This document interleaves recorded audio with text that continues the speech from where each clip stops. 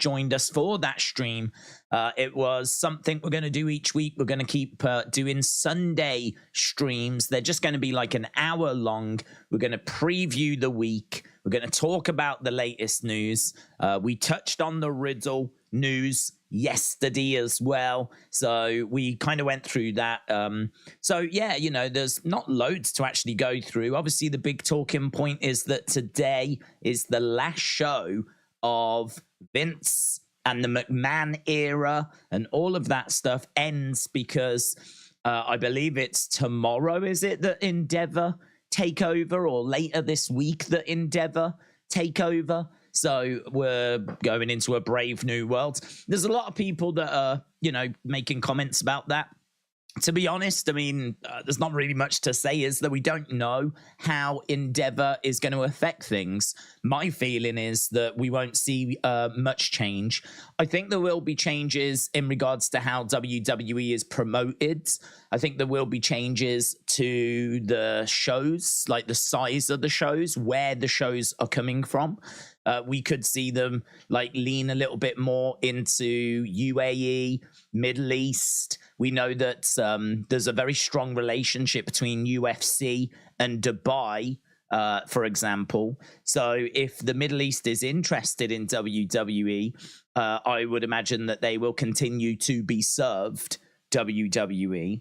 We already go over there with the Saudi shows, though, so you know, I can't even say that that's something that I'm expecting to drastically change, but that's the sort of thing that I'm expecting to change. Not actually what you get on TV or what superstars are being pushed, but more like where the shows are. Could it go a bit more global? Could we see more international shows? Could we see more sponsorship? That's the kind of stuff that I'm expecting from this new relationship. So just something to bear in mind, that we are going to be seeing some changes, or I'm sure we will see some changes. I can't imagine they'll take over and there won't be any changes, but I really don't think it's going to be in ring. I really don't think those changes are going to be something that we're going to see on screen. I think it's more sponsorship, advertising, how much money they get paid to do shows in different areas, different places around the world. We know that people bid for WrestleMania. Could they now start bidding for SummerSlam, start bidding for Royal Rumble? Could we make SummerSlam a 2-day event rather than a 1-day event? That's the kind of thing I'm thinking, right? That's the kind of stuff. Anything that's going to make money, that's the kind of stuff that I think they'll be looking at. Money and sponsorships and licenses and blah, blah, blah. But actually, the product that we get on screen, I mean, we have to say it's quite strong. The ratings have been really good. So I don't expect much movement in that regard. But yeah, the WWE takeover is definitely a very, very interesting conversation. We can dig into it further. Mitchell, shout out to you, said, all I've seen today is Vince is gone after tonight. Vince is still going to be on the board of Endeavor. Who do you think Endeavor will turn to when they have wrestling questions or direction? Vince. Mitchell, really appreciate the support as always, buds. And it's an excellent point. You know, this is, I feel, something that we've been talking about. A lot of people, I think, have got the wrong impression.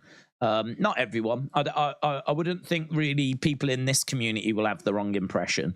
But I think those kids or people new to wrestling that don't really know what's going on, don't really know how all of this is fitting together, maybe don't know the structure of WWE and who's in charge and who's going to be in charge and all that kind of stuff. I think there is a message going out that, like, this is the end of the Vince era, and they could be under the impression that Vince is done, gone, and now we're going into a brave new world. But that brave new world is being led by Vince McMahon. Vince McMahon is still one of the absolute top guys in this new company, who has been told he's going to be overseeing the wrestling side of things. So we are replacing Vince McMahon with Vince McMahon. And Vince McMahon is making a lot of money by being replaced by himself. I mean, it is a brilliant strategy on Vince McMahon's part, isn't it? He is replacing himself and being paid to do it. I mean, that is a good, if you can, do you know what I mean? Imagine if in your job, you could replace you and get paid money to replace you doing the job you're already doing. I mean, we're playing checkers and Vince McMahon is playing chess, right? He is playing a different game to the rest of all of us because he has really cracked. He's really cracked things. And I know people will say, yeah, but what he's given away is like the family legacy. You know, it's not going to be passed down now through the generations. Vince McMahon turned around and said, F them kids, right? That's what Vince McMahon said. F them kids. He does not give a flip about Steph or Shane or the grandkids. They can fend for themselves. And actually, they've done very well being within the WWE bubble anyway. They're all multi-millionaires anyway. So I think he's done enough for them. And so now, like, they can fend for themselves. F them kids. That's what Vince McMahon said. I got respect for that. Days, I am back. Ninja Mountain Kitty Tryhard reacts. Welcome back. Can people just tell me what the sound like, by the way, because I did just make a slight change to the microphone, just a slight change. It isn't anything drastic, but it may sound exactly the same. But I just wanted to know if it sounded worse, distant, a bit too close. If it sounded a bit crackly, or is it clear? Is it better? Is it worse?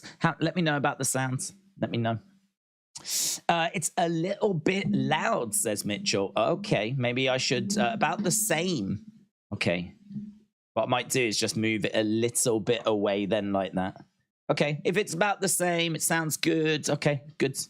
Okay, I just tweaked it, that was all. I don't think it's going to have made a massive difference, but I appreciate people letting us know. Alfie, hello, my friend. Shout out to you. Alfie said 6 months. Hope you are well. Alfie, really appreciate the support, man. Yeah, I'm doing really good. Really looking forward to Raw. So just to break down the show, we know that we're going to be getting a Gunther Intercontinental title celebration. We know that we've got Rhea versus Raquel. We did ask this question yesterday. We got a result yesterday as well. But let's see what you lot are thinking today. So who leaves as the world champion, right? Women's world champion. Is it going to be Rhea or is it going to be Raquel? Who leaves as women's world champion? And the other thing as well, don't you dare forget, tomorrow, Becky Lynch goes to NXT and is going to try and win that championship, that NXT championship tomorrow. She is taking on Tiffany Stratton, and she's going to try and become the NXT Women's Champion. We're doing that live stream. Really am looking forward to it. I might even try and start a little early. That would mean eating into Wrestling Escape Pod, but don't believe there is Tommy around tomorrow, so we might get a slightly shorter Wrestling Escape Pods, so that we can start a bit earlier for what is undoubtedly a massive NXT stream. Massive NXT stream. Becky going for the title. I mean, oh my God. I feel like, because there's been so much going on, and we've obviously got Bloodline, and we've got stuff going on with Judgment Day, and, you know, there's just so much happening, so much conversation. I think that, like, Becky going after that NXT title has kind of slipped through the cracks a little bit. I'm sure it'll get a focus tonight, but that's big. It is big because that's a belt she never won when she was down in NXT. And I remember when she was in NXT thinking she was good. I didn't think she was anything mind-blowing. She's definitely become a bigger star than I was expecting. Right? I mean, to be honest, it was going the way I thought until she turned on Charlotte, and then she went to a completely different level and became the man. I didn't foresee that happening for her. I don't know if anyone really could have foreseen that happening for her, but she became a bigger star than I was expecting. And I remember her not winning the NXT championship. That kind of compared to the fact that Bayley had a good run with it. Sasha had a run with it. Charlotte had a run with it. She was the only one that didn't have that run with that title of the 4 horsewomen. I think from a perspective point of view, I think it did hold her back in the early stages. I think that it always felt like she was just that step behind. And I think part of the reason for that is because she never had that run with the NXT Women's Championship. She might get it tomorrow. She might get her hands on that elusive title. That title that I think could have really helped the early stages of her career. She might get her hands on it tomorrow. So as exciting as tonight is with a Gunther IC title celebration, and hopefully we find out his next challenger tonight, Raquel versus Rhea for the women's world title, not at a pay-per-view, tonight. And on top of that as well, we've also got Cody Rhodes, who's going to be appearing. So we might find out what's next for him. We got all of that tonight. And then, as we said, a pretty stacked NXT this week, headlined by Becky versus Tiffany Stratton.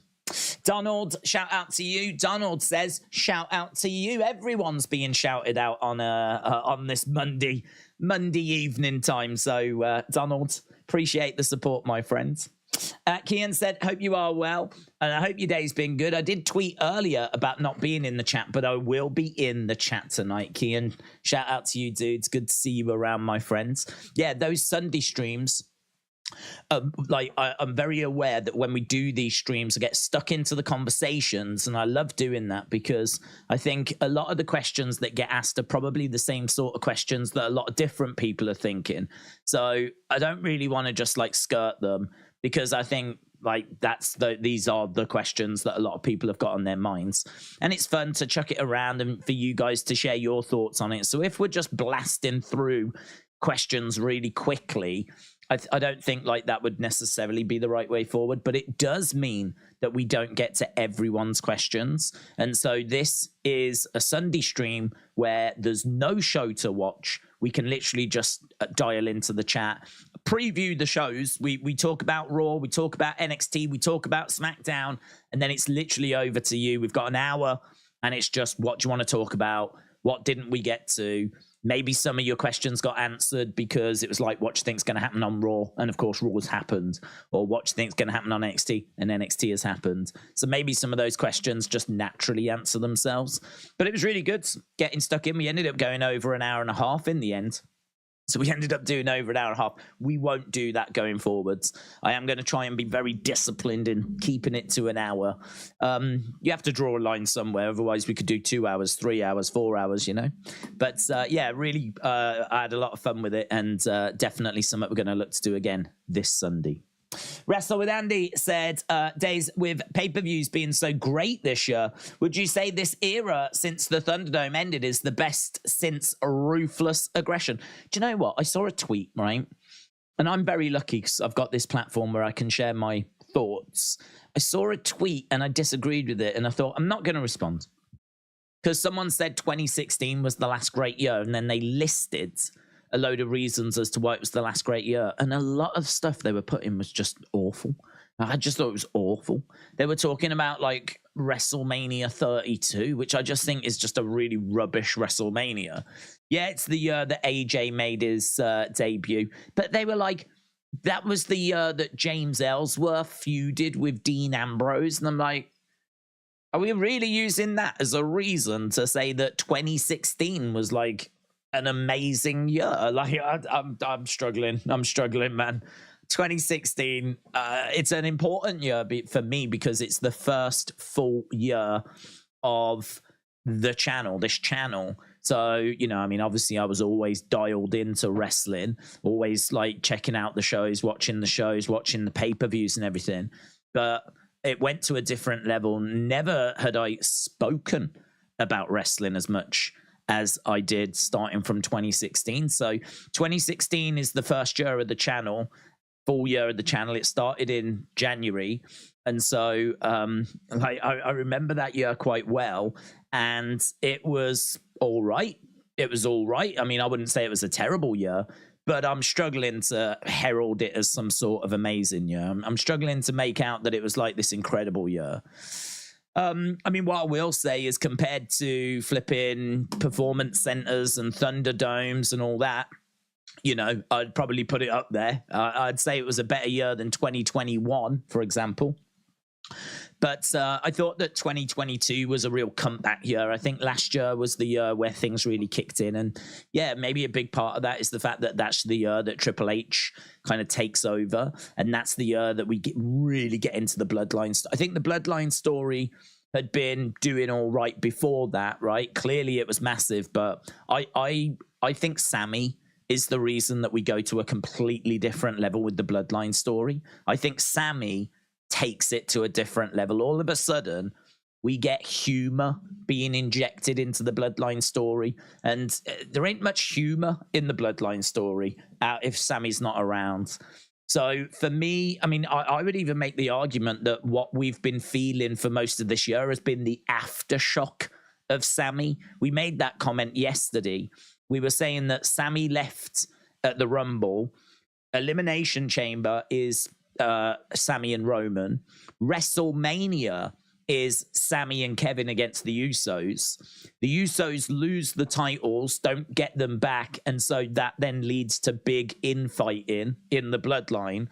That then leads to Usos against Roman and Solo, and so that's how we get to that. It's all because they lost those titles and they couldn't get those titles back. Plus, of course, Jey wasn't happy with how Sammy had been treated, blah, blah, blah, blah, blah.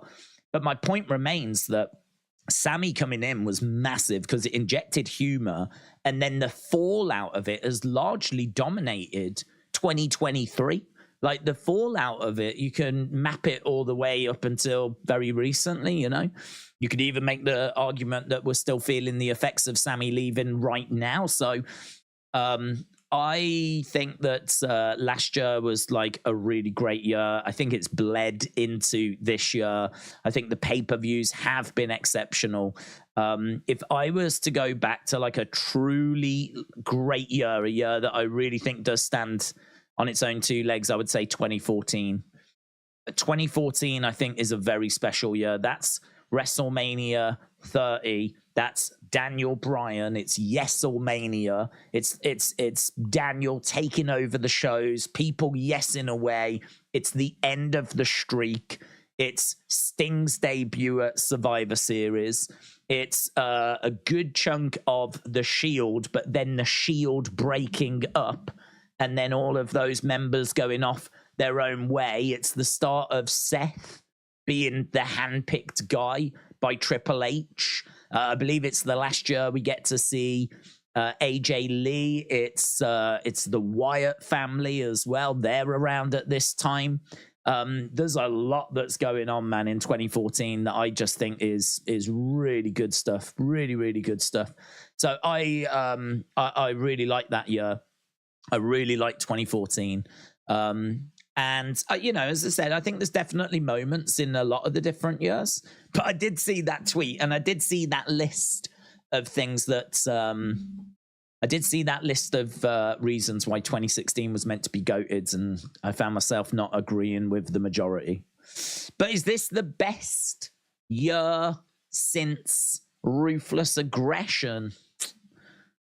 I mean, what I will say is I don't think I can give you a year since like Ruthless Aggression, since like, you know, WrestleMania 20, like 2020, 2004.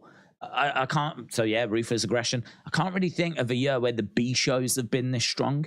Normally you can go down shows and you can go like WrestleMania was good, Rumble was good, SummerSlam was good, but then you can get into like the B shows and you're like, I'm not bothered about that. Yeah, that was quite skippable.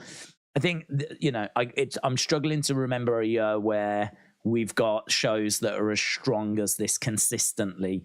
Like every single pay-per-view tends to have something about it, tends to like deliver.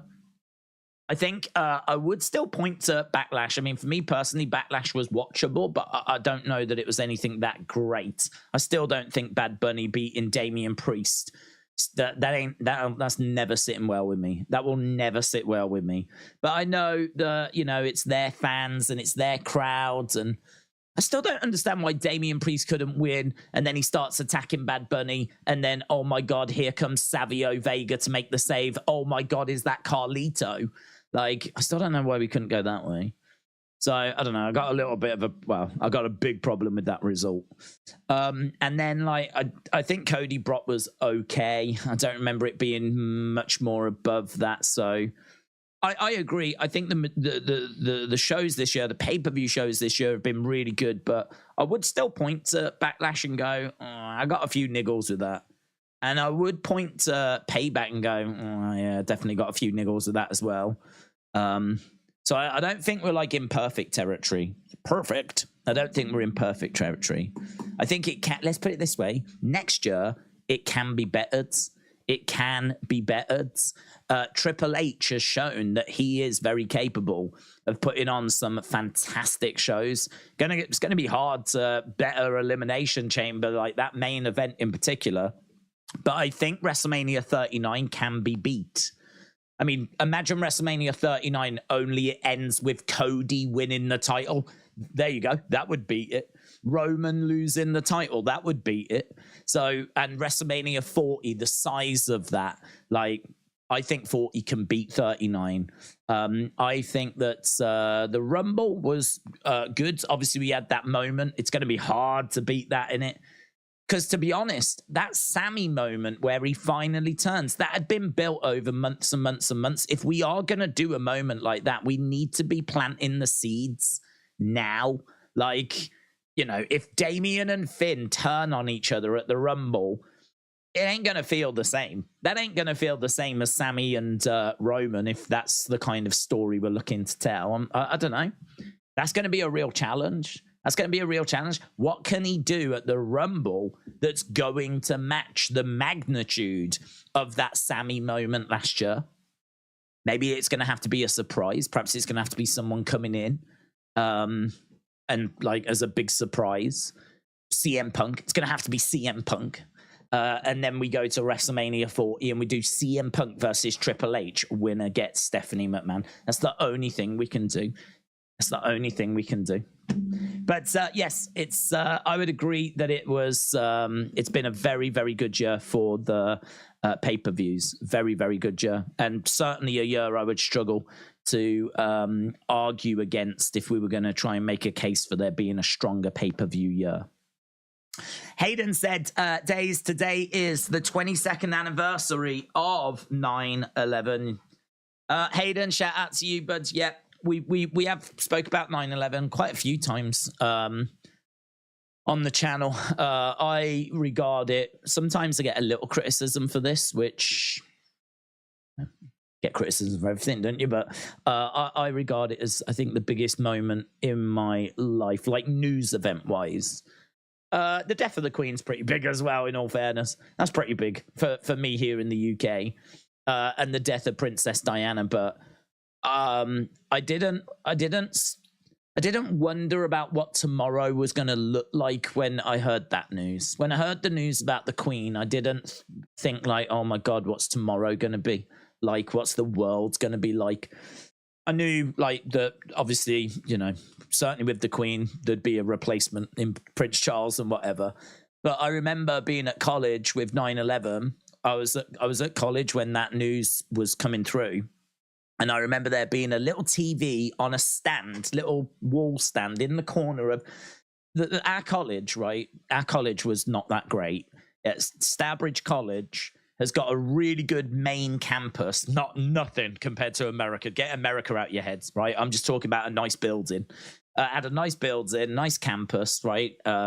Few like little areas you could go to, whatever, and that was cool. But unfortunately, the stuff I was learning was not in that campus, so I ended up having to go like to a different town, had to travel to a different town, and then like I was in like this horrible like trailer, just this awful trailer, where it was just like temporary and it was all a bit rubbish. It was pleasant inside. It was pleasant enough. You know, they had nice seats in there. It was comfortable, whatever, but yeah, it wasn't very fancy. And in the corner of this like trailer, because they only did like music and acting and drama and all that kind of stuff, you know, all that kind of performance stuff. They did like dealt with that in this area. And on the wall, there was this TV. And old TV, you know, not the biggest screen. went back quite a way. It wasn't flat screen or anything, and it was on like this bracket. And I just remember watching the action, like, you know, the story kind of unfolding. Because the thing is, in America, I believe it was like 9 a.m, but that would make it about 2 o'clock over here. So I kind of feel like a lot of Americans would have been just getting into work or just stuck in traffic, or they were moving, you know, or they just got in and they were setting up the day, or do you know what I mean? They were busy. Whereas I feel like over here in the UK, because we're 5 hours ahead, it was kind of, yeah, people were at work, absolutely, and things, but the day was well underway. You know, there might have been some people, I was on a break at that point. I was in between lessons at that point, and I remember seeing the news coming through, and I remember watching it, and you just couldn't believe what you were seeing, but also there was constant reports of other things happening. So there was lots of rumors. I seem to remember there being a rumor about something to do with a shopping mall, or I remember there was rumors of like other things that, you know, turned out not to be true. Of course, at that time, you've got a lot of fake news that's going around at the same time. And I remember looking at it and just not knowing what the flip was going on. And of course you worry then, like, is the UK going to be targeted? Is other countries going to be targeted? Is this going to be like a hit on like the major cities? Are we watching New York get hit and what London is next? Like, and you just didn't know. You didn't know what was going on. You didn't know if what tomorrow was going to look like, because you knew there would be a response. There had to be a response, but you just didn't know what it was going to be. And yeah, scary times. But obviously we've had some major events since then. Major things have gone down since then. COVID obviously was another one, but yeah, it's crazy to think it's been 22 years, isn't it? Crazy to think that it's been that long. But yeah, since Zelina Vega, she has been putting out like stuff on social media because her dad was actually a victim, and so she has been like putting out lots of pictures and lots of different things to do with 9/11. One of the things I saw that she put out was she actually pinned BFAB. I thought this was cute, right? She pinned BFAB and someone sent her a picture. They took a picture of her pinning BFAB on her phone, and it was 11 minutes past 9. And she was like, I know that's my dad watching down on me, like, you know. And I was like, oh, you know, oh, bless. She's like, you know, it's heartbreaking, in it. The amount of people that were affected. It wasn't just those that lost their lives. There were so many people that were, you know, hurt. There was a documentary on the other day. I didn't get a chance to see it. I was kind of getting ready for a stream, but I caught a little bit of it, of a woman who had like 85% burns, and they showed her after 9/11 learning to walk again, and like learning to, you know, well, deal with her new life basically, because she had 85% burns. She was in a terrible state. They didn't think she was going to make it, and it was her story, I believe, about how she kind of overcame and came back. And they showed her now, and obviously she's still got like some sort of disfigurement, of course, but you know, she just said she's so grateful and she feels so guilty. And it's one of those things where there's so many stories. You've got stories of the first responders, you've got stories of the people in the buildings, you've got stories of the people that were on the streets. Everyone has, that was alive at that time, everyone has got a 9/11 story. Everyone. Because it was so big. It's like, you know, where was you when you found out the news? I was here. I saw it here. And like you go home and it's just, I mean, the no TV shows were on. You went home, it was just 24/7, every channel. There's been coverage of what's gone down, what's happening next. You know, obviously you hear from the world leaders. They come out and say stuff, and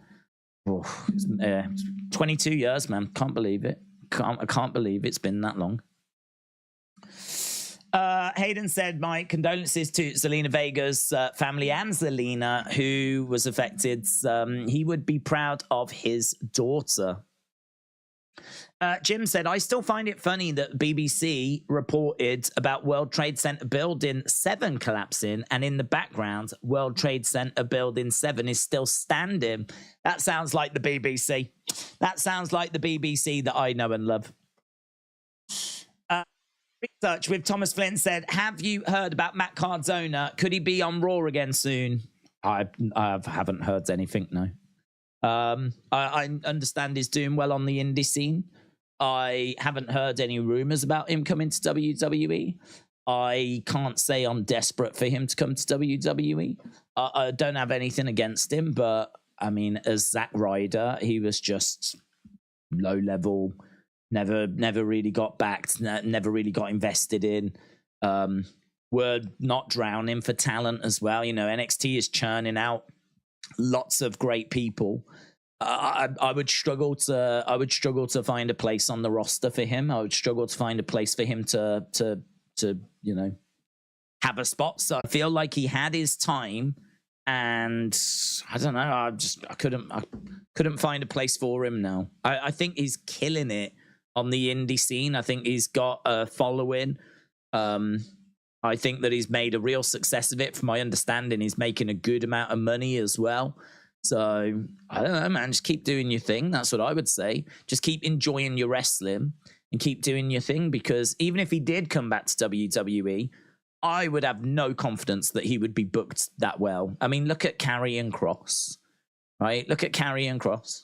And look at, you could say, look at LA Knight. They had no plans for LA Knight to be as big as what he was. It was the fans that got behind LA Knight and has now resulted in him being pushed the way that he's being pushed. So if Matt Cardona came back, like, I wouldn't even have much confidence that they would use him that well, or that they'd have much interest in using him that well. So, don't know. I can't say that's one that I'd be campaigning for. But Jellyhead says, you need a new mic. The sound is awful. Does it sound bad? Does it? Okay, I did ask earlier because I did put a little tweak on it. Maybe I should change it back again. I've changed it back. So hopefully that'll sound a little bit better. Michael said, I don't know if you spoke about it, but CM Punk coming back to WWE after he's just left AEW. Oh, we've spoke about it so many times. I don't see it happening. I don't see it happening. He's been very outspoken in the past about really not appreciating WWE. He didn't have a great time when he was with them. He left in 2014, and he did not rejoin them since. And I think he joined, was it AEW in 2021? So the idea, I mean, WWE and CM Punk could have got on the same page, and he could have returned to WWE in that 7-year period, but he never did. And to my knowledge, we were never close to him returning to WWE. There's plenty in WWE that don't have any time for CM Punk. They don't have any time for CM Punk. And more than that, I don't know that CM Punk's got any time for WWE. So, yeah, I've been quite clear on this, because I think there's a lot of people out there that are using it as a way to clickbait and get views and get engagement. And I think it's just being used for that reason. I really think it's being used for that reason, whereby it's, you know, it's an easy way to get views, and it's an easy way to get likes, to do a video saying, you know, CM Punk going back to WWE ? Whereas I actually think the truth is that I don't see it happening. So it's a no for me, but it's one that we have covered a lot of times. Kian says, hope you are well.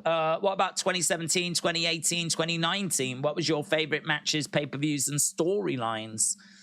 So 2017, 2018, 2019.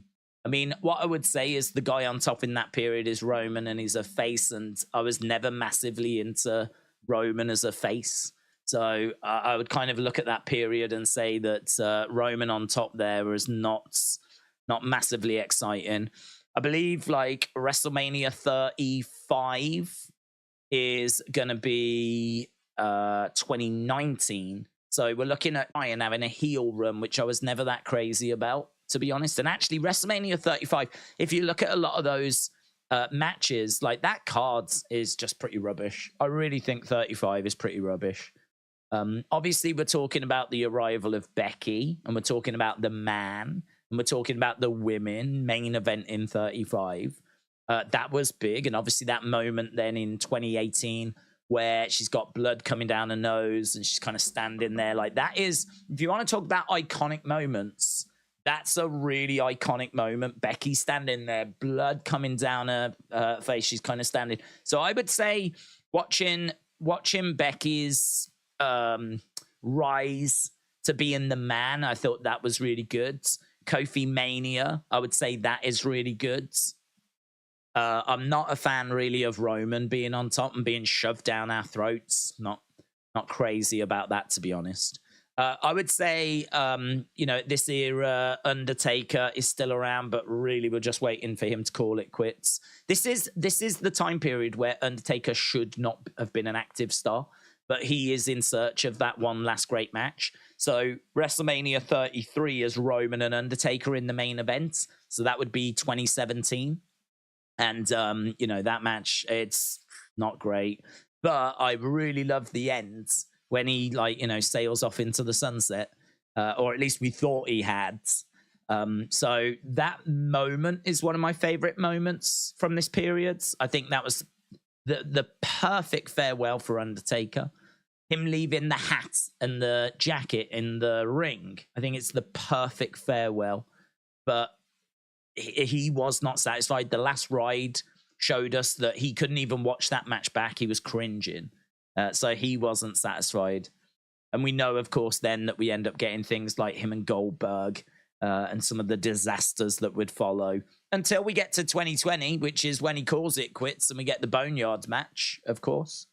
But yeah, there's some goods, there's some bads. I've said before, I think because there's so much wrestling to try and remember, I always use the WrestleManias as my starting point. And they obviously help me understand what stories were being told at the time. And I think if I look at 33, 34, 35, I don't really think too fondly of those as WrestleManias. I mean, 35, I think, is pretty rubbish. It's too long, it's too bloated, and I think a lot of the matches we get are just not necessary. To me, that's the AEW WrestleMania. It's too long. It's got a load of waffle. You could really strip it down. If you take WrestleMania 35 and make it a, say, 3-hour show, you could have a banging show.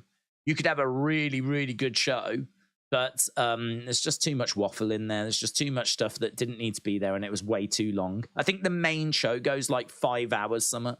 5 hours, something for the main show. I mean, there's people complaining at AEW going over 4 hours.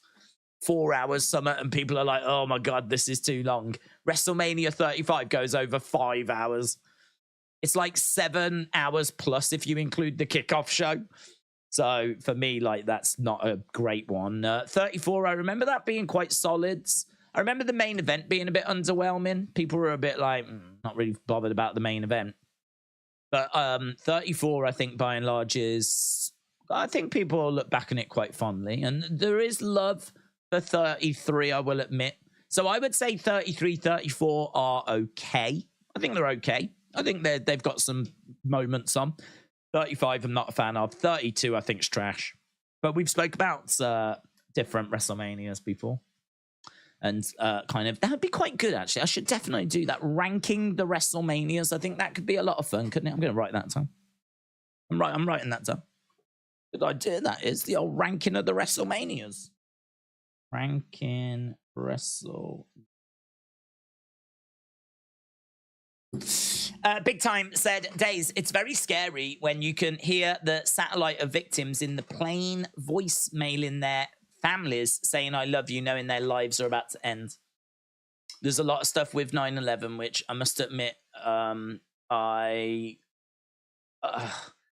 don't know, it's so weird. I don't know that I can ever get enough of it. I think it's because this massive thing, I'm having to really choose my words here because it's the biggest thing that's, I think, ever gone on in my life, event-wise. And because I was watching it on TV and you're just only being told what the TV is telling you, right? I'm not talking about conspiracy theories. I'm just talking about different perspectives, people on the grounds, you know, the air traffic controllers. What was the president thinking? What was the British Prime Minister thinking? I'm just talking about like trying to get a more round idea, more understanding of what everyone was thinking and what was going on. And when you're watching the news, because they don't have that. A lot of this information only comes out kind of after the fact. And so, like, I believe, I think there was actually some documents that were made available for the first time not that long ago. And obviously there's been tons of documentaries on 9/11 and stuff like that. And as you've just said about like the voicemails and some of the calls that were made, some of those final calls, I believe there was a documentary called like The Falling Man, which focuses just really on like the people trying to, or the one guy, there was an image of one guy upside down who jumped out of the building. It's, I mean, it's all horrific stuff, but there are, I mean, 100,000, 200,000, 300,000, 400,000, 1 million, 2 million, 3 million, I don't know, different stories about that day. I really feel like you could live every day of your life just listening to different stories and different perspectives about what happened on that day. And it's all so big. Like you can't get your head around it. We're talking about people that having to make a decision of like, do I stay in the building? Do I jump out of it? You know? We're talking about firemen that go rushing upstairs, not knowing if they're ever going to come back down again. Talking about two of the most iconic buildings in the world, like falling down. I mean, everything about it is just so unbelievably mind-blowing that, like, I have gone back and watched. There are videos on YouTube where you can actually watch the news reporting it, kind of live. I think there is live. Like, you know, someone's just recorded the TV that day, that morning, and then put it up, so it's like, you know, videos like 5 hours long. But there's also like ones that are like edited highlights, or they show you the different news channels reporting whatever. I've watched those because again, you know, it just gives you different perspectives and everything. It's you know, it's an event I will never ever forget, and it's an event that I really do.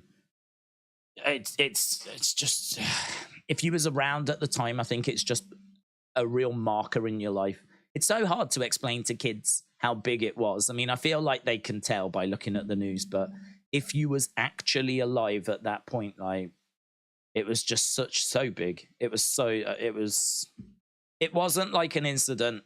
It wasn't an incident that happened and we looked at it on the news, spoke about it for a few days, and then carried on with our lives. It was something that, you know, affected years and years. It was something that, you know, led to wars and all this kind of stuff. It was absolutely monumental, and that was the moment that it all kicked off, you know. I'm trying to pick my words carefully, not because I'm worried of saying anything offensive, but because it's such a sensitive subject, and there's people that could be watching that have been directly affected. That yeah, it's a subject that I don't really want to be sticking on too long. I don't think we need to. I think we've covered it. I think we've definitely spoken about it. And I think people know my feelings on it are that it was horrific, and it's something that I will never forget, and will always kind of from time to time still go back to and still look into different aspects of it. But awful. Wrestle Andy said 2014 was such a fresh year. They started the network and they stopped making WWE magazine as well that year. Didn't know that was the year WWE magazine stopped. That's a shame. But it is, I suppose, as you said, you know, a start of a change, isn't it? You know, Jim said that Fallen Man is a breathtaking program. RYN said, I listened to live radio shows of that day. I've never done that. I will do that. I think like that, hearing the news coming through, knowing how big that incident is, I've never listened to like radio reporting of it. I've always seen. I mean, I don't know if you've ever seen it, but there's this one channel, and they're doing their morning show, and they go, "What's the weather like?" And this is like 8:30 in the morning. I think the first plane hits at like 8:50 or something. So like they're talking about like the weather, and they're like, "Oh, it's beautiful day. It's a quiet day." Some might say too quiet. Like they actually say that. Now, obviously, they don't know what's happening. It's nothing more than a coincidence that they, on one random channel, they're like, "It's quite quiet out there, a little bit too quiet." This is like 20 odd minutes before the first plane. There is just like stuff like that, which you look back on and go, "Oh God, that's really interesting." I've never thought of going to the radio ones. Nitro said Mania 32 was the only one I've managed to attend. In hindsight, it was pants, but being there was electric. An experience this Scottish lass will never forget. Yeah, do you know what? I mean, going to a WrestleMania would be so magical. And what I will say positive about WrestleMania 32 is it was such a monumental event. I sort of feel like the show couldn't live up to the size of the event. I mean, I think I'm right in saying that was the one they really tried to smash attendance records for. And isn't that the one that they tried to get like 100-odd thousand in attendance? So if you was at WrestleMania 32, I mean, just being around that many people, and at that point, access is going to be well established. We know that you're gonna be getting the big stars and surprises, and I mean that's the show I believe you get, like, isn't it? Stone Cold comes out, Shawn and Mick Foley, and I mean you get in all those kind of moments. So go into it and having those memories, amazing. But in comparison to other WrestleManias, I've got to say that it feels flawed to me. Let's put it that way. It feels like we've gone big. We've tried to do a big show. We've tried to get a card that can match the magnitudes, but it's just not booked quite right. It doesn't. It's like a cake that you've took out the oven a bit too early. It's just not quite right. There's just things you can look at. The one that really always bugs me is the Shane and Undertaker one, which bugged me at the time. Like, Shane comes back and unbelievably, everyone is crazy and loves it because we haven't seen him for ages. He comes back, gets a massive pop, and the shows had been a bit stagnant. And so he came back and is like, "You've been running this into the ground. I'm going to take over." And everyone was so excited because everyone was like, "Yeah, that's exactly what we need." It's a bit like when Triple H took over from Vince and everyone was like, "Okay, I'm down for this." Exactly the same in 2016. You got Shane coming back and he's like, "I'm going to take over." Vince says, "Well, you can, but I'll only let you do it if you can beat this person at WrestleMania." And then out came Undertaker. He called Undertaker was the person he chose. And the problem with that is that everybody, even though the streak was over, everyone loved Undertaker. So you've got Undertaker, who everyone's like, "Oh, I love that guy. That's my guy. Like, I love Undertaker. He's one of the greatest of all time." And we only see him like once a year. I ain't gonna root against Undertaker. But then I want Shane to win because I want him to take over the show and I want the shows to be better. So I'm rooting for Shane, but I'm rooting for Undertaker. And it's like, you could have booked this better. So, that to me, that one match sums up WrestleMania 32. Like, you've gone big, you've got some juicy things going on, but it's just not quite right. So, yeah. I've never been to a WrestleMania, though, and if I had the opportunity to go to 32, I would have snapped your hand off. So, but I've said before, I'd love to go to an Access. I think Access for me is where it's at. Actually going and stepping in a ring and having your pitch took with some of the superstars, and Mattel tend to have a booth there, and you can normally like see some actual Ring War gear. They tend to have like a Hall of Fame exhibition and like loads of different things. It just seems like that to me. I really want to do that. I would rather do that than go to WrestleMania, but I certainly wouldn't be turning down a WrestleMania either. So I don't know if you got a chance to go to Access. I hope you did. If not, needs to go on your bucket list. Rizuku said the attacks were at 8:46. It was a peaceful morning. It was interrupted by the plane hitting the North Tower. Some thought it was a freak accident, but when the second plane hit, it was clear. Yep. I saw, I've seen reports of like people saying they thought it was like a little passenger plane, but then you hear from someone else saying, no, this is a proper big commercial plane. And again, it's he said, she said, it's reports, it's bad information mixed with good information. It's panic, it's confusion, I think it's interesting watching just different people's reactions to the information as it comes in as well. I think it shows you a lot about humanity. I think it shows you, that's just one of the worst things that's ever happened. And watching people react, like the first responders that just jump in and obviously they just go straight there and they ain't got a clue what they're heading towards. And you just like, my God, it's the work they do is just incredible. It's incredible. I was sat in the Midlands in the UK, like, oh my God, what does this mean? Like worrying about, are they going to be hitting London? Is there going to be another attack? And then you're hearing of like potential other places in America, and you're like, oh my God. Let alone being in New York and being an actual first responder that actually goes, off we go into the flipping, vehicle, and off they go. Just heroes just doesn't do the word justice, does it? It really doesn't. It really doesn't. So it's, again, we keep coming back to it, but it is such a big topic.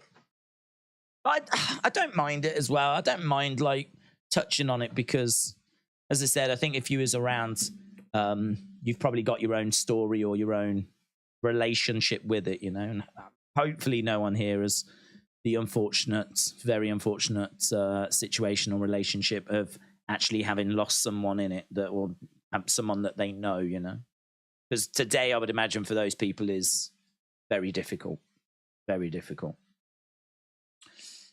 Sean said, I have been lucky enough to attend some great WWE pay-per-views in my life. Undertaker's debut at Survivor Series 90. Oh, God. WrestleMania 17 and Edge's return at the Royal Rumble.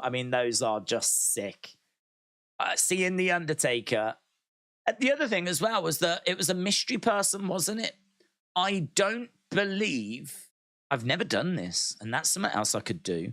But that's just I've never gone back to the shows building up towards Survivor Series. So I know it's a mystery person, but I genuinely don't know who the fans thought it was going to be.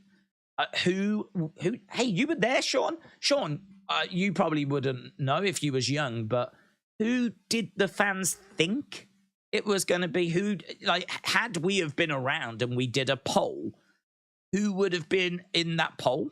Because no one would have said Undertaker, because no one had ever heard of him. He wasn't. No one had seen him.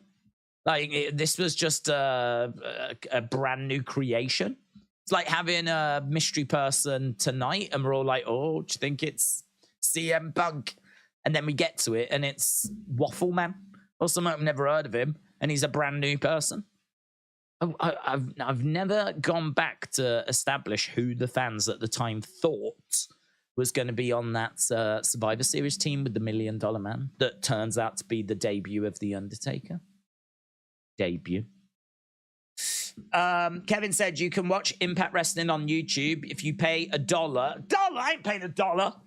Forget that, Kevin. The stories of people who weren't meant to be on the plane or the buildings are mind-blowing, said Jim. I heard Michael Jackson was meant to be in the building on that day. So that's my understanding, that Michael Jackson was meant to be in the building, and also that I think Seth MacFarlane was meant to be on one of the planes. He was meant to be on, I think it was Seth. It's either Seth or maybe the South Park guys.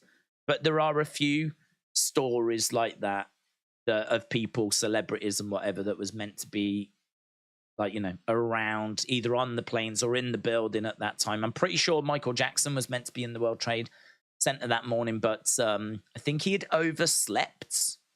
I know that sounds like I'm making it up, but that is honestly what my brain is remembering. Days, good evening to you. My daughter is better. Very good. It was just high blood pressure. She is asleep. I'm trying to type. I'm ready for Raw, and I love the show. Stephen, shout out to you, my friend. I'm glad to hear that about your daughter, of course.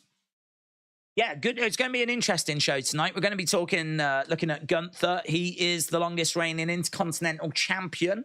So we're going to be looking at him and seeing who's going to step up to him. Then, of course, we got Rhea and Raquel, and we have been doing the poll, and we've been asking for people's responses. We've got nearly 400 votes, which is pretty cray-cray. And it's very similar to last night. Very similar, so I feel like we're getting a good read of the situation here. It seems like people are very much with Rhea, so, or at least expecting Rhea to retain. So Rhea, 75%, Raquel, 25%. So that's how the poll is shaking out. So keep your votes coming in. I'll tell you the other thing I'm going to do as well, and I did this on yesterday's. What I want to do is I want to do a video each week where I ask you guys questions. You give me an answer, and then I'll record the percentages. Right. So, for example, who's the better Intercontinental Champion? Is it Macho Man, who had a great run with the title and one of the most iconic matches of all time at WrestleMania 3? You know, him against Ricky the Dragon Steamboat for the Intercontinental Championship. But even before that, he took on all comers. I think he was facing the likes of Bruno Sammartino and just anyone. Like, he was just going up against defending that title. So Macho Man, an amazing run. But obviously, Gunther is now the longest reigning champion, and he's had some great title defenses as well, including that match at Clash at the Castle. So who is the better, not longer, like who's not had it longer, because we all know the answer to that, but who is the better Intercontinental Champion, Macho Man Randy Savage or Gunther? So that is one of the questions. And what I'm going to do is take people's responses to those, just put it in a quick little short or something, because I think that there's a lot of those kinds of questions that you can ask. And I think the feedback genuinely would be quite interesting to see what people think. And so, like, for example, one of the other questions here is, who would you prefer returns to WWE? Which, again, I think is really interesting to get people's thoughts on who would you rather see come back, this person or this person. So I'm thinking of doing this each week. And then, as we said, just putting it in a little short or doing something with it. I just think it's a little bit of extra fun. And it gives that Sunday stream a bit more of a purpose because, you know, ideally we'll ask the questions on the Sunday stream and we'll just leave it at that. But because this is the first one, I thought it might be fun just to drop it in here as well. So I've put the link in. Takes you to a Google form where you can just make your selections and then I'll see the responses. It doesn't record data or anything like that. I'm not after anyone's data, right? I'm just trying to get the responses for the form. And we are around 100 responses already. So I feel like we've already got like a good number, but why not get more? Why not get more? So I've put that link on screen if you want to make your voices heard. Right, we've got half an hour to go. I'm going to blast down these super chats. Then I'm going to jump into the rest of the chat, and then it should be time to start the show. So, Mitchell, shout out to you. Alfie, shout out to you. Donald, shout out to you. Hayden, shout out to you. AJ King 15, shout out to you, my friend. Really appreciate the support. And Sean G said, I was about 15 when I went to that Survivor Series. I don't recall a particular person who it could have been. I just remember my shock when he walked out. That's such a good age to be going to a show, because I sort of feel like if you was younger, I don't think would be able to take it all in. I sort of feel like if you're around 10, 9, 10, 11, something like that, you might be able to, you know, appreciate the bulk of it.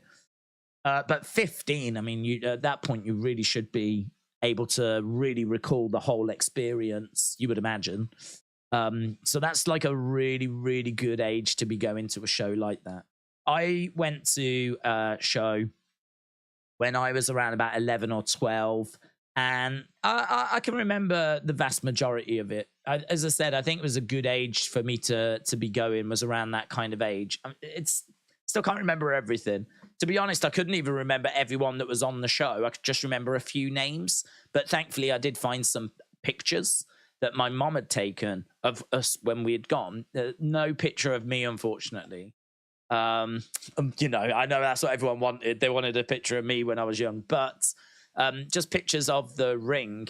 And you can see the likes of Alundra Blaze. You can see the likes of Shawn Michaels, Karma, Undertaker, so on, so on, so on. So, you know, you can kind of see. And the great thing is, because of the internet now, all those old shows and the cards for those shows are listed. So I actually went and found the show, and then I went down and looked at the actual cards from that show. And it does tally up with the pictures that I've got as well. So really cool, man. Really, really cool.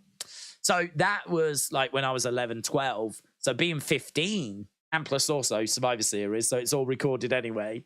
Yeah, that's a good age, man. That's a really good age. So, Sean, shout out to you, buds.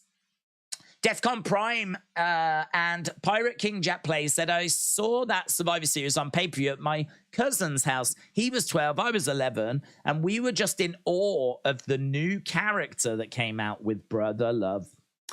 Yeah, do you know what? It's one of those things where his debut is like really cool. It's done really well. I didn't realize, I think, until the figure came out, that he had wore black gloves. I thought that he just wore grey gloves when he started, and even going back to when he first appeared. It's one of those kind of things where, like, I think I saw a figure of him debuting, and the figure had him in black gloves, and I was like, huh? Why is he wearing black gloves? And I went back and watched it, and he got black gloves on. And I was like, what? It's a nothing thing, but if you didn't know that, you do go, because in my mind, he wears grey at the start, and then obviously that turns into purple around 94 when we get Undertaker versus Undertaker, and then of course you get the evolution of his ring gear. But I don't know how long he had the black gloves for. I would imagine that he abandoned them relatively quickly. Certainly by the time we're getting, you know, into other pay-per-views, he's gone to all like the grey gloves and everything. But yeah, for the very start, he was in black gloves. And Mattel have got figures of him in black gloves. There's actually a new figure set that's just come out, and you can get Undertaker in black gloves with Gobbledygooker, who was the Eggman, right? Because you might remember there was an egg. Someone was going to come out the egg. Undertaker, Mark Calloway, thought he was coming out the egg. He thought he was going to be Eggman. Turns out that he was not, and he was Undertaker. But there is a set that I think would be really cool to get, where you get Gobbledygooker, you get the egg that breaks open, right? And you get debut Undertaker. I think it's like an Amazon exclusive in America. I don't think you can get it in the UK. But I would, oh man, I'd love to get that set. I'd love to get that set. Debut Undertaker, Gobbledygooker, and an egg, Survivor Series 1990. I mean, you're in my wheelhouse, baby. I'm all about that era. I'm all about that era. Debut, mysterious, what the flip is this?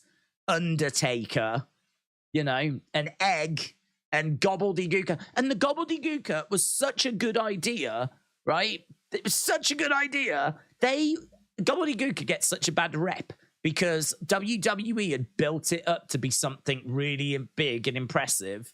And so everyone thought it was going to be like flipping Ric Flair or something, right? Legitimately, people were like, it's going to be something huge that comes out the egg. Everyone was getting all worked up. And then it turns out to be some dude in a flipping turkey costume, right? But it was a good idea because the plan for the Gobbledygooker was that he was going to be around at all the house shows and everything for the kids. So if you're a kid and you go to the WWE show, whilst you're waiting for the show to start, there's the Gobbledygooker. Mum, can I get my picture took with the Gobbledygooker? Come on, then. Do you mind if we get a picture? Gobble, gobble, right? Gobble, gobble. And then you have your picture took with the Gobbledygooker. Or, like, you know, you're walking around getting a drink. Oh, my God, look, there's the Gobbledygooker. It's just a little mascot thing like you get with, like, football teams and whatever, right? And WWE thought, well, we'll do that. We'll do that. We'll have the Gobbledygooker be our mascot. I'm telling you, if I go to a wrestling show and WWE have got a random Gobbledygooker walking around, I am freaking out. I'm freaking out. I'm screaming the place down, man, with excitement. Like, even now at my age, like, and I'm a boomer, I'm king of the boomers, I would be proper chuffed at getting a picture with the Gobbledygooker. So if I feel that way, I got to think the kids would be feeling that way. So I think the Gobbledygooker was a great idea. He was just unveiled badly. And when he gets in the ring, they haven't got anything for him to do. So he has to just do this awful dance with Mean Gene. That's it. He just does like this dance in the ring. And people are just booing it because it's not Ric Flair. So people are down on it from the start. He doesn't really do anything.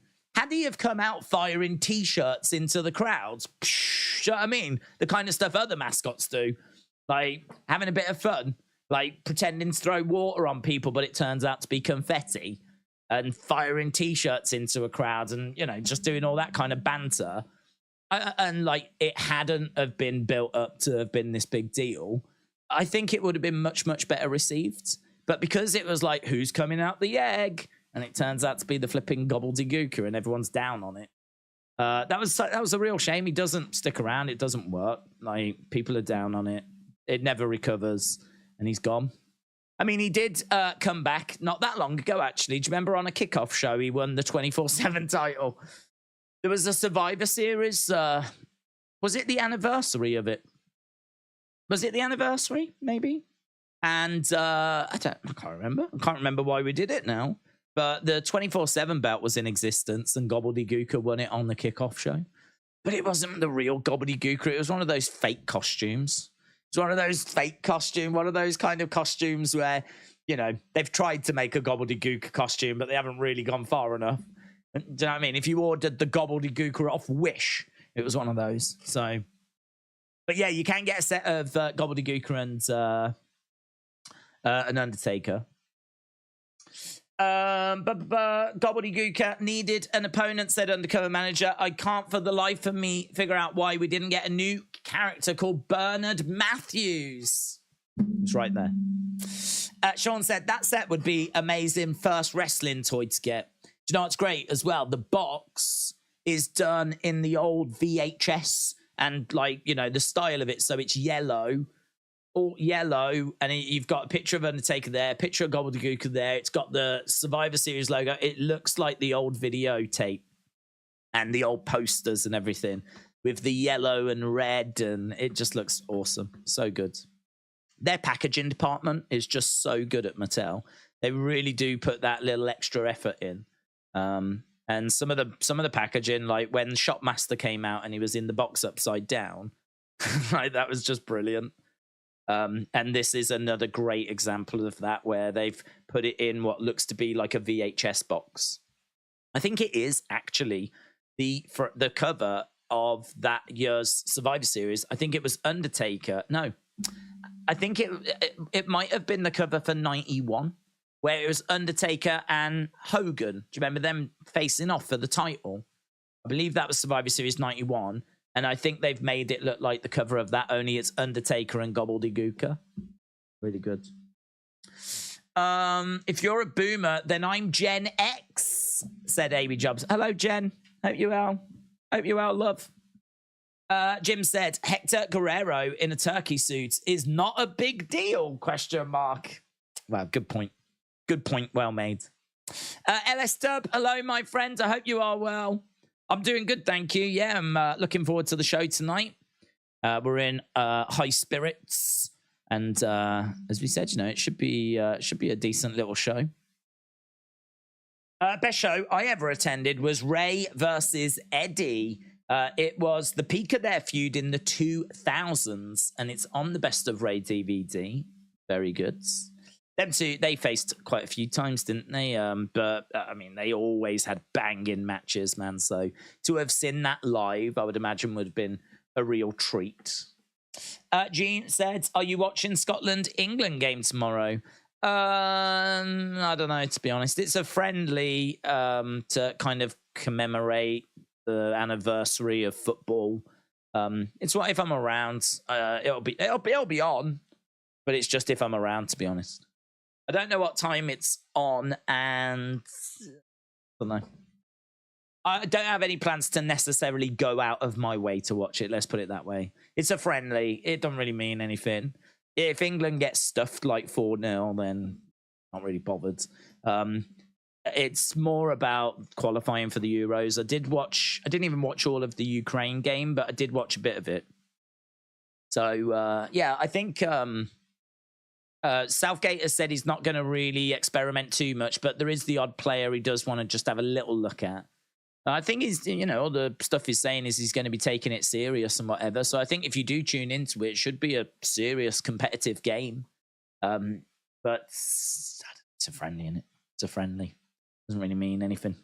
Don't think there's really much we can take from it. I think Southgate's going to try and get something from it. I think he's going to try and learn something from it. Maybe have a look at a few new players. But football, the thing with football is there's so many games now and there's so much that's going on that if you're going to have a game that just doesn't really mean anything, like in this day and age, I think people will tune into it, though. That rivalry is a serious rivalry, of course.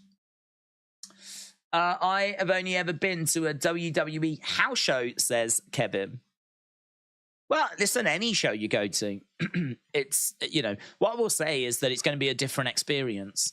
But I've been to plenty of house shows, and that is still a very fun experience. The great thing about a house show is that it's whatever you are seeing, only you are seeing it. It's not usually recorded. Obviously, they do a few things they wouldn't be able to do on TV. They have a bit more fun. It's a bit more relaxed. It's not as strict. There's a lot more interaction with the crowds than what you would normally get. Really, it's let's go, put on a bit of a show. They don't really go full throttle, risk themselves, because why would they? But they still do the odd bit here and there. I would imagine if you go and see Ricochet, you're still going to see some very impressive stuff. But I don't know that you're going to be seeing 5-star bangers at a house show. Let's put it that way. But listen, it's worth going and seeing. It is, even house shows. I've been to house shows and really, really enjoyed myself. I mean, I will admit I have been to some house shows and really thought, wasn't that great? Some of the star power was a bit lacking, and then it's only really the top of the card where you really go, that's good. So it can be a bit of a mixed bag, but I think if you get the opportunity to go to a house show, do it. It's either way, you're going to have a good night out, have a good drink, have some overly priced foods, and you'll always get something from it. But if you're a kid, I mean, doesn't matter, does it? You just love everyone. You love everyone and love everything when you're a kid. Sean, shout out to you, said, I know people love JR and King on commentary, but I've always been a fan of Gorilla and Bobby. They had chemistry and they were entertaining. Mm-hmm. Yeah, undeniable. And I mean, that chemistry was so strong that they were presenting, was it primetime wrestling they used to present? Where they used to just it'd be them sat next to each other, and then they would throw over to matches, and there would be banter between them. And then Bobby obviously got his own show, the Bobby Heenan show, which he got a little segment where, he was doing his own thing. But their relationship, their chemistry was just gold, whether it was as presenting or commentating. They were just, so good together. They naturally bounced off each other so well. And, Gorilla, putting up with Bobby's antics, and then eventually at some point snapping and having enough. It was something which just worked, didn't it? Just worked. We've been very lucky to have some fantastic partnerships like that. But I would say those are easily for me the top two. There's nothing else that comes close to that. Steven said, I need to make my point straight. How can a world champ have a break and not defend his title? I respect Roman, but the more he doesn't appear on WWE, what sort of champion is that? Yeah, it is my frustration as well. There is no defense for it. The only thing is that Roman is so powerful that he has managed to negotiate himself into a position whereby he doesn't have to do that. So that's what WWE are saying. He doesn't have to do like defending that title on a regular basis because he's so powerful that he's managed to negotiate out of it. It doesn't make it good though. It doesn't make it fun. It doesn't make it credible. It doesn't mean that it's something that I respect. You know, it is something that I think is very, very frustrating. So I completely agree. I completely agree. I would much rather see him competing and defending that title on a regular basis. But I think the truth is the truth. I think he has got himself in that position where he's negotiated himself a better contract where he doesn't have to defend as much. Heenan gave away Hogan's heel turn with the "What side is he on?" comment, said Dark Angel. Shub Alpesh said, how is John Cena not an Intercontinental champion yet? Well, he's always been above the IC title. So when he was kind of on the rise, he wins the United States title at, I believe, is it WrestleMania 20? And then he kicks on and goes to like the world title. So there's not really a time where he interacts with the Intercontinental title. I mean, there is a brief time where he dips back down to get the United States belt, and we get that incredible US Open Challenge stuff where week after week he was defending the title. But I think that was just a case of, like, that was the belt that was around. So there's a little bit of circumstance and whatever, but it's not that he's been kept away from it, really. It's just that he's always been above it. As he came up, he went through the US route and ended up getting into that main event title picture and stayed there as the, one of the absolute faces of the company. So I've got no problem with him, like, trying to get that Intercontinental belt at some point. I've got no problem with that being like a story that we try and tell. I don't sense that it's something that he's bothered about, to be honest. I don't sense that it's something that he really feels he needs. Otherwise, I'm sure he would have made noise about it. Plus, John Cena's got such pull in WWE. You know, he's such a big name, such an icon, such a legend. If he was to turn around and say, I want that belt, I've got to imagine that creative would come up with a story for him to get that belt. And, do you know what I mean? If you can get John Cena and you can have him on your TV show and he's got an idea as to what he wants to do and who he wants to work with and all that kind of stuff, like, you're definitely listening to that. So I think the fact that we just haven't done that would suggest to me that John's just not that bothered about it either. He's just pretty chilled about it. Gary said, isn't this Vince's last show in charge as the Endeavor takeover? I would laugh so much that was on screen. Didn't make sense. Omos versus Zelina as main events. Yeah, but he is also Endeavor, isn't he? So we were talking about this earlier. It is the last kind of show that is really just under Vince's watch. You know, he is the guy who has the absolute final say on everything. But really, I mean, as soon as we get past this, I mean, it's still Vince that's in charge. As we said, Vince is kind of replacing Vince and getting paid to do it. Like, he really has got his cake and eating it here. He knows what he's doing, so fair play to him. So if he does book something really stupid, he's kind of only shooting himself in the foot ultimately. Gunther is looking to break his records. The most pathetic thing of the week is The Rock and Oprah begging for money. I did see a clip of that. Them two pleading for money. That did not go down well at all, did it? I saw plenty of people responding to that saying, do you know there's a cost of living crisis and that people are struggling to pay their bills? Yet we've got a billionaire and a multi-millionaire pleading for the average person to send in what little money they can spare.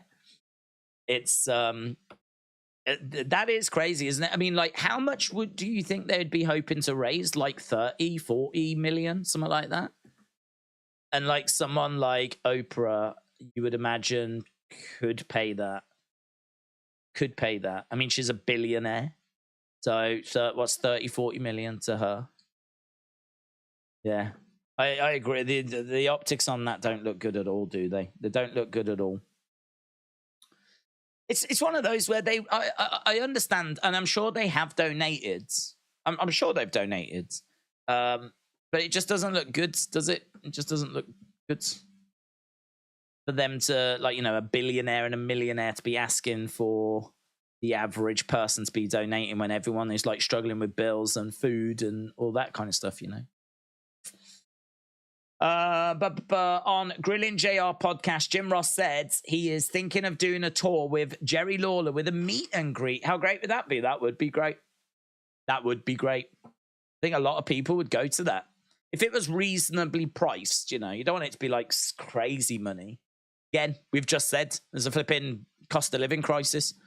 But if it was like reasonably priced and they were to share some stories and then you could meet them after and it was a decent price, I think that would be really good. Logan said, did you see that Jade Cargill returned on Collision? No, because I don't watch Collision. I did hear about it, though. I did hear about it. Is it exciting news? It's not news that excites me. But maybe it excites some people out there, like Jade Cargill coming back. I don't know. I mean, what I will say is it's noteworthy. I agree with that. I agree with that. It's noteworthy. Something has happened, and so I am thankful that people have told me. But moving the conversation on, does it matter? Like, should I be excited? Because I ain't watching Collision because she's back on it. So I don't know. I don't think that's doing much for them at all. Although I did see a clip of Bryan Danielson's message interview promo that he did on Collision, where he said that his daughter, he's promised his daughter is going to retire when she's 7 and she's now 6, and he said, I don't break promises to those that I love. So basically Daniel Bryan saying, I've got a year left. How much trouble are AEW going to be in with no CM Punk, and in 12 months time they're going to lose Bryan Danielson? Like, where is the replacements for these big names going to come from? How are AEW going to replace CM Punk and Bryan Danielson in 12 months time? Where are those big names that people know, that are guaranteed ticket sellers, that are massive names in the history of wrestling? Like, where's the replacement for that? I mean, you've got to think that Tony is just, you know, desperate to get like Edge, Mercedes, maybe Goldberg. I mean, honestly, maybe we're at the point where like getting Goldberg is like really starting to look like a priority. I don't know, because really outside of that, we're not drowning in names, are we? We're not drowning in options. So unless WWE are going to release a load of people, if Riddle gets released, I can see AEW going for it, picking up Riddle. If Riddle was to get released, obviously we don't know. There's an investigation going on into that. And apparently he's not on Raw or anything tonight, and he's, I think, being pulled from shows whilst this investigation is underway. This is pretty serious stuff, man. I mean, if he has been sexually assaulted, that officer obviously needs, you know, to go through the procedure of, like, you know, justice being served. But if it turns out that Riddle was intoxicated, which has been reported, I've been told, and maybe things didn't quite go the way that he's reported, I think Riddle's in trouble there, because he's accused someone and shared a picture of them on social media and accused them of being, like, of sexually assaulting him. if the investigation, or I've got to think there's camera footage or whatever, shows that, you know, nothing of the sort took place, then Riddle could be in, I mean, that will massively damage his reputation. He could be in big trouble. So the Riddle situation is one that I think is going to sadly be with us for a little while. And I said on yesterday's stream, I mean, I don't know what the truth is. I am a believer that if someone claims that they've been sexually assaulted, I am a believer that you like listen to them and you investigate it. Of course, you don't dismiss them. You don't, you know, show a lack of sympathy or anything like that. Like, I'm a big believer that if someone's going to be brave enough to say that they've been sexually assaulted, then you listen to that. So I'm not judging at all. I wasn't there. I have no idea. It needs investigating. But if the other reports are true that he was intoxicated, and that tweet has since been deleted, by the way, then of course you might look at that situation and go, you know, as it happens. I mean, again, I don't know. Coach Co said, if you think about it, farts are basically butt burps, and burps are mouth farts. Think about it. That's deep. Coach Co, thank you. Big Time said last week Raw did 1.6 with no NFL, and we really looking at 1.4 tonight. Last year, Triple H had Raw over 2 million consistently, only for NFL to drop them to 1.5. They screwed if they book lazy, says Big Time. David said, here for every stream, coming from Scotland. What's your thoughts on CM Punk and Izzy getting boxed by Sean Strickland? I don't know what you mean on my thoughts on CM Punk. What specifically about CM Punk did you want to talk about? And Izzy being outboxed by Sean Strickland, I just think it was a real disciplined performance. I actually had Sean winning by a round. The judges had him up by more. I thought he'd won it. I thought he'd took it by 1.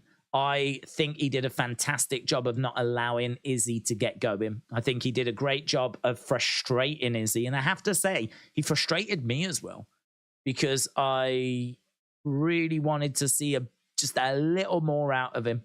There was a few rounds where I thought it was really close, and I just wanted Sean to just do that little bit more just to definitely take the round.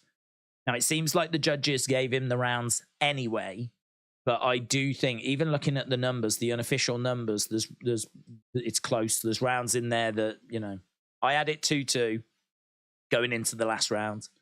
But yeah, I mean, it's an incredible performance. An incredible performance. He had a game plan. He stuck to it. He was disciplined, and he got the result. He said after, I didn't think it would be so easy to, or as easy as that, to beat Adesanya. Right, let's go. We are going over to the show. Lex Bliss Gamer said, today is the last day that WWE is under only Vince McMahon's control. Alex Bliss Gamer, shout out to you. Chris said, did Jey really get released from WWE and picked up by AEW? Sure. If that's what the internet's saying, then it must be true. Even though we saw him on Raw last week. Right, Jey Uso's #1 fan. Lots of signs in the crowds. Let's go, baby. Let's go. So, Rhea Ripley against Raquel Rodriguez. Last time we looked, we had around 400 votes. Now we are at 600 votes. 76% of you have gone with Rhea. 24% of you have gone with Raquel. So we'll keep that poll rumbling along. Tonight we're going to be seeing the Ring General Gunther's Intercontinental Championship celebration.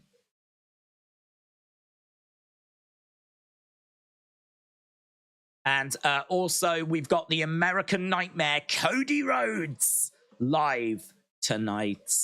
Are we going to find out who Cody's next challenger is going to be? Judgment Day sucks. Here's Jey Uso. Did you see his music was called Main Event-ish? So Jey Uso opens the show.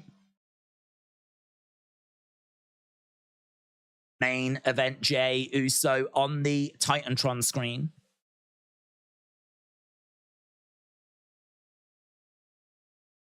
Okay, so Jey Uso making his way down to the ring. I don't know if this is a promo or a match. I don't think there was anything announced for Jey Uso.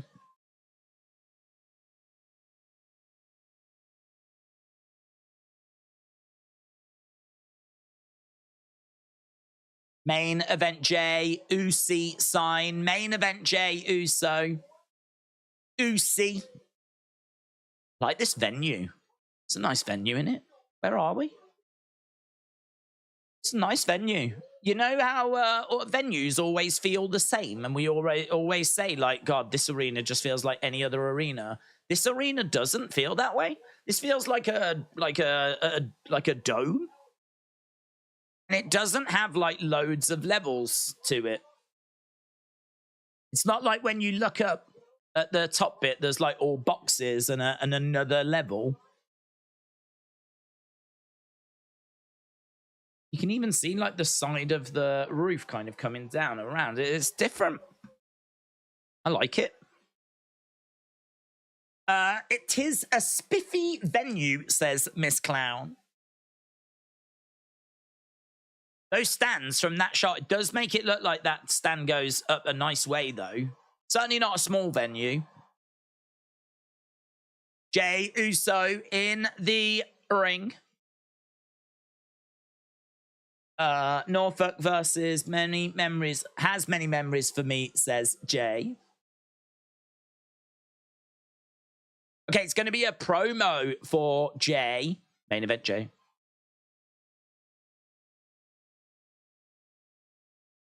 It's going to take him off now to get his breath back. He always gets blown up, man.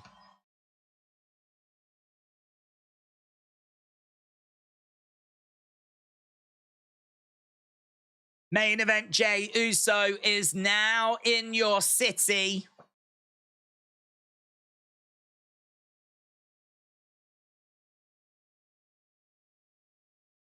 Feels good to be out the bloodline and be on my own.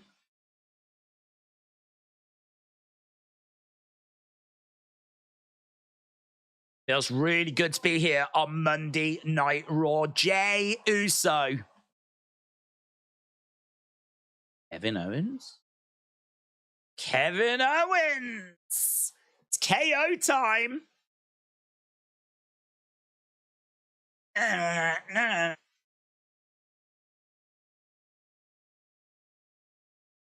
Now, have these two got ish?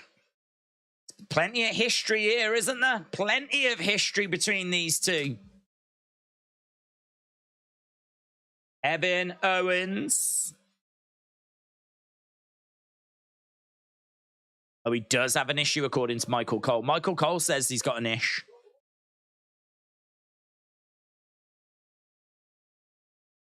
What they have done to Kevin Owens over the past 3 years, it is true. I mean, Jey Uso cost Kevin at the Royal Rumble the other year. Kevin Owens, I like this. I like this. Top G said, have you been down since day 1 days? Sadly not. I think it was about day 5 for me. About day 5. Down since day 5-ish. Down since day 5-ish.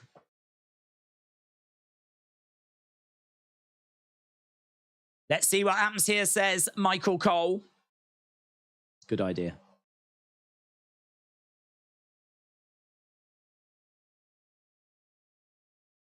I like this. I like this. I'm down for this. I'm down for seeing how this is going to go. KO chants from the crowds.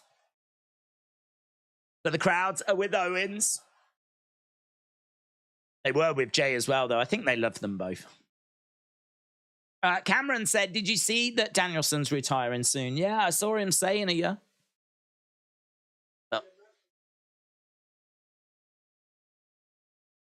Jey Uso is now on the Kevin Owens show.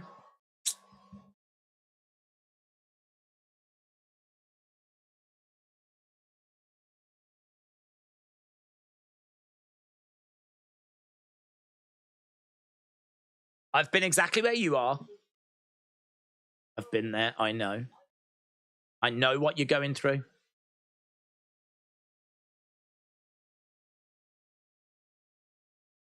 I've done a lot of bad things to a lot of good people. That is true, isn't it, actually? He has done a lot of bad things to a lot of good people.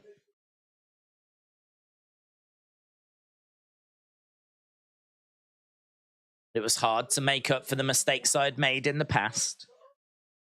It's hard to earn respect.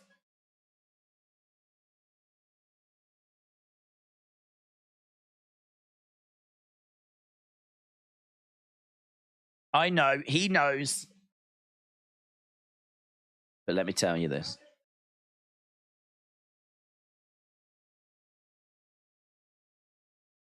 There's a lot of guys that don't want you here.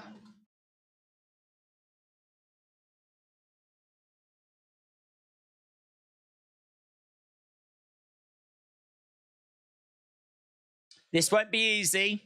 There's a sign in the crowd that says, enough with the what chants. Love that sign. Great sign. Great sign.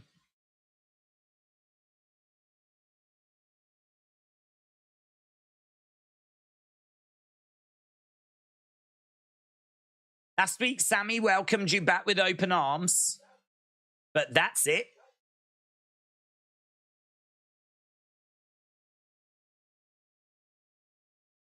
Tell you this. You've got a long way to go to earn my trust, so KO ain't having it.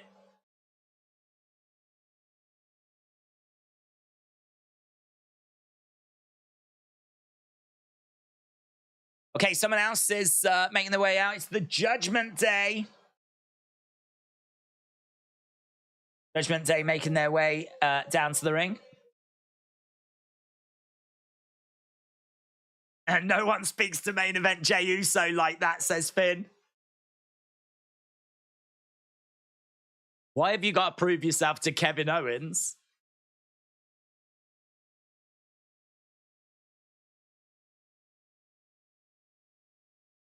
Grand Slam Finn respects you.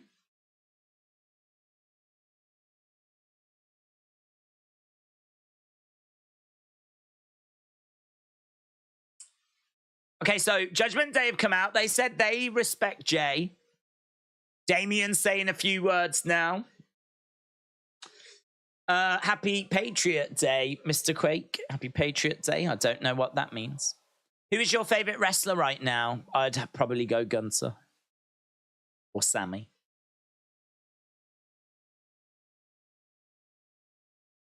No.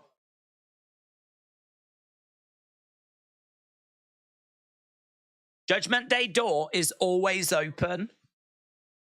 My fiance loves Mammy more. There was a sign. My fiance loves Mammy more than me. Norma, shout out to you. Said it's in my hometown of Norfolk, Virginia. It's called the Scope Arena. I really like it. I'm so grateful that we're in a place that just feels a little different to other buildings. I don't know if it is true, but it feels quite circular. Some venues can feel like oval. This one feels more circular. But I like it. It feels just a little different. It's a little different. Norma, appreciate the support. You should have gone, Norma. Could have been booing Dominic Mysterio like everyone else right now. Loud boos. Loud boos. Can't talk. As per usual, can't talk. Don't know what he's saying. Eddie is your real father. Look how badly that text was spaced out. Did you see how badly? Look at that shut up Dom sign. They've gone massive with the shut. They've then had to go a little bit smaller with up. And the Dom bit at the bottom is just a flipping mess. That sign is a disgrace. Some of these signs have been spaced really well, and then some of them are a disgrace. I like that ban Dom for life sign. That's been spaced well. Let us look good. But the shut up Dom. Oh. Amateur hour. Kevin Owens said he's here for a fight. Don't worry about Sammy. I'm here too. So, Jay, you want my respect? What you say? Main event Jey Uso and Kevin Owens versus Judgment Day.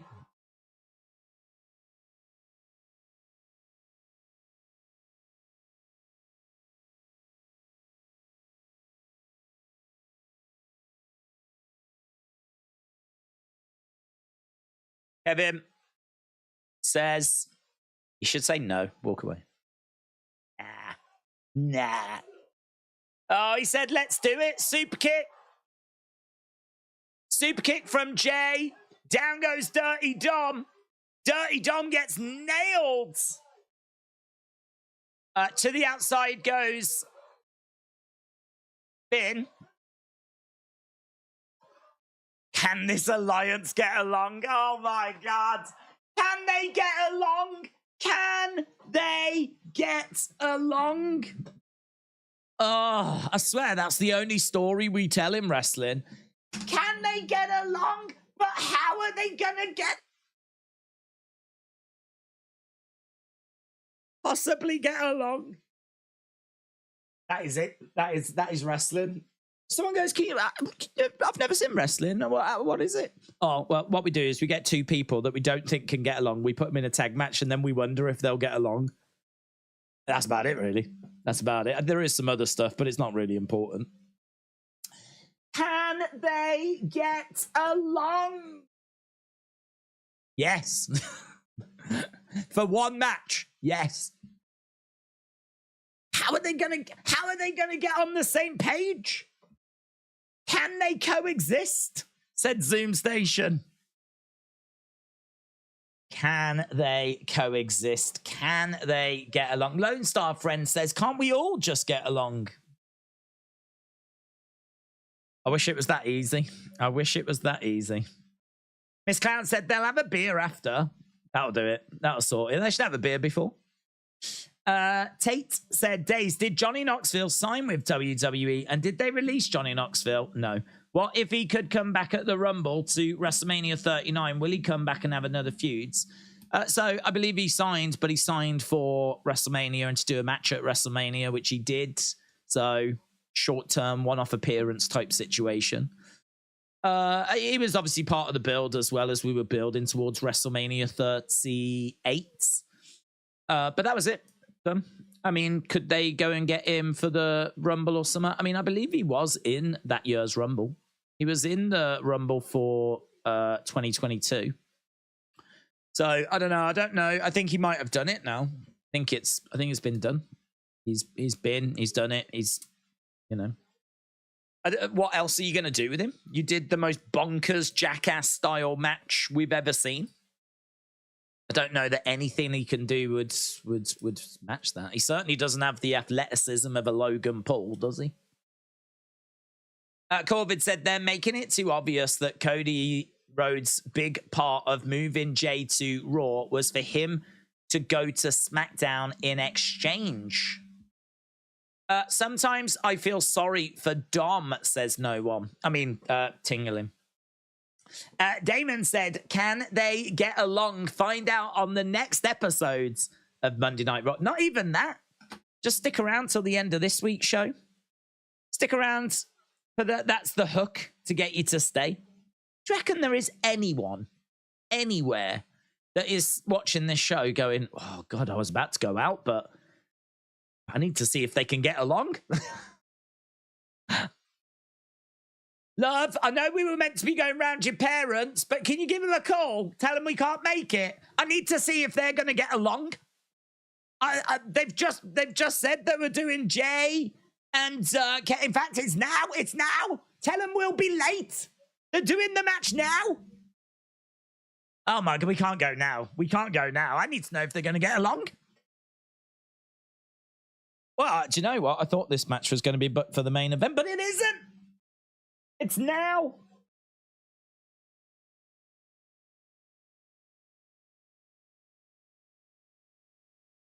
Usi chants. Match 1. Kevin Owens. And main event Jey Uso versus Judgment Day. Let's go. Well, does that mean that the women's title match will be main event? I don't hate that at all. I think it should be the main event. It's just we normally use the first segment to build up for the main event, so it's kind of nice that we've just gone straight into it. Do you know what is a good way to get Jey Uso over as a single star, said Wisp? Immediately put him in a tag match. But do you know what? That's what they've done. They have taken your advice. WrestleMania said someone is going to interfere and make it a 6-man. Let's go. And then Dominic can get involved. Brilliant.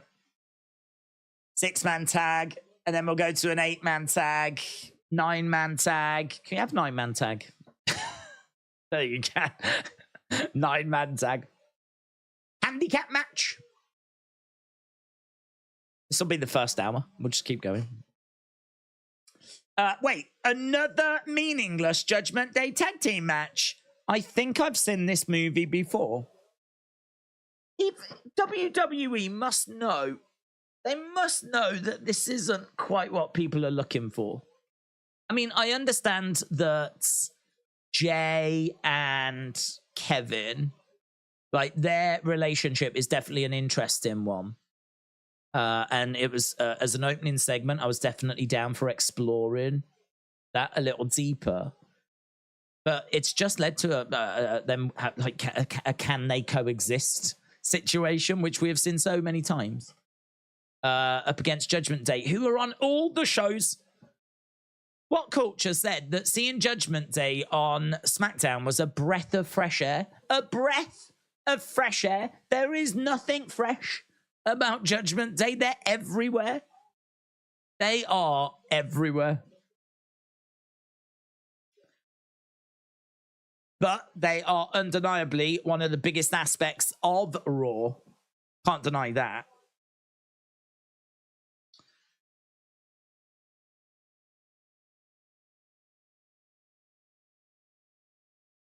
So we are underway with this big crossbody there by Jey Uso.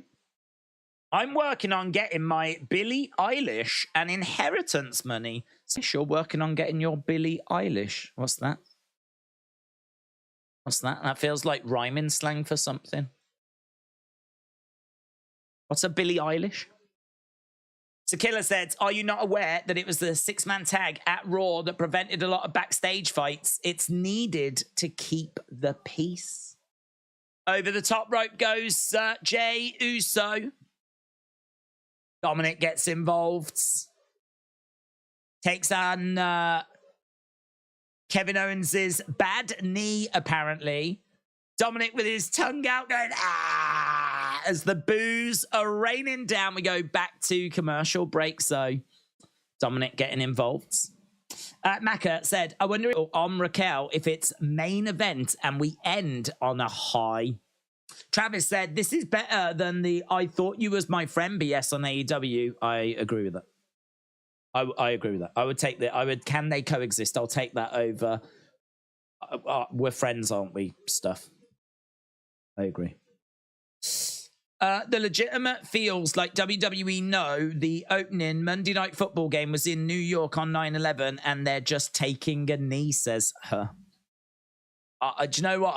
I'm not disagreeing. I think it's interesting because I'm looking at all the players involved here and we got big names. Kevin Owens, Jey Uso, Judgment Day. I mean, to be honest, from a Raw perspective outside of Cody, you know, you're struggling to find bigger names.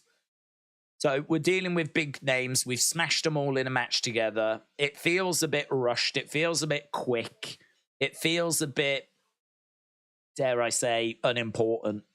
I'm sure that there could be something that does provide some repercussions. But yeah, this doesn't feel like the hottest of starts that's going to really keep people around. It does feel like we don't want to waste anything too juicy this week, or certainly at the start of the show, because people are probably watching the Monday Night Football. So yeah, it might be one of those episodes, but we know that we've got that women's title match. We know that we're going to hear from Cody, and someone could step up to him, and that could be interesting. We know that we've got that Gunther segment, which, you know, when do you get a title celebration and that's it? So that should be significant as well. I think we see Chad in that moment. Chad is what I'm expecting. I'm expecting Chad to step up to Gunther again. If it's going to be someone different, that would be interesting. But as I said, I am expecting it to be Chad. So, yeah, I'm not bailing on this show at all. I'm still down episodes. But I can understand people being a bit like, yeah, not quite what I was looking for. Almost 24 minutes in, though. That's gone quick. 24 minutes have almost gone. Right. Gerald said, when you was a kid, where were you when Gunther made Gable kids cry? I said, didn't I? I just couldn't enjoy it as much as I normally enjoyed that. I love seeing kids heartbroken and upset, but there was just something about, they were so heartbroken. Like, you could tell it was coming from a very genuine place. They weren't crocodile tears. She was proper heartbroken. And I was like, oh, God, this isn't fun at all. So, yeah, that was, it was a good main event match last week. It was a solid ending to the show. Right, we are back underway with Kevin in the ring, and Damian is making the tag. The only reason I'm not watching football tonight is because Patriots played yesterday. Lol, days better. Suzanne, shout out to you.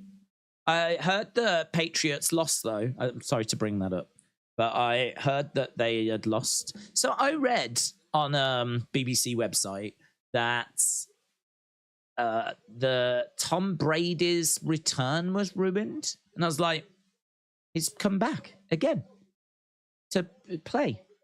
But I don't think he did he? Did he just collect an award or something? He's not playing, is he? Tom Brady, not playing. But the BBC said that his return had been ruined. So, I don't know. Because they lost, basically. And Suzanne, it was badly, wasn't it? Wasn't it badly? I think I saw the word embarrassing, but I might be making that up. Suzanne, let me know your team that you love passionately. They lost embarrassingly, didn't they? Not my words. Not my words. I'm not watching Monday Night Football because there's no Monday Night Football in England, said WWE fan. That's a really good point. Brady isn't playing again. Oh. Must have just been... Oh, I don't think he got an award. He's not bothered, is he? BBC did genuinely say that. They did say that his return had been ruined. And that's what made me go, he's back playing football again. I'm pretty sure he was done. Finn back in the corner, waiting for Jey Uso to get back up to his feet. Goes over, gets picked up.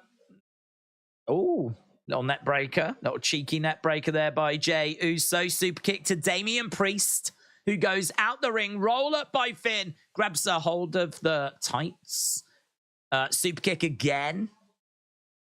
It's just a one-man super kick machine. Could you imagine if the super kick wasn't a thing? Jey Uso would be lost. Goes for a splash. Knees up by Finn Balor.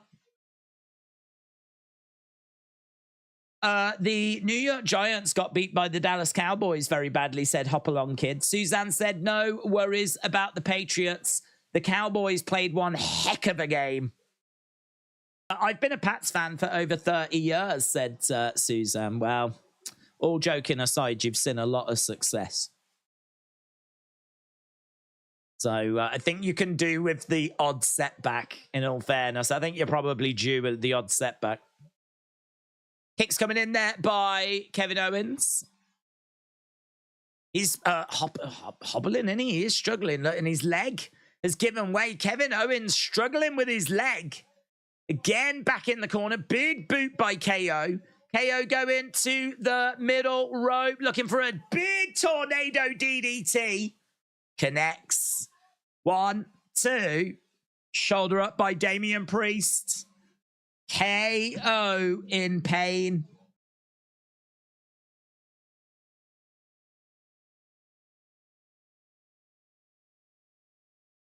So really struggling with a knee injury. Look, hobbling. Going over to the corner. Dominic Mysterio is watching on. Crowd trying to get behind Kevin. Damian Priest, big shot coming in by Damian Priest. Kevin, perch, Damian, middle rope. Looking for maybe a suplex. Finn Balor jumps up. Finn Balor watching. Headbutt coming in there by Kevin Owens. And Damian Priest goes down. Tag being made. Top rope enziguri. In the ropes. Balor going up. Looking for a superplex. Balor going up big. Oh, reversal. Wow. Massive. Lovely reversal. 1, 2 by Owens, and Damian Priest makes the save. WWE Fan 1000 said it could be worse. At least there's not Chelsea and Newcastle. The match isn't bad. There's just no reason to care. And that's the case with a lot of TV matches in modern wrestling, says LS Dub. Jay super kicks Kevin. Flipping idiot.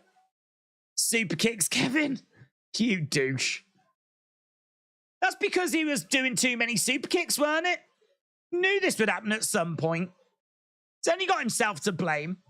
It's like a flipping 5-year-old with a shotgun. And Judgment Day pick up the victory. Jey Uso accidentally super kicks Kevin Owens.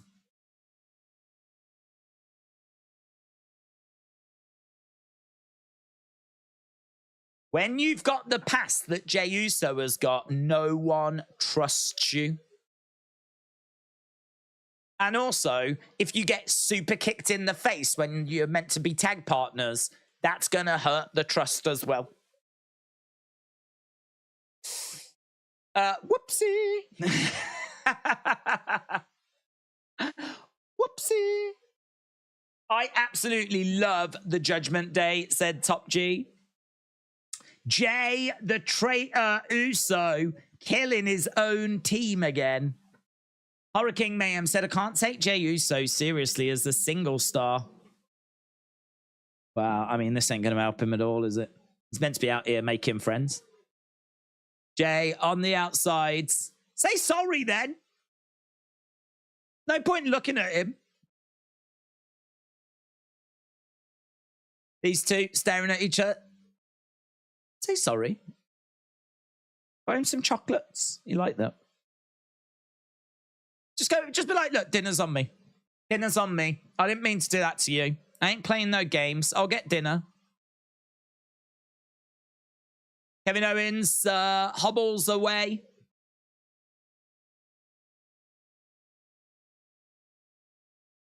Kevin Owens looks back and stares at Jey.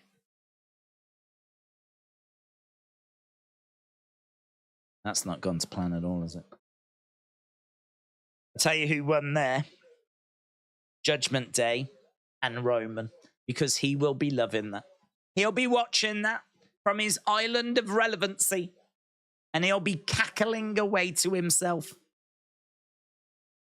Did you buy my book? It's not your type. Maybe for your parents or cousins. I haven't been onto it yet, to be honest, Sonny. But feel free to put a link in the chat to let people know. We were talking about it, weren't we, over the weekend? Sonny has got a book out. I have been told apparently it's not pornography. Apparently that was just a slight misunderstanding. It is poetry.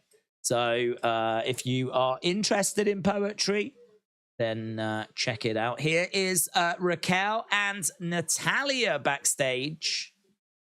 Natalia just having a few words of encouragement for Raquel. Rhea Ripley and Raquel coming up. Oh, new logo for Raquel. I haven't seen that before. Have I seen that before? That logo?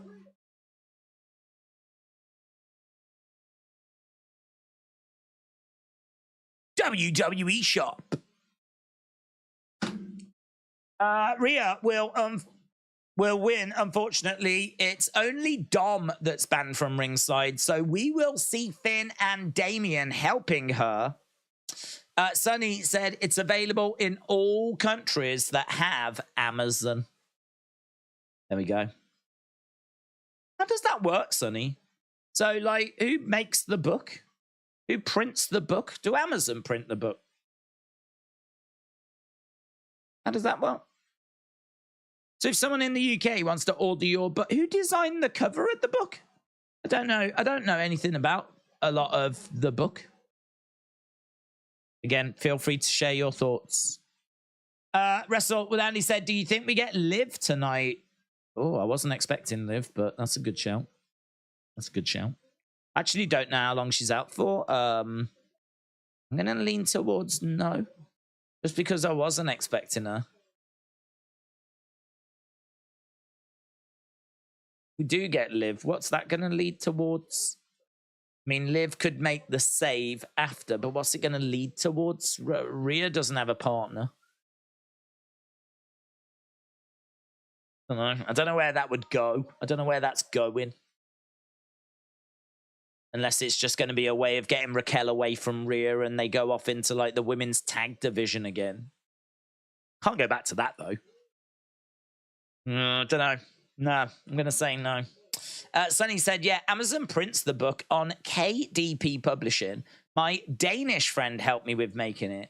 She put the cover. We were in talks. I didn't know that. So Amazon print the book and then just distribute it that way. Don't know why. I just thought all the books were in a warehouse and they just came from the warehouse.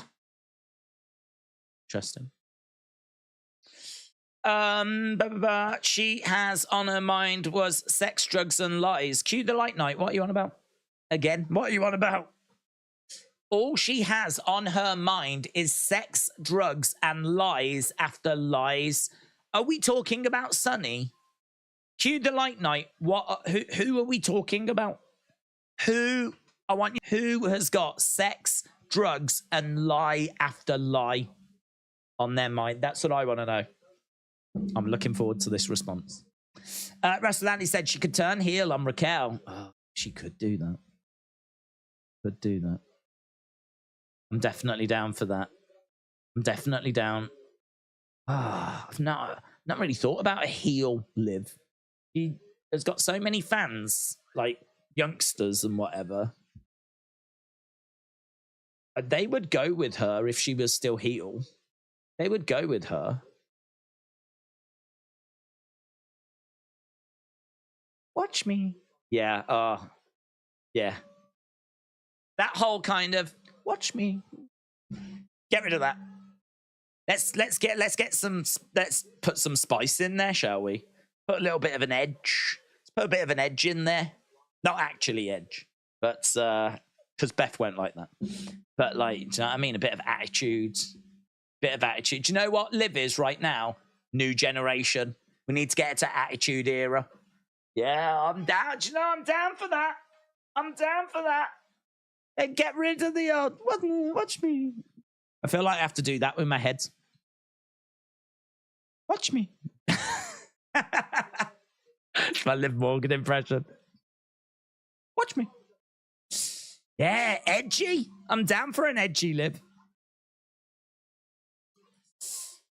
Right. Although, saying that, she probably is still dealing with the Bray loss. So, don't know. Don't know. Because we know she was very close to that family. Some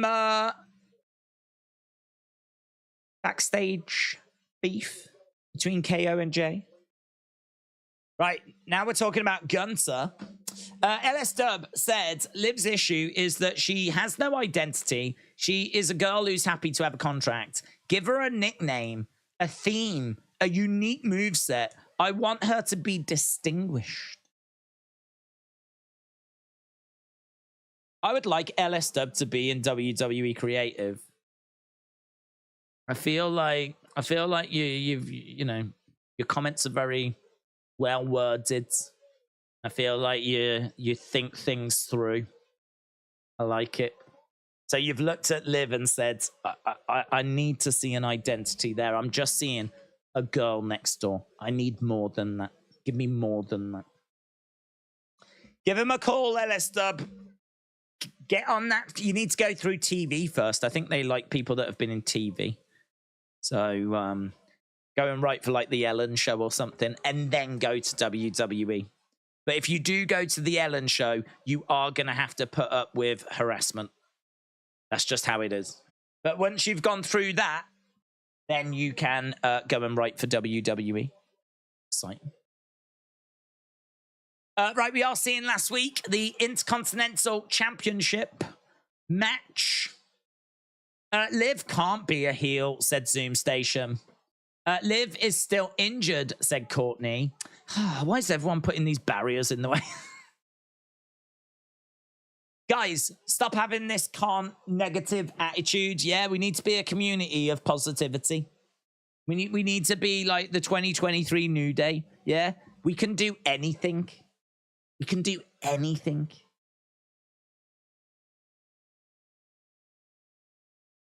Oh, look at the kids. Gunther. There is a vehicle. I believe it to be a Mercedes, but I actually don't know. Not very good with cars. It's that one that's got the 3 sticks in the circle. That one. I think that's Mercedes. Here is, and he's in a suit as well. Oh, look at the smile. Suited Imperium arrive. Mercedes makes sense, doesn't it? That's a German car. And Gunther is Austrian, which is basically the same country. It's a bit like if you're from Canada, you're basically from America, vice versa. So, yeah, that makes a lot of sense, that being the vehicle that he arrives in. Here is The Miz. Papa Owen said, if you believe yours is the only way, then you're the fool who lives to die. Know this lyric. Also, that guy lies. I'm Jey Uso's #1 fan. If you believe yours is the only way, then you're the fool who lives to die. No, that doesn't ring a bell. If you believe yours is the only way, then you are the... No, I don't. That does not ring any bells. What lyric is that from? What's the artist? What's the art? Well, actually, people can answer it. Here's The Miz. Gunther in a suit. Mitsubishi and BMW and Mitsubishi logos are plane propellers from building planes in World War II. Is that true? Is that true? Now we've got a 9/11 segment.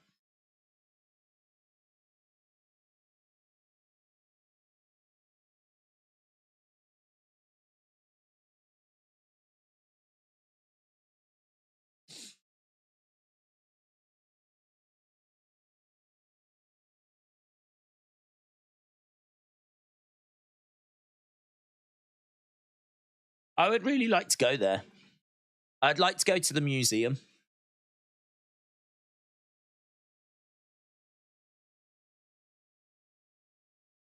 I haven't seen, but I would imagine that there was like some sort of event or something at Ground Zero today. I would imagine there was a gathering. I mean, almost certainly, but I haven't seen anything on the news for that.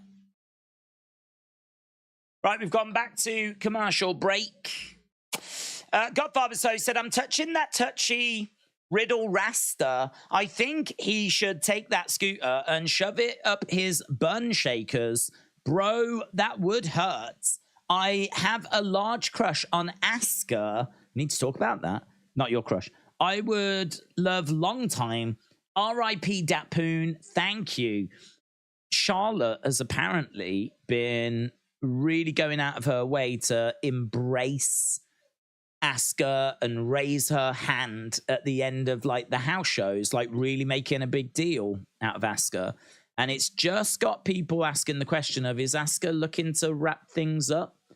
Are we building towards Asuka maybe retiring at WrestleMania 40 or something along those lines? She's 42, which isn't bad, but if she wants to go and, I don't know, like settle down with a family and she's decided her wrestling time might be up, then there's a few rumblings that are out there in regards to Asuka. So it's, I mean, it's all based on not much, but yeah, interesting. I saw that doing the rounds on social media, so doing in a video, but something that would be worth just chucking in a stream, which I've done because I'm very good at what I do. I would cry a river if she retires. Well, she's going to retire one day. Darren said, Honky Tonk Man returns to confront Gunther. Oh my God, I'd love it. If we get Honky Tonk Man in this next segment, then this is the greatest Raw of all time. That would be brilliant. We need more legends in just normal shows like this. There'd be no problem with putting flipping Honky Tonk Man out there tonight. That'd be great. Koji Ko, shout out to you. Hey, Coach Co, did you have a great time at SmackDown? I haven't seen your thoughts. Don't super chat it. Just put if you had a good time. Coach Co said, legend has it that Michael Jackson's fake nose could tickle unicorns and make them dance. And before he passed on to plastic surgery life, he could breathe. I believe everything about Michael Jackson.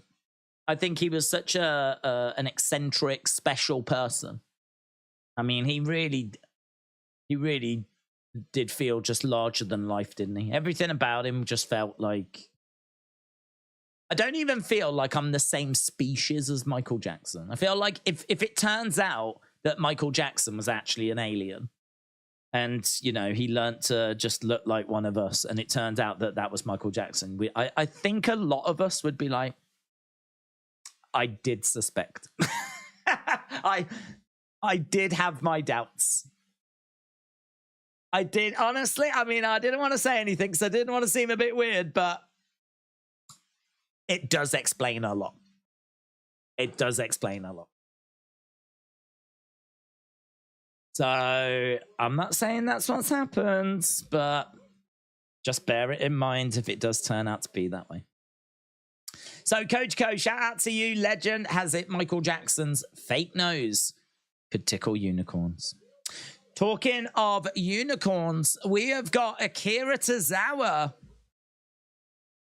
Akira Tozawa is in the ring. He's going to be taking on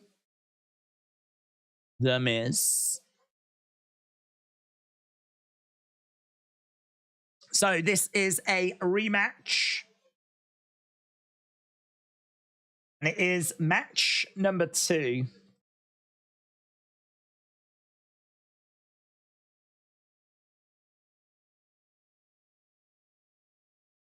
So rematch from a few weeks ago.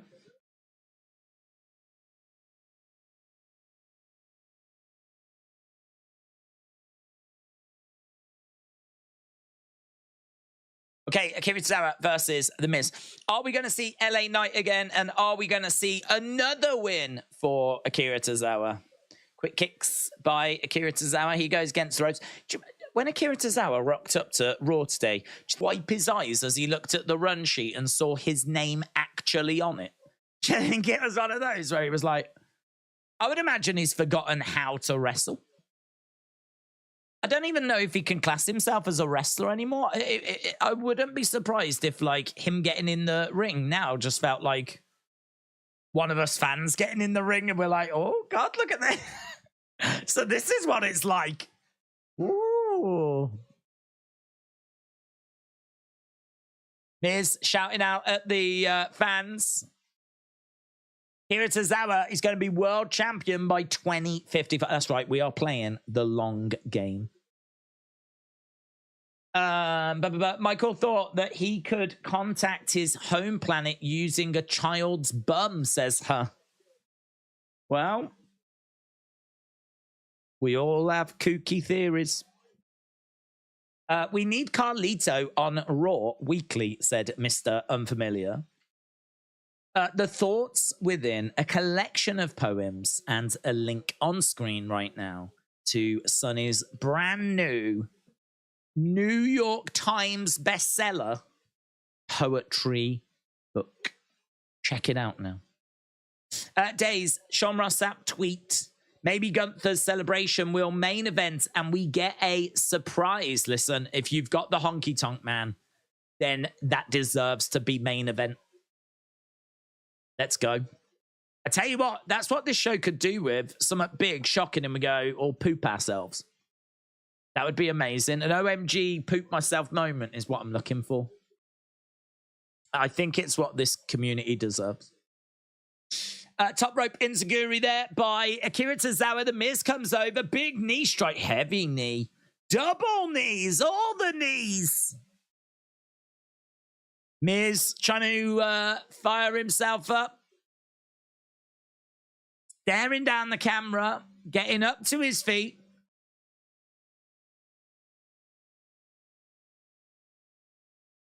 And he's going to finish Akira Tozawa. Looking for the skull crushing. Gets it. Skull crushing. Hits it. Oh, and he grabs. He's going for a second. Skull crushing. This is vicious, Miz. Vicious Miz. He's going for another skull crushing, is he? I-Z-M-I-Z. Third skull crushing. Oh, my God.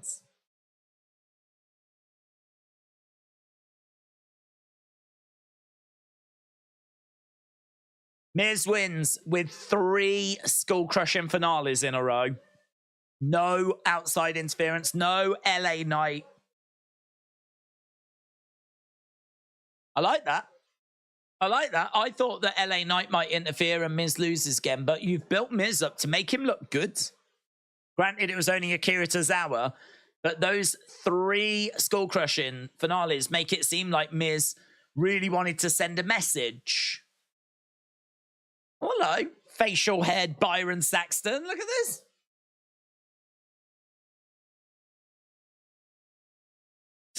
Let's go. Yes, at this time. Raquel Rodriguez.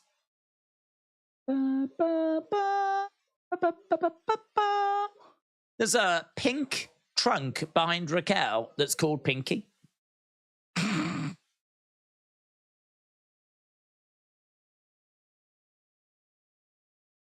Let's see what Raquel's got to say. Let's be honest, Byron. Rhea might be the most dominant woman. No.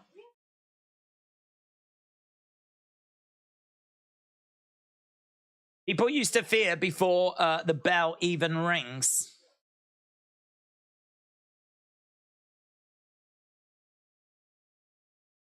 Dom won't be there for her tonight.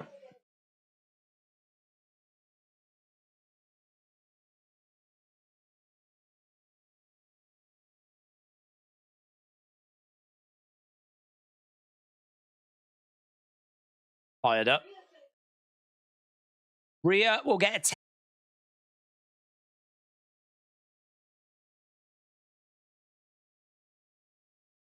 I always find it quite funny when babyface says something and they're really pleased with it, and then they don't walk off or anything. They just stand there like... That's what she just did. She was like, Rhea's gonna find out that reality is worse than a nightmare. Like, I did good there. When next time you're at work, if you do something quite good, take that moment to just go.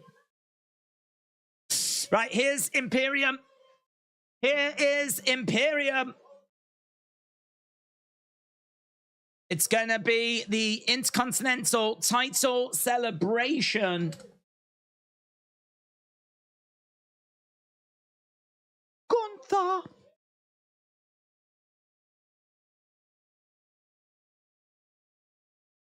Tomorrow night. Yeah, man, we spoke about this earlier. Tomorrow's NXT is going to be tasty. Gunther versus Roman at WrestleMania. Alexis Gamer said Tozawa has been wrestling for NXT these past few weeks as part of the Heritage Invitational.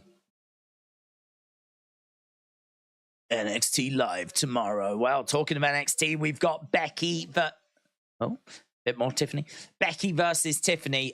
I'm looking forward to it, man. I'm looking forward to it. SmackDown was enjoyable, said Coach Co, but the woman sitting next to me would not stop talking throughout the entire show. She was on her phone. Perhaps she was relaying. Perhaps she was like reporting to Dave Meltzer. Did you think about that? Think about that. What if it was Dave Meltzer feeding information back to the Wrestling Observer Studios?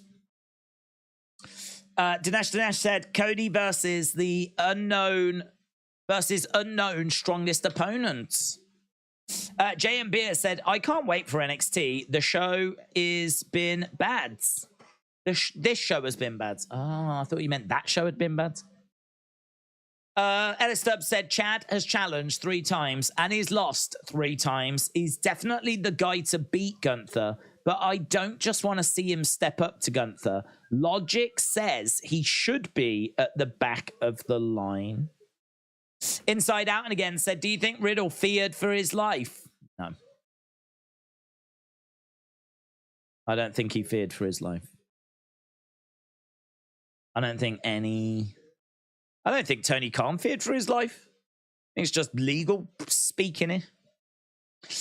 Sophie said, this is the last Raw under Vince. Hashtag fire Vince. Meltzer doesn't speak to women, Dave says. That's why she had to keep talking. Because she was feeding back results. She was like, hello? Hello?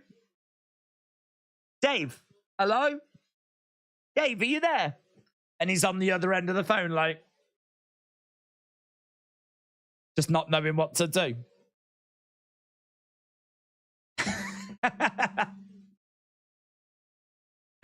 Trying to pass it over to Brian Alvarez. You talk to her. I don't want to talk to her. You talk to her. Dave, I'm at the show, Dave. Do you want the results? Do you want the results, Dave? Dave. Oh, he's gone again. Brian, are you there, Brian? In my mind, that's what's happening. No one will convince me otherwise. Koji Ko was sat next to a lady feeding results back to Wrestling Observer, but struggling to do it because they don't like speaking to women. Facts.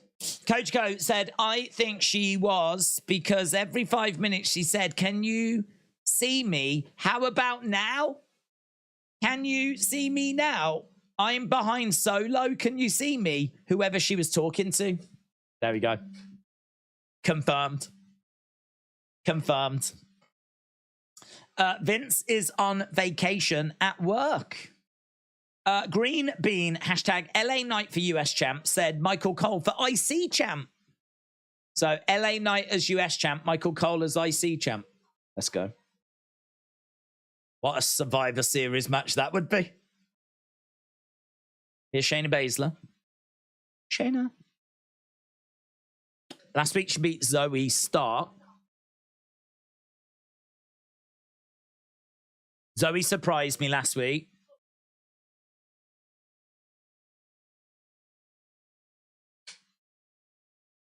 Oh, here's Chelsea. Chelsea 2 belts.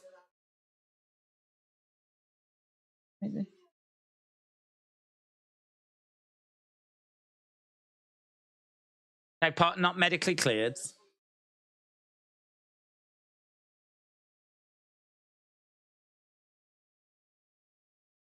We're basically peers. Do you want to be my partner? How about I meet you out there? Limb by limb. How large the gap is. Oh, that's not gone well for Chelsea. Oh, here's Piper Niven.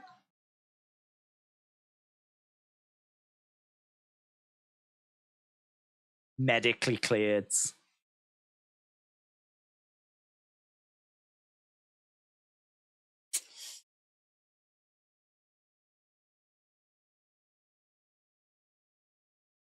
So Piper is medically cleared.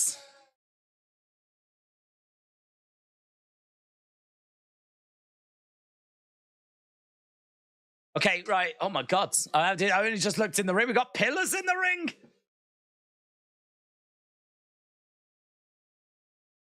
Sammy Guevara.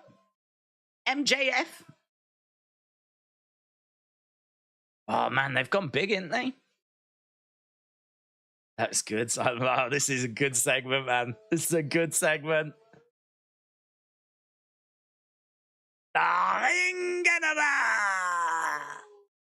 Gunther!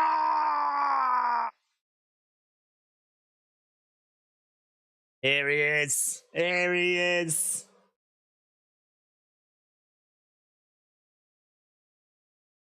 This is great. Not wearing socks. Not sure how I feel about that. Don't know how I feel about that. I feel like Gunther, I feel like he would be a sock wearer. That's a creative botch. That is a creative botch. Who wears the suit but no socks? I ain't having this. That's not the gun. That's not the real Gunther. That's a fake Gunther.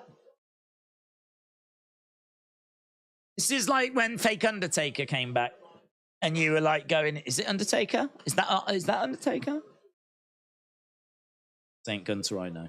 No socks. Gunther is all about doing the right things the right way. You can't tell me that wearing a suit like that without socks is the right way. Not on my watch. This isn't the Met Gala.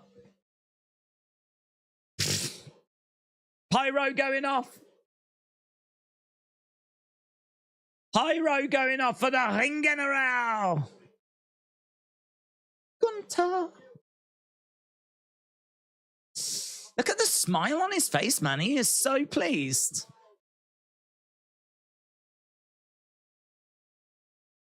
Greatest IC champ of all time sign. The lettering on that sign on the right. Absolute disgrace. He is so happy. I didn't know that he could smile. But he is smiling. The Ring General.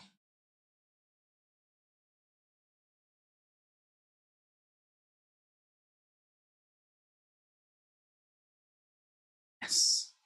You preach. You preach. Brilliant. Love the pyro. Look great.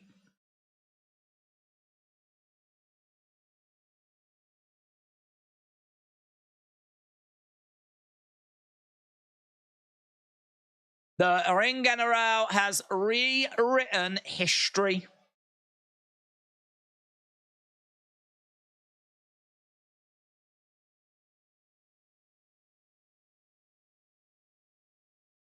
I am now the greatest Intercontinental champion in history.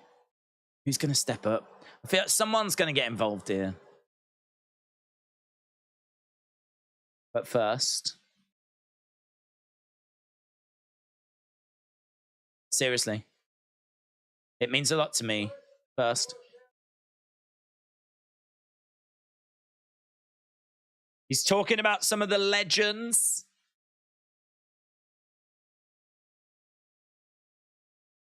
You contributed absolutely nothing to all the legends that held this. Contributed nothing.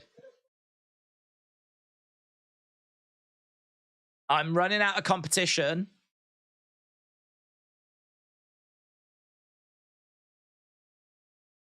It now seems I'm only competing against myself. Here's Chad's. Here's Chad's. Bum-ba-ba-dum-ba-ba-dum. Chad Gable making his way down to the ring.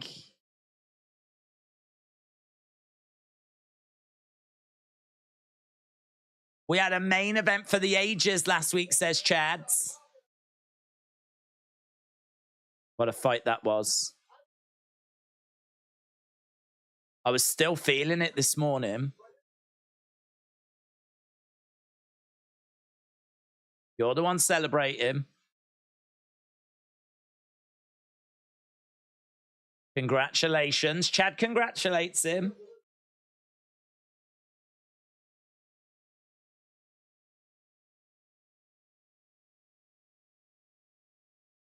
So he tells Chad to come into the ring.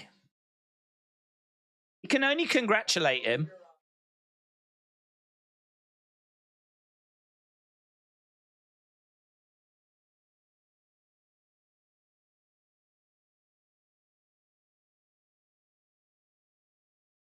No one pushed you to your limit, as I did.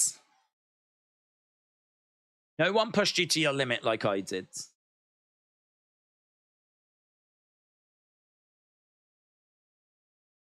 Yeah. I saw the look on my family's face.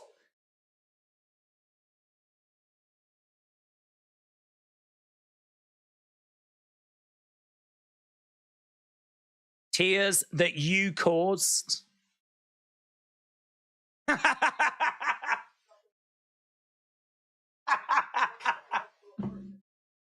Tears you caused. That would be me. I swear he got happier. He got happier at that moment. You've lit a fire in me.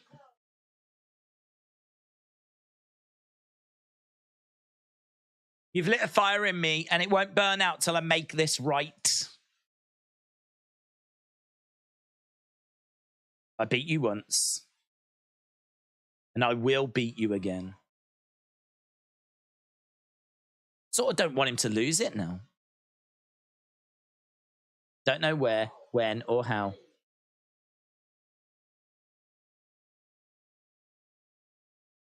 This time, for myself, for my career, for my family, I swear to God.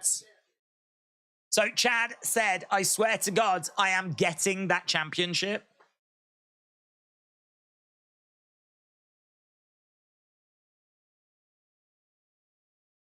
My daughter's walking out with a smile on her face.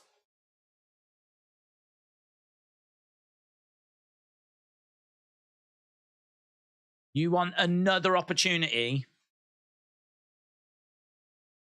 Another opportunity for what?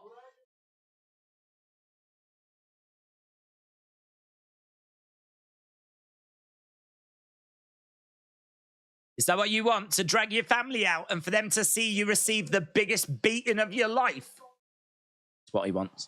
That is what he wants. Yes. You push me to my limit.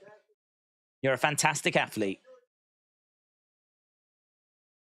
Oh, but you're a disgusting, terrible father. He is. He is.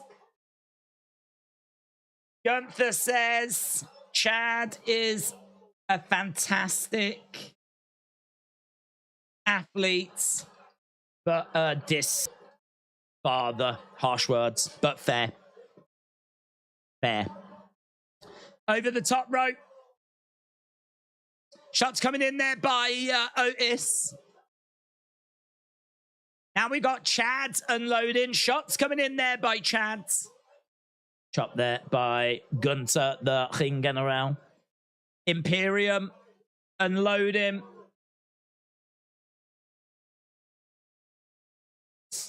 Otis tries to make the save. Here's Tommaso. Ciampa making his way down. Tommaso chasing Imperium out of the ring. So Chad steps up to Gunther. The title celebration is soured. It definitely feels like Chad is going to be that next person.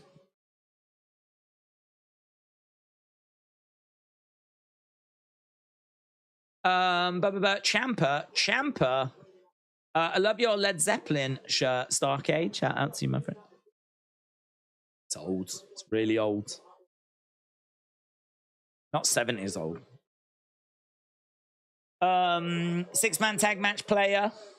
I can't get behind an IC champion that wears pants that are too short, said Justin. It's just another reason to hate him, innit? No pillars were harmed, said Zoo Station. Very good. So we're just seeing this back and forth between Kofi.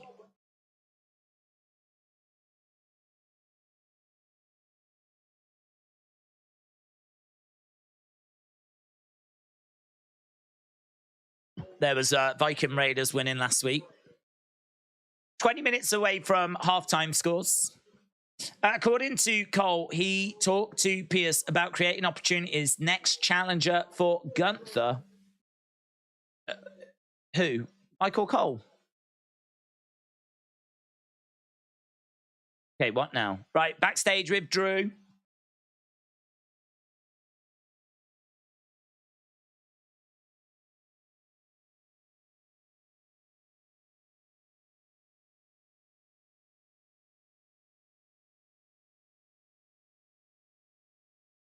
Why are you talking trash about Kofi?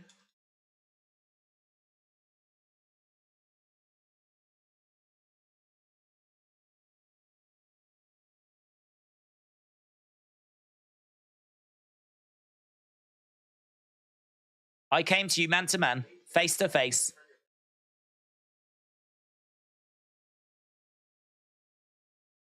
Jealousy.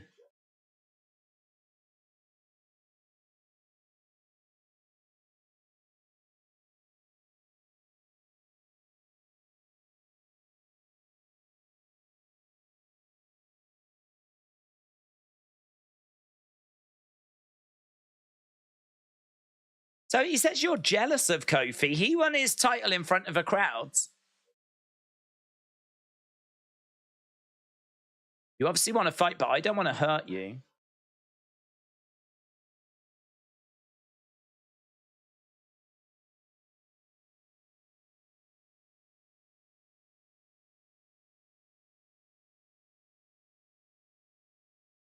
So this leads to Drew versus Xavier. So that's what we're getting right now. Drew versus Xavier. Xavier said, you're jealous of Kofi because he won his title in front of a crowd. You had to win yours in an empty PC. I mean, I'm sure that does bother him, but it's a weird angle in it. If that was the case, Drew would be off with an awful lot of people. Any former world champion that's still around, Drew McIntyre is off with. Drew is turning heel, said Stuttering Steves. The start of the end of face Drew. I want him to drop the sword, said Justin. It's Woods that's turning heel, said Scottish Nightmare. Woods versus McIntyre. Ellis Stubbs said they're going to turn Drew heel. Riddle's absence from now on will prove that we didn't need a contrived tag team to set up the turn. I like Xavier Drew. Drew heel turn, question mark, said Corey. We think so. Lone Star Friend said Xavier will be destroyed. Colby said Drew turning heel. Glad he took the weave out of his hair, said Jay Love. Right, Xavier versus Drew McIntyre. Right, we are 15 minutes away. 15 minutes away from halftime scores. I sort of feel like the show... Yeah, I don't know. It's a weird show. It's a bit of a strange show. I mean, I liked that. I like that Gunther segment. Drew is about to turn heel. I hope he doesn't come out with the swords. Yeah, I'll definitely be looking out for that as to whether he comes out with the sword or not. Right, we are just at commercial break at the moment. If anyone is just joining us, wondering what is happening. Show has been okay. I don't think it's been anything mind-blowing, but it has been okay.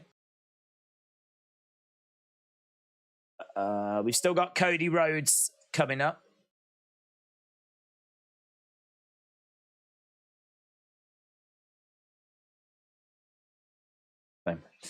Pop star movie stars newscasters. Get ready, Denver, for a show, said Kieran.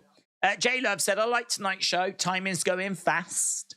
Horror King Mayhem said, where is JD McDonough? Haven't seen him yet. Big Time said it's been a decent Raw so far. Starcade said Gunther is the GOAT. NFL watchers will tune in at halftime, said Bismo. Andrew said, could they really have Becky lose tomorrow night? What's the angle? They could have her lose. I mean, Tiffany is a heel, and she will do whatever is necessary to win. It could be that we just want to boost the ratings, and we have Becky go down, and we just bump the ratings.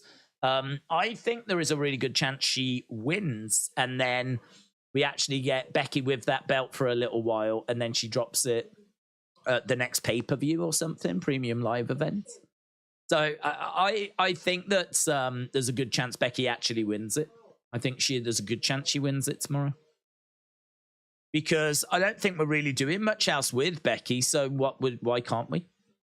What would be the problem? And people will be like, yeah, but Becky doesn't need the developmental belt. But we saw Dolph go down and win the NXT title. We've seen New Day carry the NXT tag titles. We've got Dominic as the North American champ right now. There's really no problem with Becky going and getting that NXT championship. A championship she's never won. So, yeah, I think there's a good chance that it could go that way. But big NXT tomorrow. There'll be plenty of extra people tuning in to see as to how that's going to play out.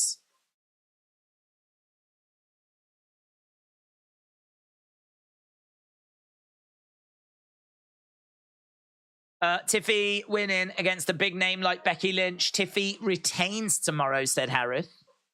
Roddy said, Gunther reminds me of a current Ron Garvin.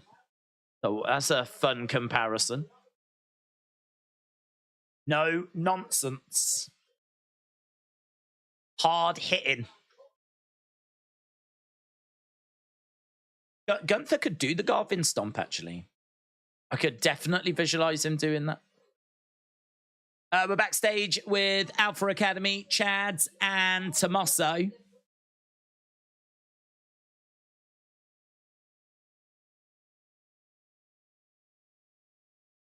Don't think any of us expected to see you, Chad. I think we all expected to see Chad.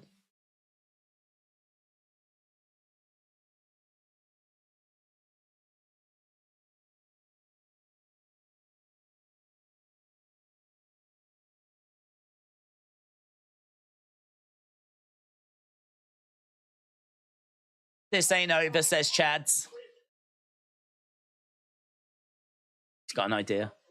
Tonight, yeah? Rhea versus Imperium. 6-man tag. What? Chad said it's a good idea. What's Tommaso think? Yeah, he's nodded. I think he's on board. I think it's going to happen, you know.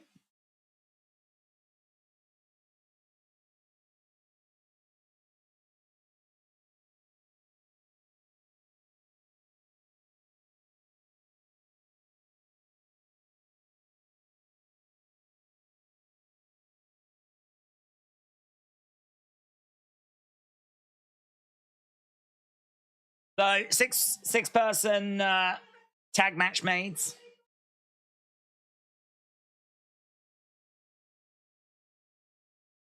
Okay, Drew making his way down to the ring. Drew McIntyre versus Xavier Woods.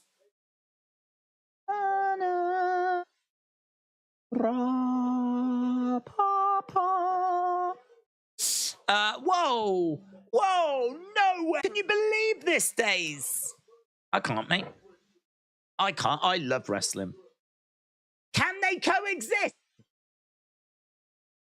How's Ciampa and Alpha Academy going to coexist?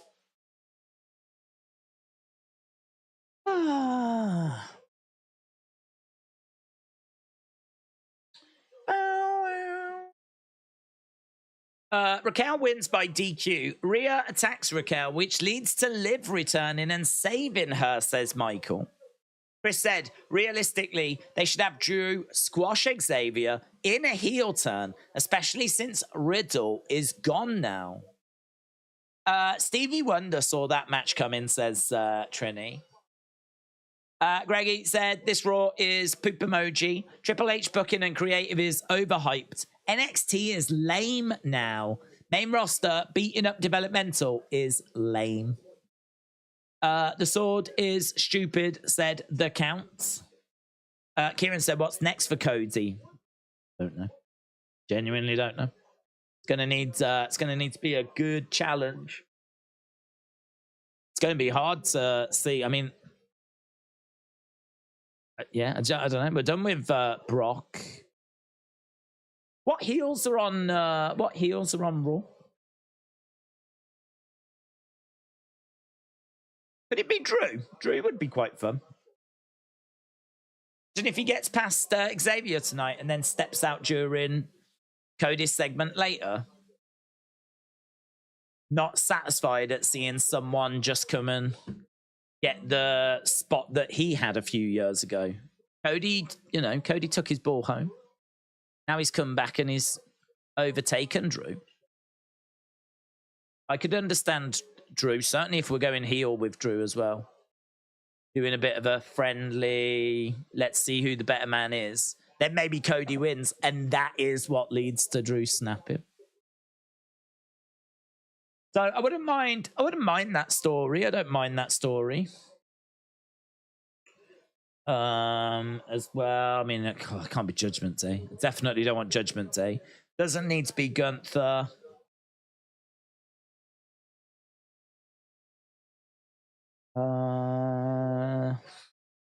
It's just no options, man. I'm just looking down the list now. There's just Shinsuke. But I think he's in a feud, isn't he, with Seth?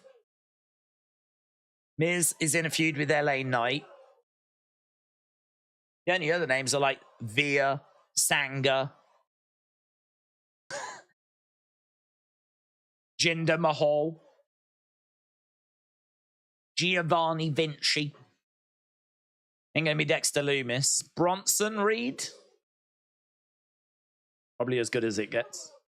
Bronson Reed. Might be a feud with Bronson Reed. There you go. It's going to be Bronson. Do you think Cody versus Bloodline at War Games, Roman has Solo, Jimmy, and they get AOP. Cody gets old friends like Cena, Owens, Sammy, Randy, maybe Cardona as a surprise entrance. I don't know where this Cardona thing's coming from. Is there reports that he's coming back? Cardona. Cardona. Cardona. News. Matt Cardona says to Vince, call me. I need to go back to WWE. Matt begs Vince to call him.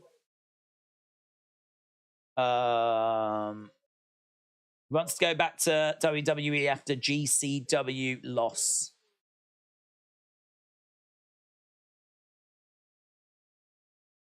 So I don't think there are any reports that he's actually going back. He just joked that he wants to go back.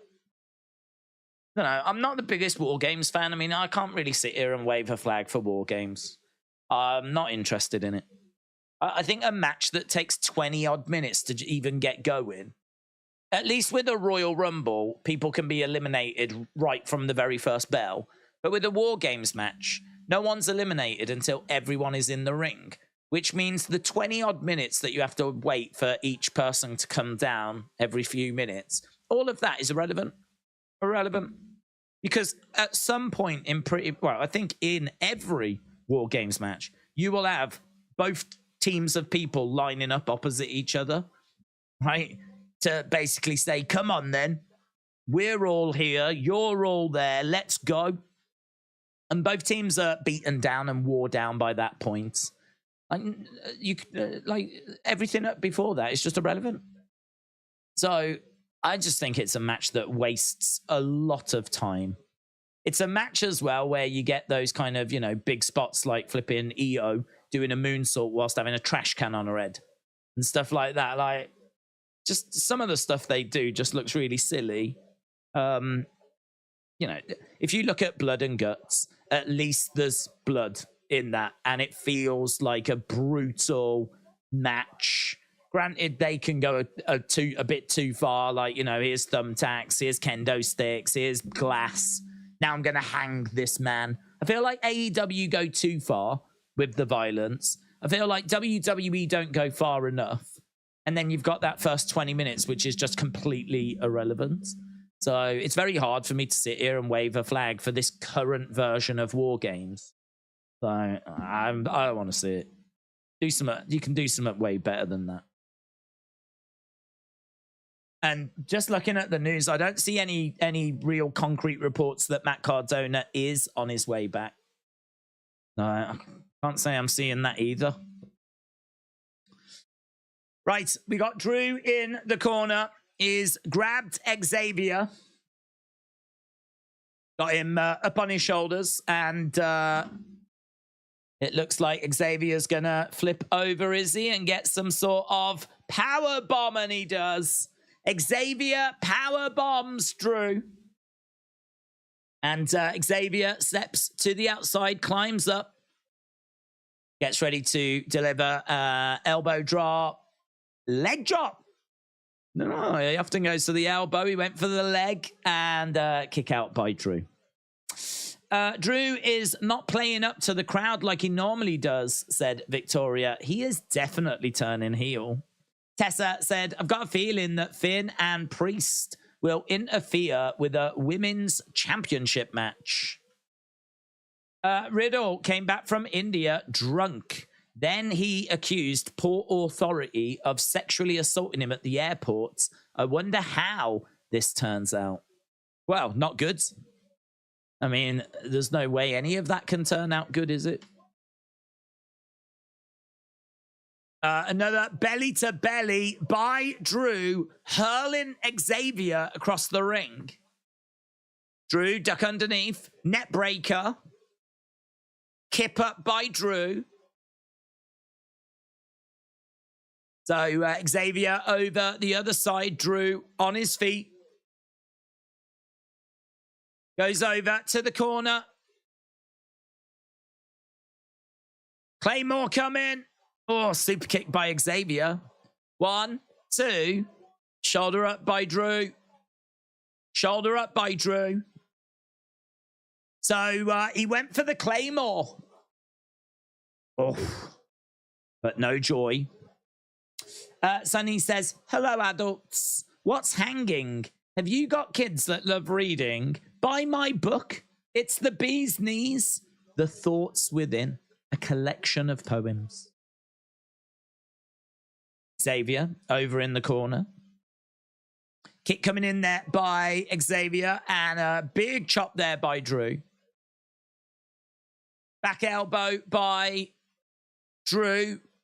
He grabs Xavier, looking to slam him down. Roll through. 1, 2. Kick out. Kick out by McIntyre. Kick coming in there by Xavier. Against the ropes. Oh. Knee strike. 1, 2. Shoulder up by Drew. Not a bad little match, this, you know. Not a bad little match. You could maybe question if Drew should be struggling as much as what he is. But it's not a bad little contest. So Drew is down. Xavier is on his knees. Xavier trying to get back up to his feet. Grabbing the hair of Drew. Throws in a big right hand. And again, Drew comes back with a shot of his own. Shot coming back. Crowd are chanting, this is awesome.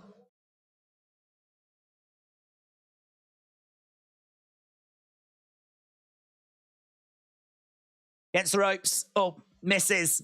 Duck underneath. Over the other side, in between the legs. Big boots. Big boot by Drew. 1, 2, 3. Drew wins.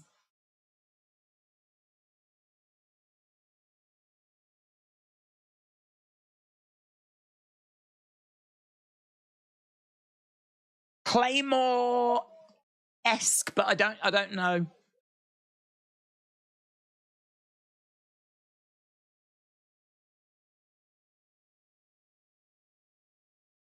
Drew looking at Xavier. Trade for Trick Williams sign. Caught him. What a match. Good little matchup, said Kieran. It was a fun little match, that. It was. Wilfredo, shout out to you, said Drew McIntyre best fits him as a heel. Don't need to be a rocket scientist to be popular with the crowd, said thank you. Dace, who takes the belt off Seth, or are they going to give him some time with the belts? Yeah, I would get it off him, to be honest. I think there's a lot of people that could really benefit from it. I mean, we might be looking at Gunther being the one. I don't know that I would go in that direction, but that is a Ray mask on a skull behind Rhea. So that was probably the mask that was in the background last week as well.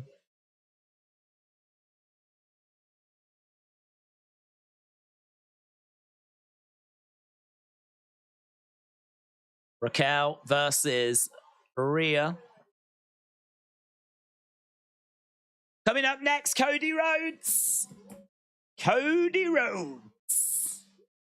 But I would like to see a couple of traditional Survivor Series matches announced with captains announced, and they build on the teams. Yeah, I'd like that.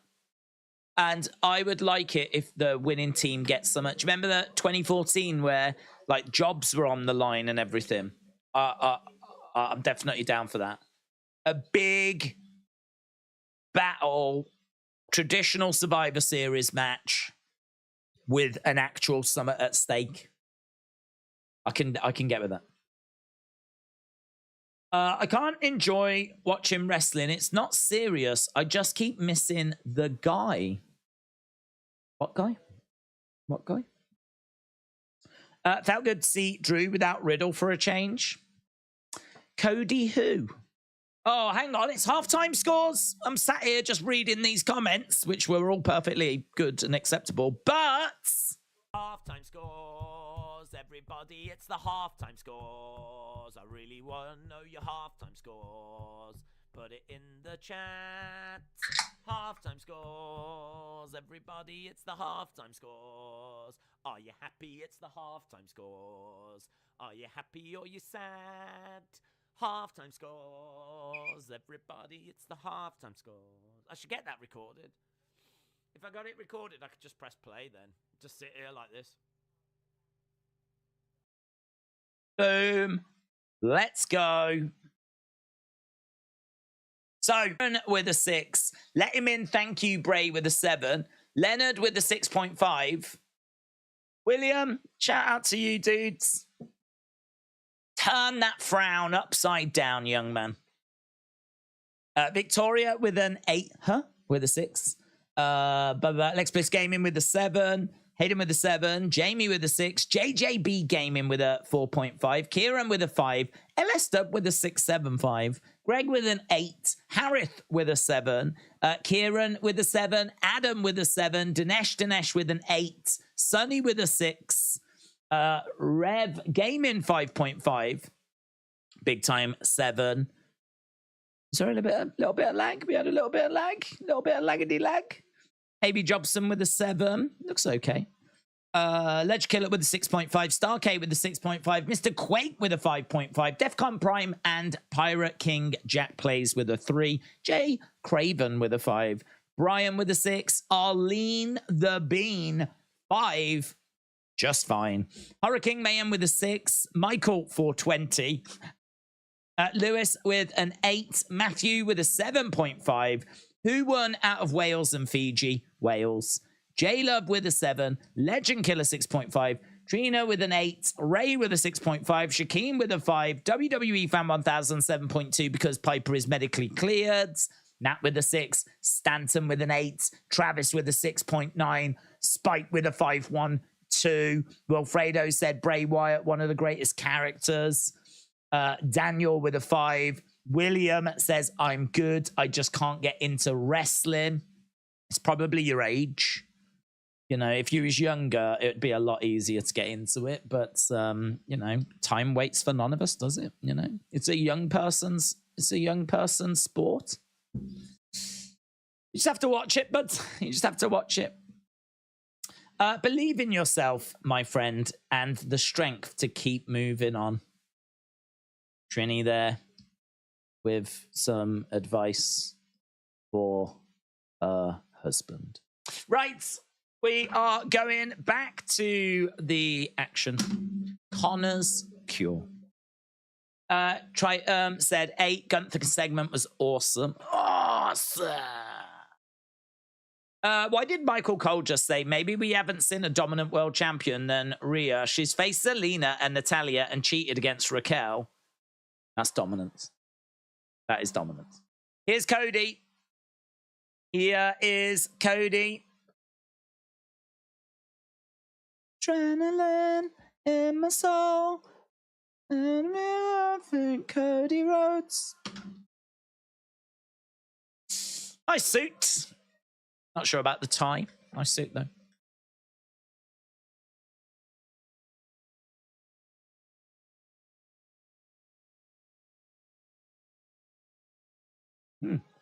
Nice shoes.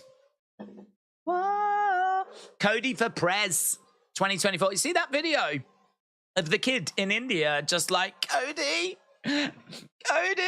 And like, Cody goes over and he's just like, oh.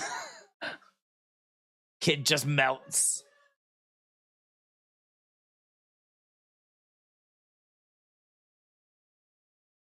They are like real life superheroes, aren't they? You know, kind of forget that when you're an adult. But like to kids like Cody Rhodes right now, there'll be kids that are just like, God, shut up, Mom, Cody's on screen. Have you done your homework? Shut up. It's Cody.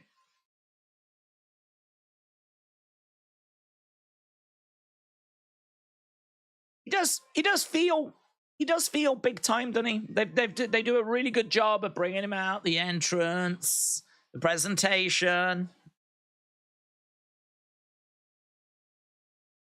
Whoa. Cody, I don't want to talk about anything. How about you, for once you have something interesting now, talk about rather than the rinse and repeat promo? So, what do you want to talk about? What's next for you? That's what I want to talk about. Who's next?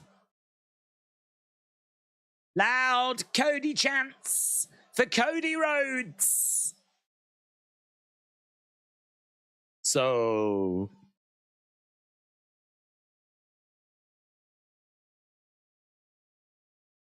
Virginia.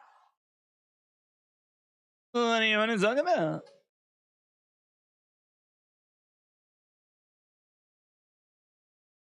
I want to talk about the Obama administration. That's what I want to talk about. Main event, Jey Uso. I don't want to talk about that. Someone's interrupting. Who's interrupting? Someone's coming out. Dominic Mysterio. And J.D. McDonough. My God, is he the new Rhea Ripley? Is this the new love couple? Rhea's changed. Rhea looks good. I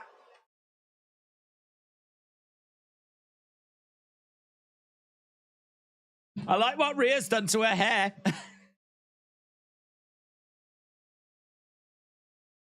Loud boos for Dirty Dom.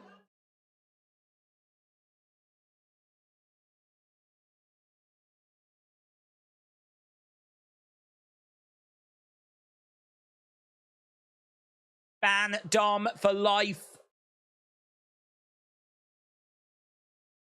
So he's talking, I don't know what he's saying. He's talking about flipping JD joining the Judgment Day, but I can't hear a single word he's saying.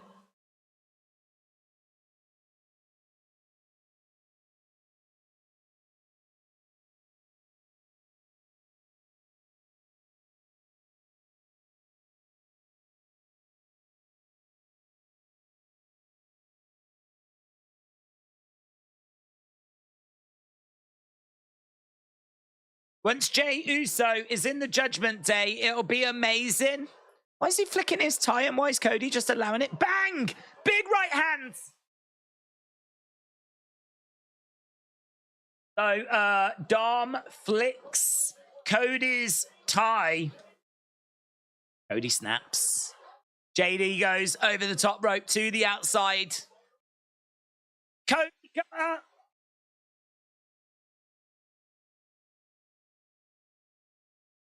Crossroads.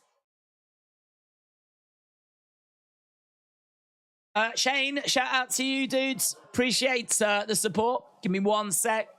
Just about to see Cody hit a crossroads on Dominic Mysterio. Dirty Dom. Dirty Dom. Dirty little Dom. Well, we didn't get much there, did we? Boom. I like how when he hit that shot, he actually says, boom. Boom. So there we go. Cody unloads on Dom. Cody's like, come on. Can't he go? Hang on. Why is that the end of the segment? Can't he just go back to say? Because he was going to have a whole thing to say, weren't he? He had a whole thing he was going to say. I mean, all he got was a few words.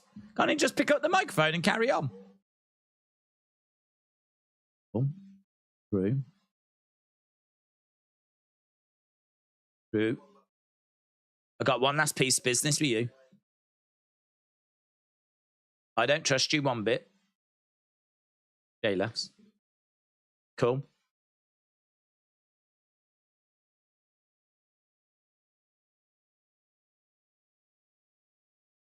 This is good. Drew and Jay. Looks like we're going to right some wrongs. Pull up next week, Oos. McIntyre, Jey Uso next week.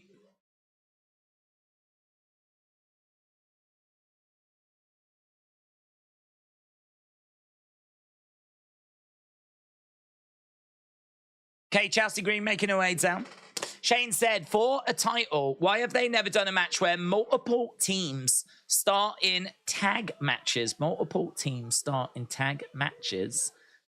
Winners enter an elimination chamber with the final two competing in a ladder or a traditional match for a title. Why have they never done that? Because it sounds complicated. That's why. We got ladders, we got elimination chambers. Hang on, what are we doing? Multiple teams in tag matches, so like a tournament.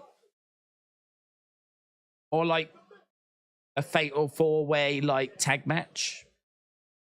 Oh, Piper Niven's here. Oh, an advert for Becky. I can't get my head around this. Multiple teams in tag matches. Winners enter Elimination Chamber. So, like, qualifying matches for a tag team Elimination Chamber. And then the final two compete in a ladder for a title. I mean, all I would say is I think Elimination Chamber is just worth it on its own. I mean, Elimination Chamber's a pretty brutal match. They work hard to kind of sell the brutality of an Elimination Chamber. So, to be honest, if you get down to a final two inside of an Elimination Chamber, like, I don't think they would necessarily stop the match at that point to then change to a ladder match. Plus, also, you can't. I mean, I suppose at that point they could unlock the door, and then that would allow someone to get out and get a ladder, so that the last part of the Elimination Chamber becomes a ladder match. I wouldn't have a problem with that. So the title is hanging inside. I mean, I don't think you need all the stuff before, but like an Elimination Chamber. So an Elimination Chamber, and then you do it as normal. As soon as you get down to the final two, the door is unlocked, which then means that someone can get out to get a ladder. And the ladder can be quite easily accessible, could be in the entranceway. They get the ladder, bring that into the chamber, and then it becomes a ladder match inside of the chamber to get a title. Yeah, I don't mind that. I don't mind that idea at all. To be honest, it's a bit hat on a hat, as Jim Cornette likes to say. It's a bit gimmick on a gimmick. Like, the Elimination Chamber is kind of sold as a brutal, unforgiving structure that kind of, you know, it's enough. It's enough. If you can get a victory, you know, against 6 other people inside of an Elimination Chamber, like, you deserve that title. Like, you don't necessarily need to be climbing up ladders to retrieve titles inside of what is already a horrific structure. I suppose in a way it's a bit like saying, like, at some point doing like a Hell in a Cell type ladder match. It's like Hell in a Cell is brutal enough, and they really try to get over the brutality of that. So you do run the risk of minimizing the impact of an Elimination Chamber or the impact of a Hell in a Cell if you then put another element to it, because you're sort of saying, like, this isn't enough. In a roundabout way, you're sort of saying that, like, the Elimination Chamber match is not enough. The Hell in a Cell match, it's not enough. We've got to do more to make this match engaging. We've got to do more. When I don't know if that's quite the message that you want to send. But that's the con way of looking at it. The pro way of looking at it is, yeah, I mean, it could be quite fun. It could be quite fun. I'm all for innovation. I'm all for trying new things. Because imagine if we had never tried the Royal Rumble. Imagine if that match had never been given a go. Imagine if Hell in a Cell had never been given a try. So, yeah. I don't mind that. I think you have got to be a little careful with it, but I don't mind having a look, giving it a go. So, Shane, shout out to you, dudes. It's another form of an Iron Man match. Iron Man match is like a 60-minute match, isn't it? So an Iron Man match is like 60 minutes. Isn't this like another form of like a... Well, it's not really a 3 stages of hell, but 3 stages of hell are 3 different matches in a row. This is kind of making an Elimination Chamber and turning it into a ladder match.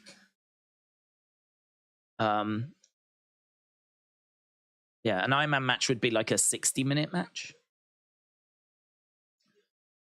Add some crocodiles and a fiery moat, said Zoom Station. Now we're talking.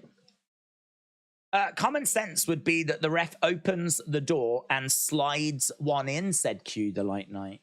Yeah, we could do that as well.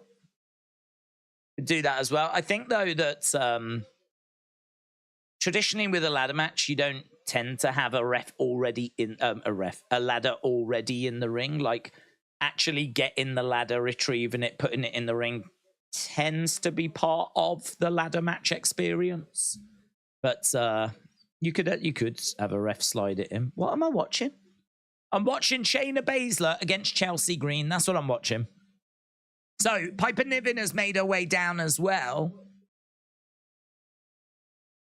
Shayna Baszler versus Chelsea Green. Days, why is SmackDown DLSV, aka dialogue, language, sexual situations, violence? There's no sex on SmackDown, nor strong language, nor brief words. Should it just be V for violence? Don't know, because that rating is not a rating that we have here. I mean, that just sounds like a PG. I mean, there can be, like, don't we have, like, the B word get said sometimes? You know, the one that rhymes with witch. I've heard that said. I think sometimes that gets mentioned. There's not really much sex, but then... I don't know. I mean, like, you do have some rather skimpy outfits. At what point do you say this is not a soft rating? Like, you know, like Thomas the Tank. I don't know what that would get, but that wouldn't get a DLSV. So at what point do you actually go to that next level? Because we've got women here in not much clothes. I mean, look at what Chelsea's wearing. And you do get the odd bad word, so I think that's probably why it gets the rating that it gets. Right, Chelsea has been defeated, but Piper Niven gets into the ring, so... we've got Piper and Shayna. Down comes Zoe.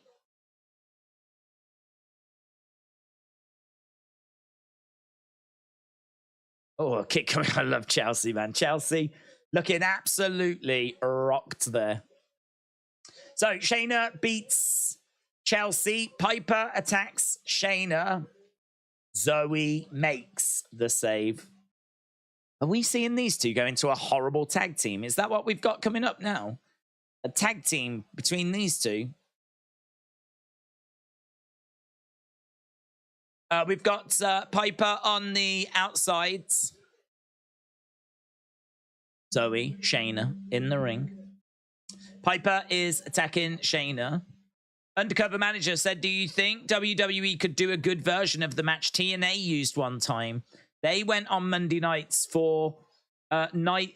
The match is also in AAA. It's like an old school cage, but a dome with a hole in the middle. I don't watch TNA, so I couldn't say.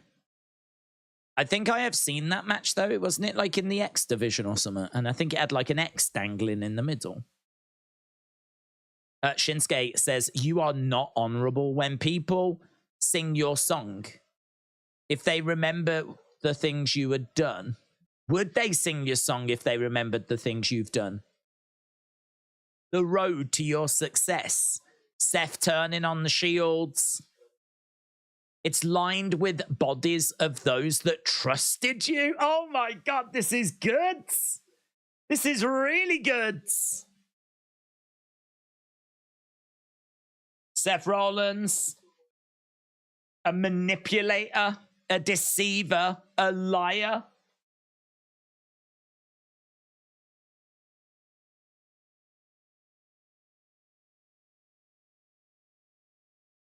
I will strip you of your title.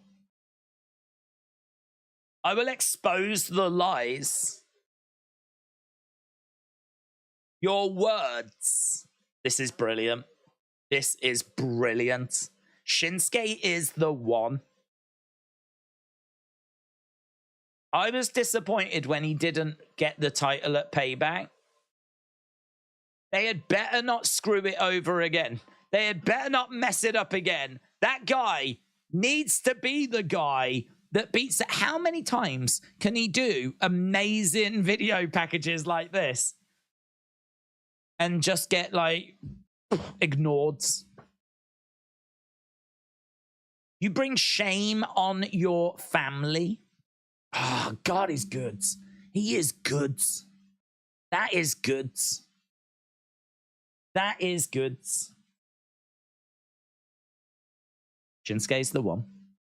I will not hear anything else. The only other name that I would have would be Gunther, and I think you could make an argument it's too soon for Gunther. I think Gunther's close to losing the IC title, but I think it's too soon. Seth making his way down to the ring then. Mitchell said the Nakamura promos have become goated. Would people still sing your song if they remembered the horrible things that you had done? Your path is lined with bodies of those that you deceived. Ah, good. Are they going to run it back with Rollins and Nakamura? I hope so, Harith. I hope so. Nakamura should have been world champ on WWE multiple times, but Vince hates Asian wrestlers. Fire Vince. Fire Vince McMahon. Days, why do you think Jimmy wants back in the bloodline? I think it's because he's inexperienced to being a solo competitor like Jey, and if he doesn't have his family, he's lost. Yeah, I think that's fair. I think the other one is that he's looking at the landscape and he's on his own. So yeah, not only is it that he's like, I mean, look at what Jey's going through on Raw. People stepping up to him. Like, it's plenty of people that don't like him on Raw. You know, Jimmy would have that on SmackDown, and he would not have the protection of Roman and Solo. If anything, he'd have a target on him all the time, where they would potentially be making it worse. At least Jey is out the way, so yeah, I think there's definitely a chance of that. The other theory is that he's going back in so that he can hit Roman again hard, which will lead to a match between them. I've got to say, though, I'm not a fan of that. Not a fan of that. Coming back in to turn on him stuff. It's been done so many times. I think I much prefer the idea that he wanted to go out and thought that he'd be with Jey and they'd be together. And then Jey did one.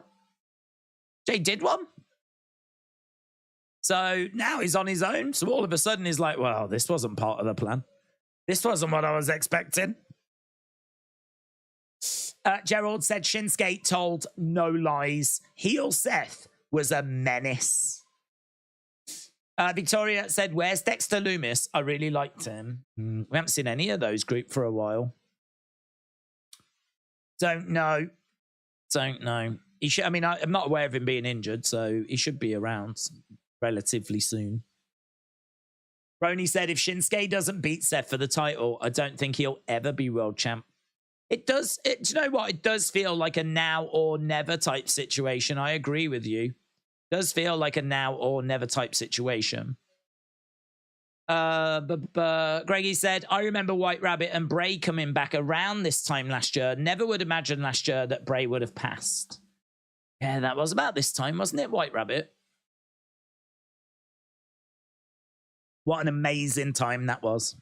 White Rabbit reading into those clues and everything. Amazing. Haven't really got anything like that right now, have we? Unfortunately. In the words of the great R-Truth, Shayna is going to take Chelsea to Sioux Falls City. Barland said, oh, we read that one. I'm just trying to catch up with some of these. Darren said, to be honest, I think Jimmy will join Judgment Day. Jimmy? Do you mean Jey? Jimmy's on SmackDown?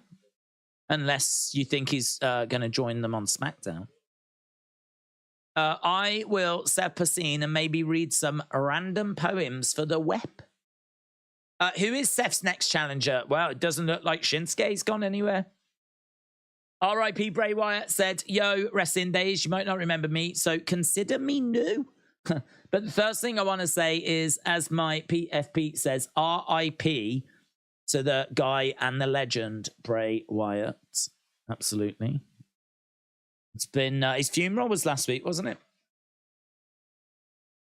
Kind of feels like we are like trying to find a way forward with all of that. I mean, we've still got things that we need to figure out, like what we're going to do with Alexa. So I think she was going to be a big part of Bray's world when she comes back. I don't know what she's going to look like. I don't know what we're going to get. I don't know if we're going to see Uncle Howdy again. I don't know what we're going to do with any of that. I mean, none of it's important, you know. And actually, there's a sign in the crowd there that says, "Fireflies fly forever." It's quite apt, isn't it? Just as we were talking about Bray. But yeah, obviously, you know, kids have lost a father. Gojo has lost a partner. So it doesn't really matter about creative stuff, does it?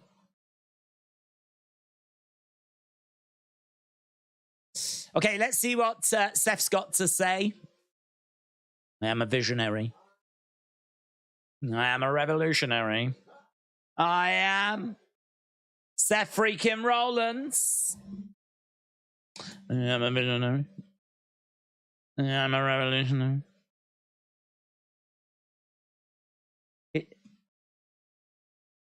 I am a deceiver. I am a liar.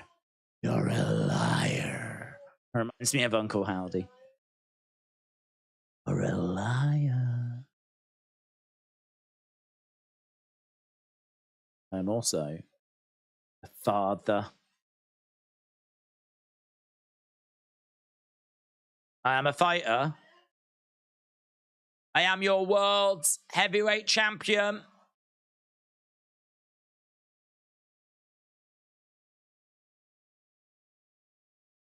For a long time, I didn't know who I was. I was trying to figure it out.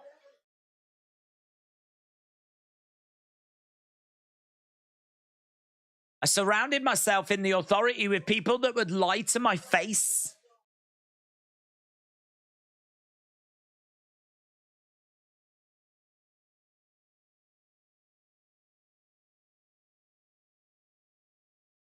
I became a messiah.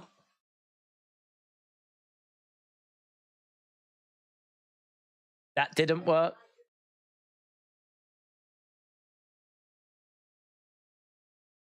I like how he said I became the messiah and that didn't work. I mean, it didn't.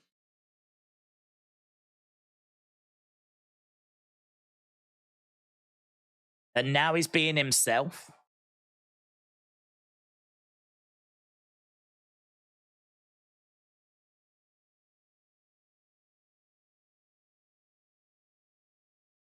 It's hard to say he's being himself when he looks like flipping something out of Sesame Street.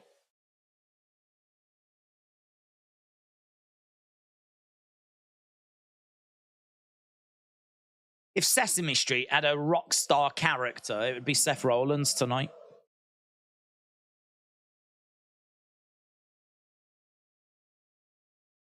Is that the fur coat of James P. Sullivan? Absolutely.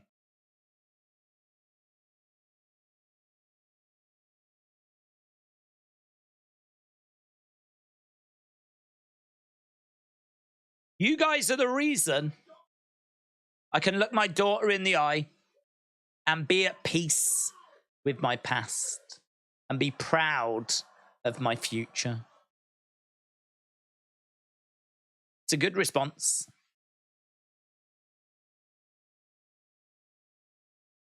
You didn't come here to see me talk, did you? I didn't come here to talk. I came to fight. Seth came to fight. He came to play.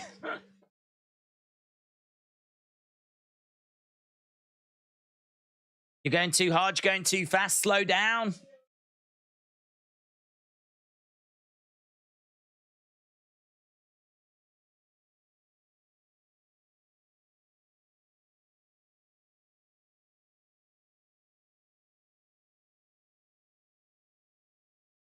Okay, so he said last week I called out Shinsuke.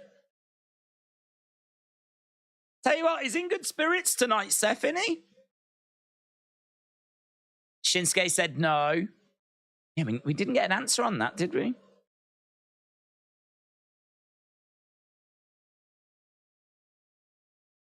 He wanted to do it on his own time.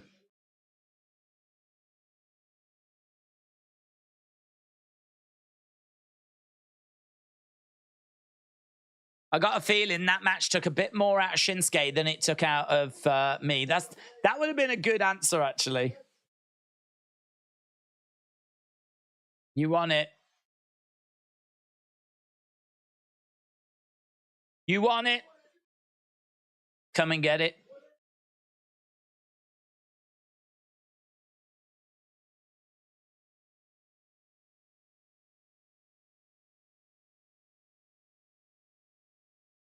Let's have ourselves a world title match.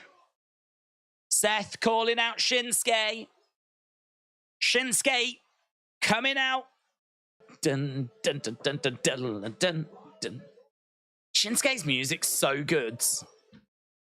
Shinsuke's music is so good.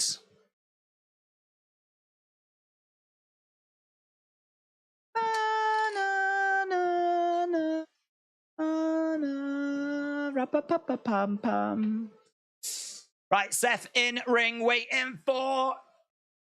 Oh, we're backstage. Shinsuke beating up. Is that Ricochet?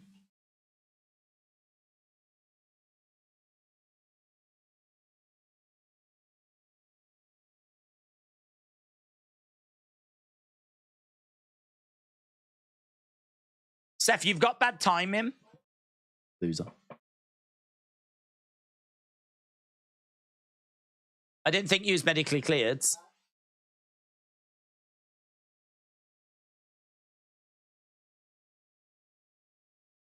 Knee strike there by Shinsuke. Again, driving his knee into Ricochet.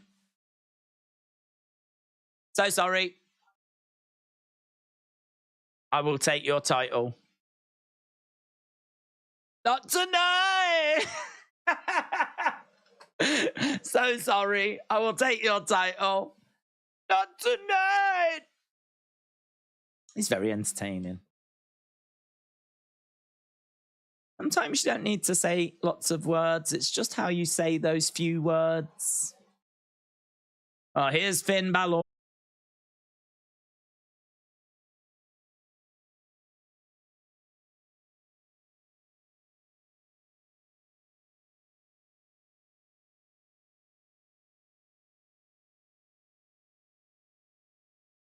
I saw what you did with KO. Very nice. Finn is a fan of what he saw from Jey earlier, but that was a mistake. The Judgment Day still trying to recruit.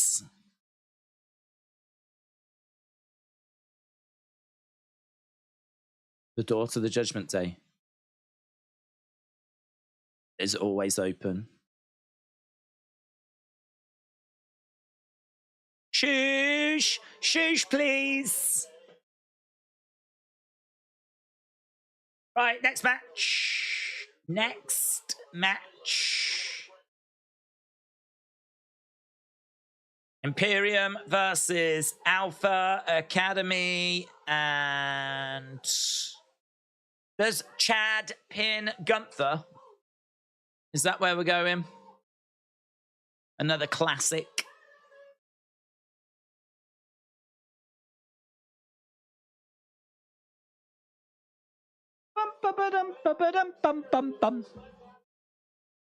Ricochet didn't do anything. That's why he got beat up. This is useless. For real about Rhea, Jey is the best this Friday.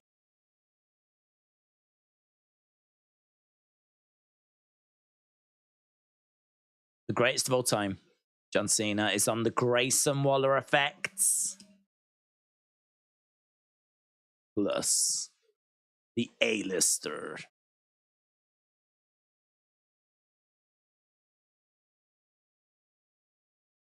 LA Knight versus The Miz. Friday Night SmackDown.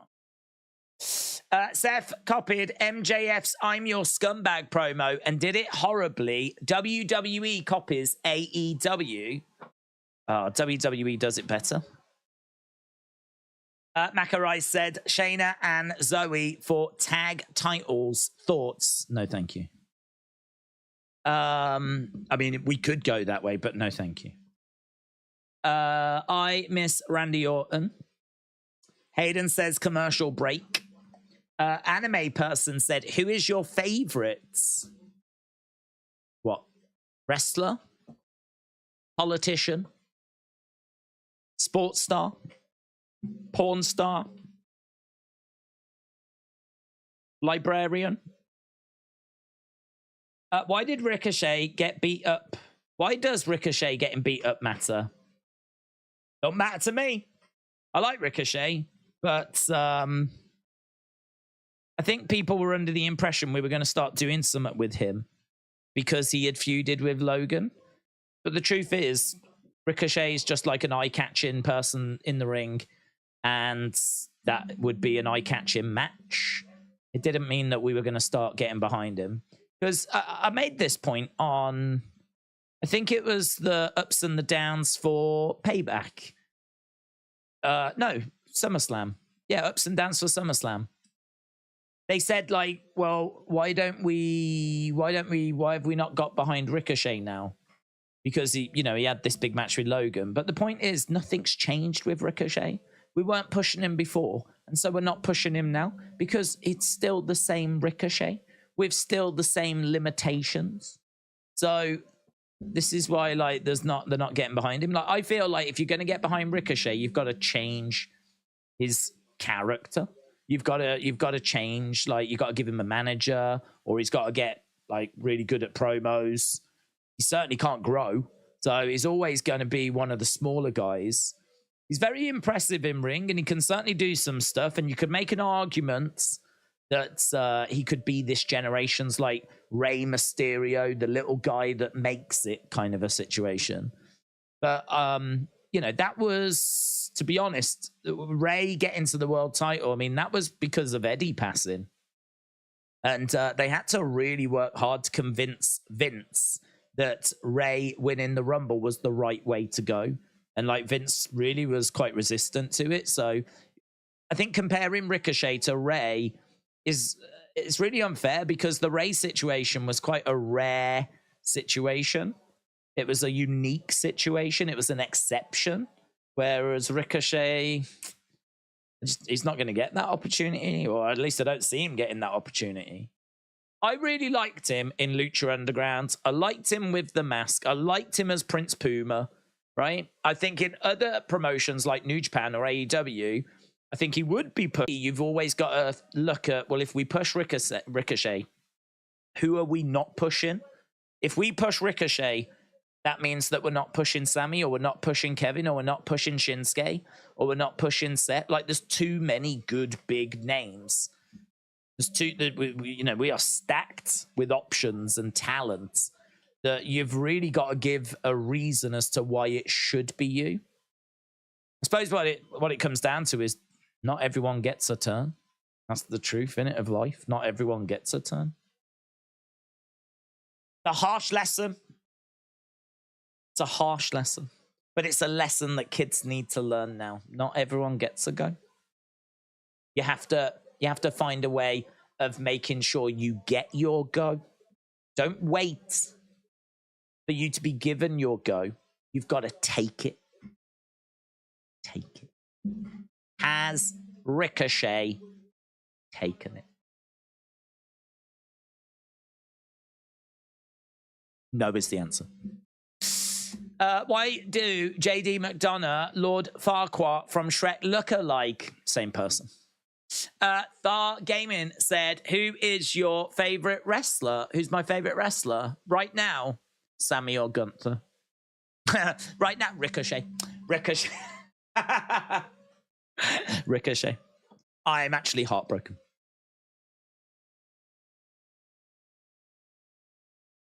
Coco, beware, said Zoom Station. What, do you think Ricochet is this generation's Coco Beware?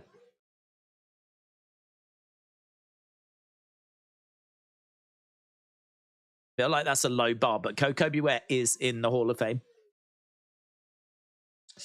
Imagine being JD McDonough getting beaten up for the Judgment Day and helping them win, only to be told you still have to prove yourself, only for Jay to be asked and not have to do anything, said Horror King Mayhem. Imperium have made their way down to the ring. R.I.P. Bray Wyatt said, adrenaline in my soul, every thought out of control. Whoa. I still think Samantha tries too hard. It's too unnatural, said Lone Star Friends. Is it me, or does the mic keep cutting in and out? I don't know. We have had a little bit of just momentary lag. Just momentary lag. So it might just be nothing more than that.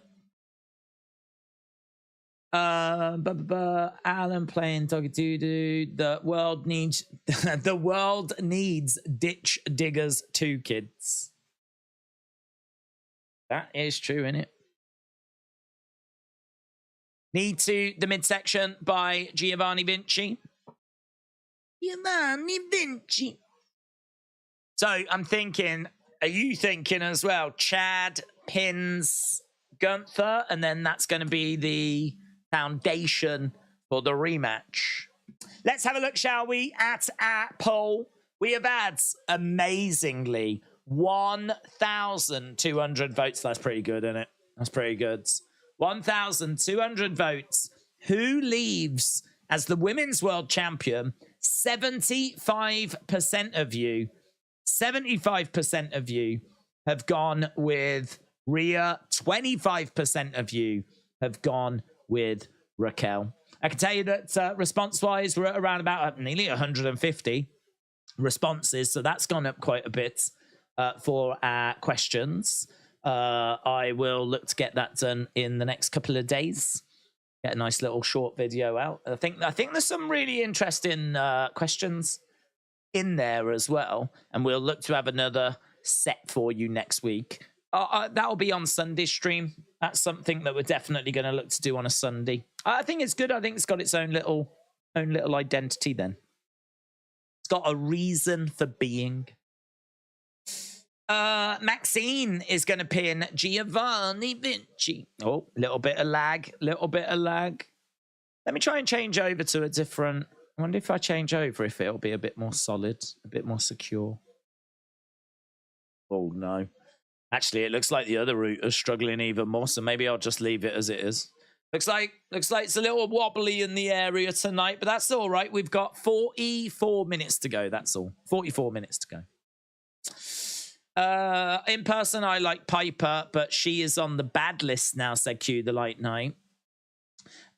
Sorry to disagree, but Dominic is a better heel than Gunther, just because Dominic does more heelish things, says R.I.P. Bray Wyatt.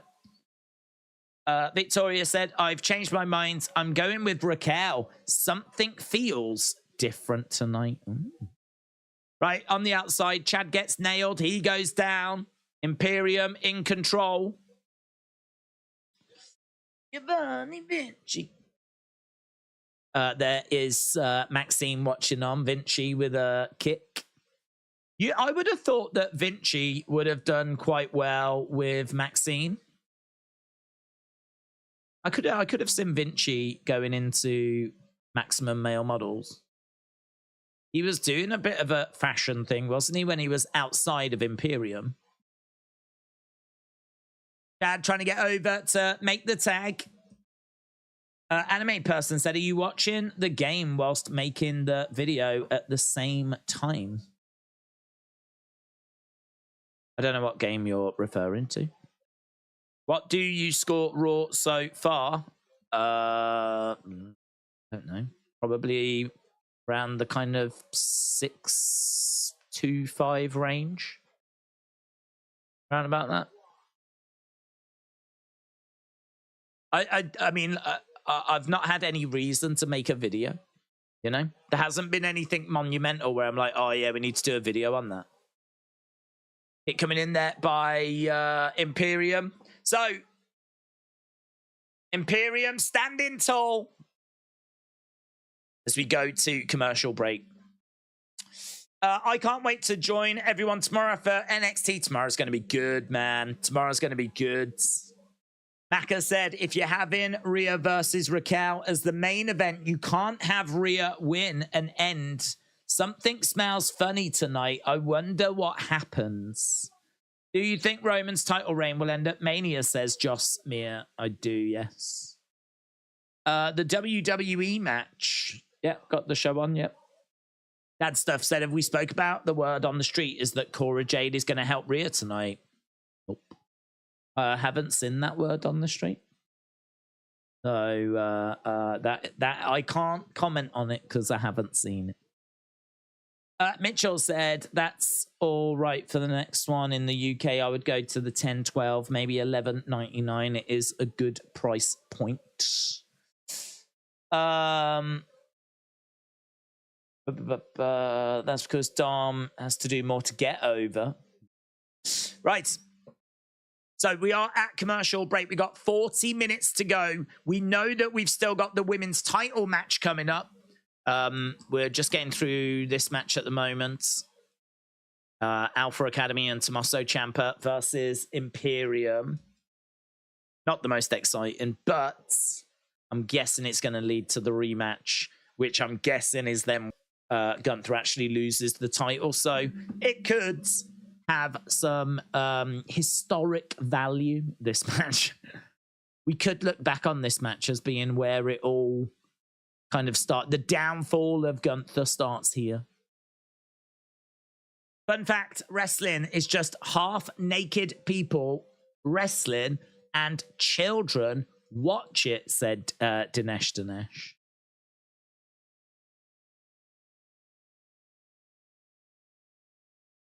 That is it. And there is no more to it than that.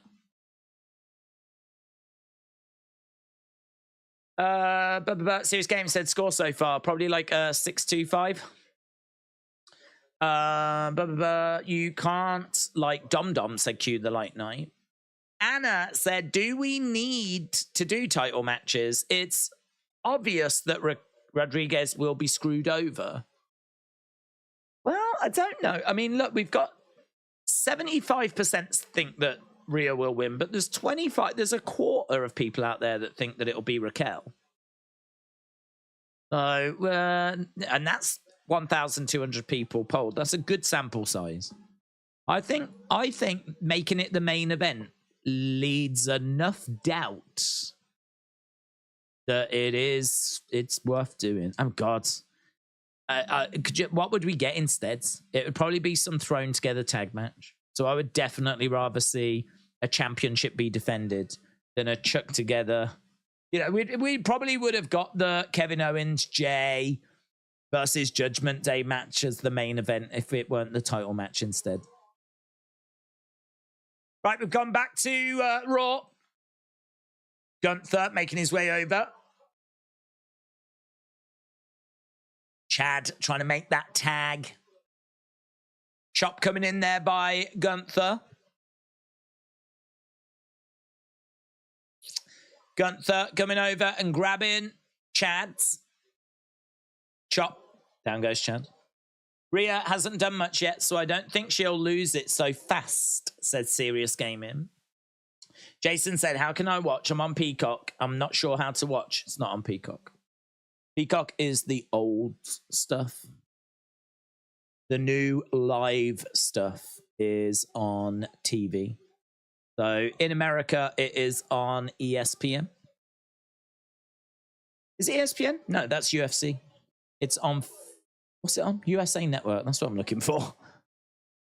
Don't judge me. I'm not in America. I'm watching it on TNT Sports. And to flip and try and remember other countries' channels.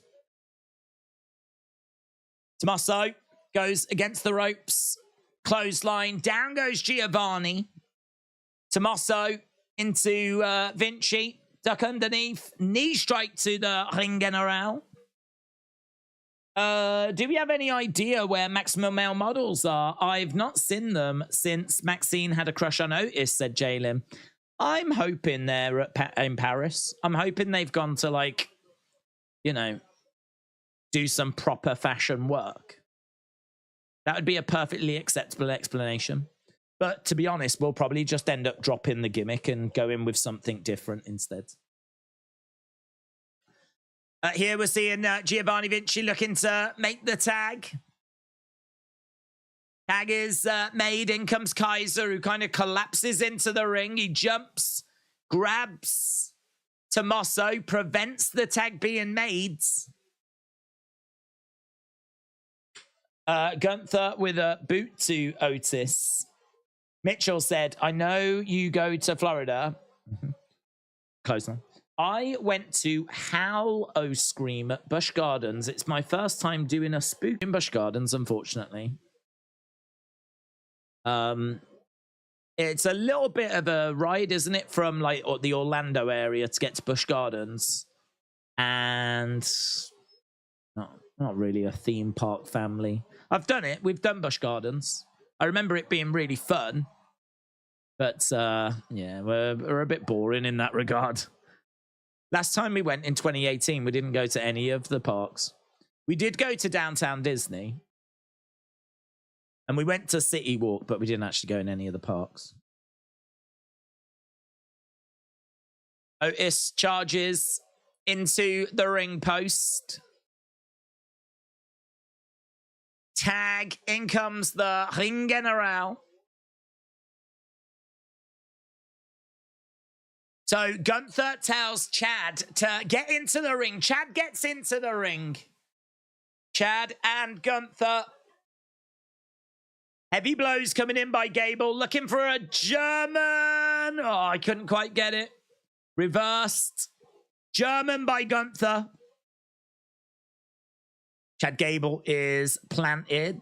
Gunther comes over. Nails Tommaso. Gunther picking up, roll through. Roll up. Chad grabbing the leg. He's in quite a bit of pain here. Ankle lock is applied by Chad. Tags made.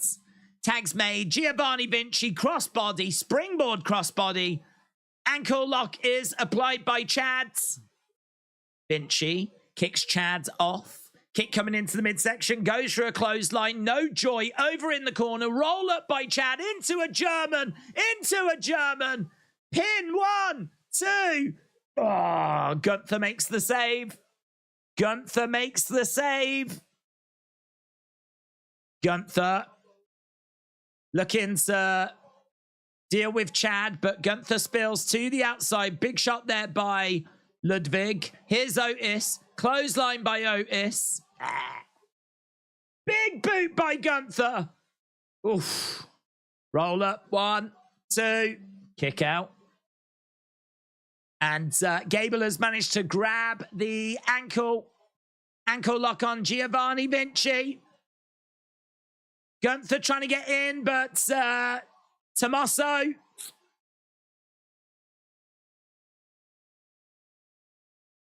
So Vinci is in a lot of pain. Vinci taps. Gunther couldn't prevent it. Gunther was being controlled by Tommaso Ciampa. Chad gets the win on Vinci, which I must admit I am surprised at. I really thought he would get the win on Gunther.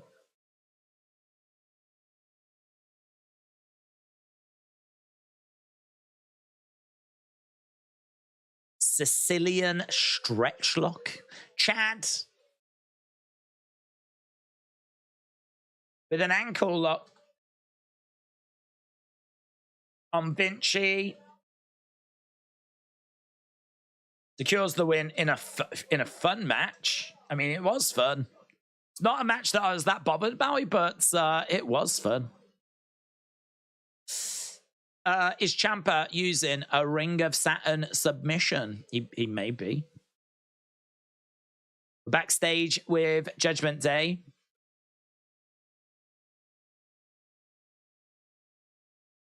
The more he feels isolated, the more he'll need the Judgment Day.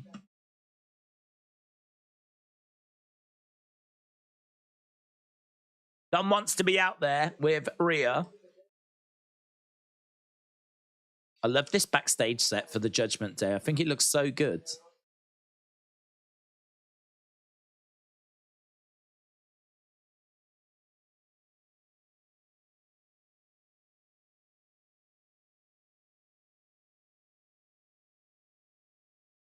Chad Gable a notice and Ciampa win. Kieran said Imperium are mad about that loss. Hurricane Mayhem said, why would Raquel Rodriguez Gonzalez win? She is boring. The only good thing about she has a nice back. Top Dollar versus Gunther should happen next. Why can't women's matches bang this hard, said Jalen. Big Time said, Barrett's 43. I know many want to see him return to the ring, but that window seems to be narrowing as he's getting older. Yes.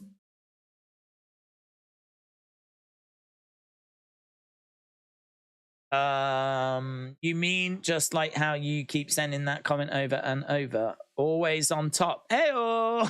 Hey-oh! Raquel has got a sick back, said Justin.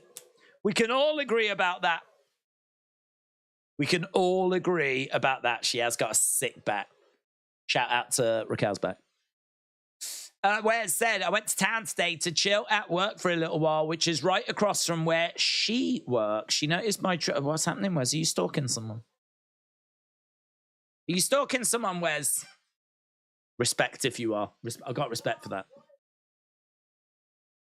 Will you fight Gunther for $100,000?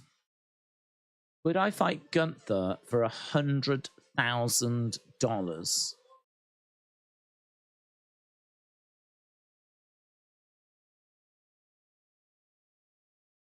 Yeah. Yeah, I think I would. I mean, you're going to get battered. You know, I know it's wrestling and it's scripted and everything, but those chops are very real. You know, Gunther, and he's going to ragdoll you around as well. Like, you are going to get beaten up. There's no ways about it. But that 100,000, do you know what I mean? That is a serious deposit on a house. That is serious. That is, it's not quite life-changing, but it's certainly life-assisting, isn't it? Like 100,000. Who doesn't need that in their life? For what? And I'd be easy to beat up. I mean, that match ain't taking long. That is a squash, mate. That is a squash. Yeah, I think you'd be foolish to pass up. The only thing I was thinking is, could I get more money out of them? Could I come back with make it 200? But what if they walk away? Because then I'll be upset. Imagine if they came and they were like, we'll give you 100,000. I'd be like, 200,000. And they go, nah. And I go, oh, I'll do it for the 100. And they're like, nah. I'm like, oh, I was only playing. Oh, damn my greed. Yeah, defo. It would go a long way to paying the hospital bill, said Lee. Ah, no, because here in the UK, it's all covered, in it. NHS. Pay it anyway. Pay it anyway. National insurance. So, yeah, I need to point out the match needs to be here. Ain't going through the American flipping legal bill system, whatever you guys faff around with. NHS, baby. You're going to need an x-ray? X-ray me then? I'm afraid you're going to need that arm amputated. Just do it. Stop telling me about it. Gods.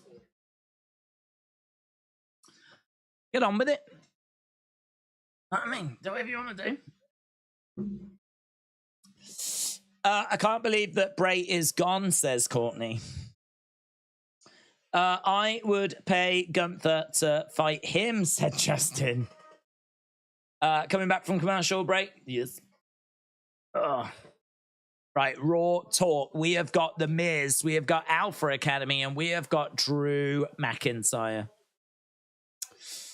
In America, we save our whole life to pay for our dying medical bills.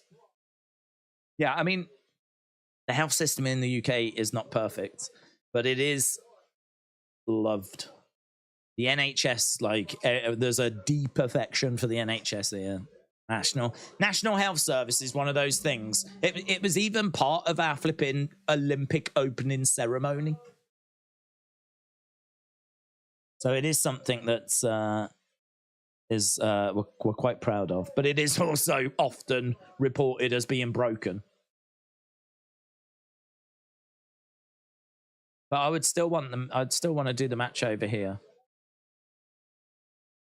Next week, Shinsuke versus Ricochet. Shinsuke versus Ricochet next week. Next week.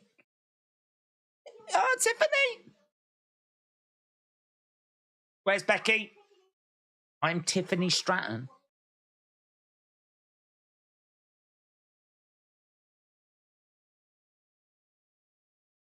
Here's Becky. Here's Big Time.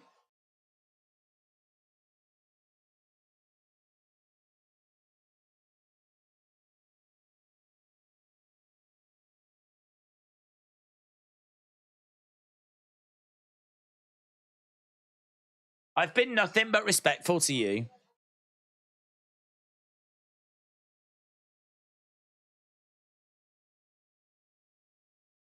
You're the man. Why are you coming after me?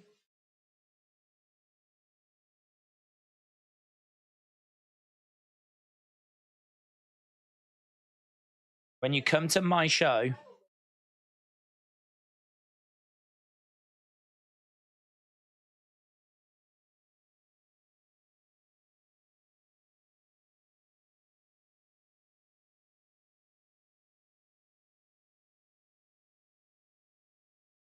you're dumb as a box of rocks.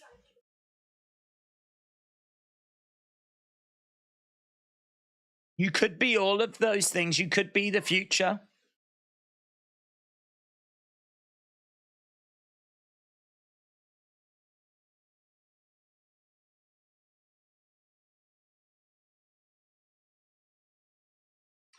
Welcome to the big time.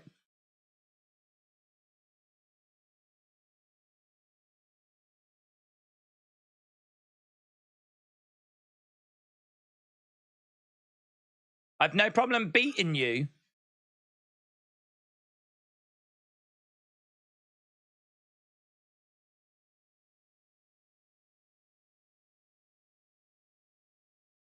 So, contracts signed.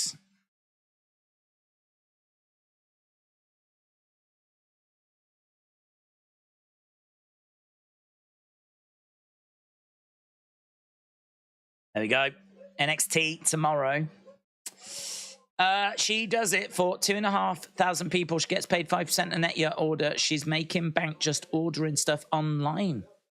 Anyone want to talk to my clients? What the hell is going on in the chat? She always sounds like she's putting on that voice and making it sound cute, said J-Love. I think there's a reason for that. WWE for Life said, who do you think Damian Priest will cash in on? I don't think he cashes in until next year. And I honestly don't know who he'll cash in on. I mean, it would make sense for him to cash in on a babyface. I mean, maybe Shinsuke gets the title from Seth, and then maybe Shinsuke loses it early next year to a babyface who Damian Priest then cashes in on. I don't think he would cash it in on Shinsuke. I don't even know if Shinsuke is going to be the one that beats Seth, to be honest. If he isn't and Seth's going to keep carrying it, then it could be that it's Seth. But honestly, I just keep seeing so much from Shinsuke that makes me feel like it should be him. Here is Rhea then. Main event, 23 minutes to go.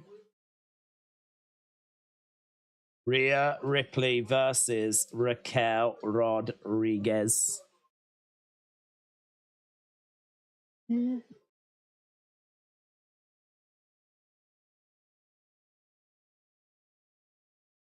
So, main event time, no dirty Dom. Are we going to get a brand new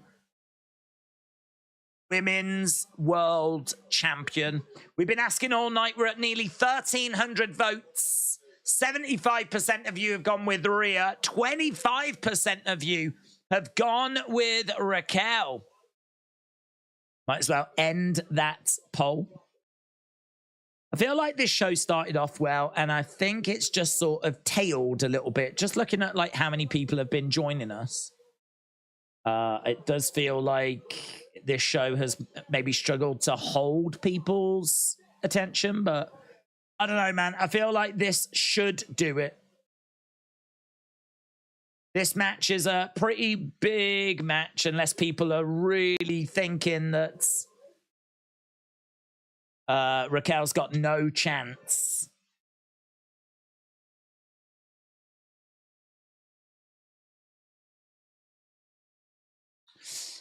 Go for it, Raquel. Come on, Raquel. Do it for all the pervs that love your back. Think about them. Think about them, Raquel. What about them? What about the pervs, eh?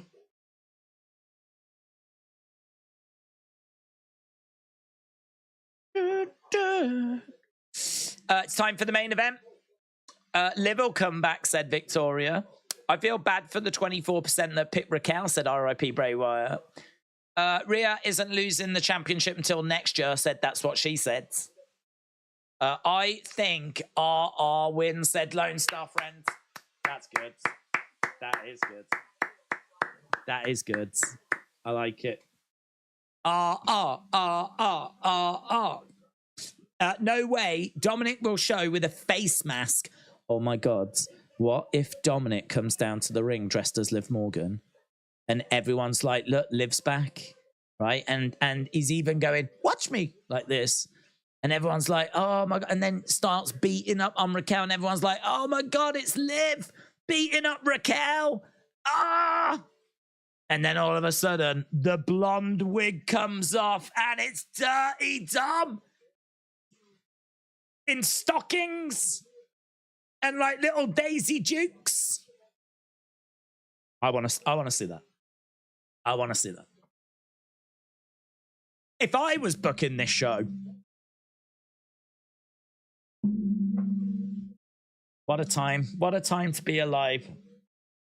Dirty Dom. Dirty Dom. Dirty Dom. Dare to dream. Anything can happen in WWE. Chelsea Green is trending on social media. I don't know why. He's pretty fun. Could be that. He's a fun cat. Why doesn't everyone just shut up and watch the match? Shut up, says Daniel. It's to all of you. Every single one of you.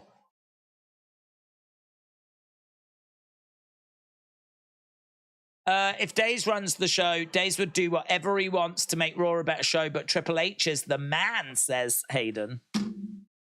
You could be a WWE writer. Thank you.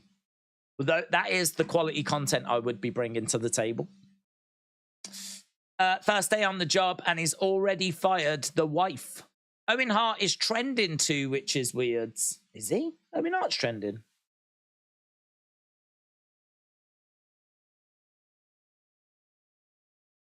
I don't have Owen Hart.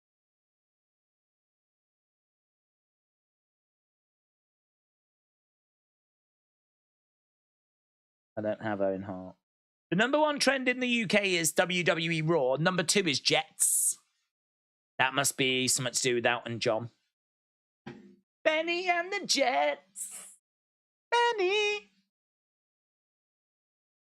Benny and the Jets.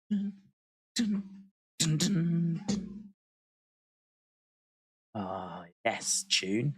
#3 is Brexit. We're still trying to decide what we want to do there. Right, Rhea getting her intro. Coach Co says, Merry Christmas, Days. Merry Christmas, mate. In a world of snow. In a world of snow. The children are around waiting for St. Nick. Christmas time. A season so divine. with laughter and joy. I'd see that film. In a world. Don't get that now, do you? Don't get that as like a movie trailer. In a world. That used to be all the time. A lot of movie trailers would start. In a world. In a world of crime. Roll up. Nice singing. That's what she said. The Ban Dom for Life sign at the back, said Harris. I will never stop. Why is the mix on both brands? I wanted the draft to Raw. Sometimes do that is not the only ones. Wow, do you know what? We didn't get anything, did we, about... Oh, I love the JD McFunko sign. I love the JD McFunko. We do need a JD Funko Pop. 1, 2, kick out by Rhea. Kick out by Rhea. Eat, sleep, dream. Right, we are underway. I love these hard-hitting clotheslines. No, Dominic. Back elbow there by Rhea Ripley. And again, one more. Goes for a shot. Gets picked up. Bear hug by Raquel.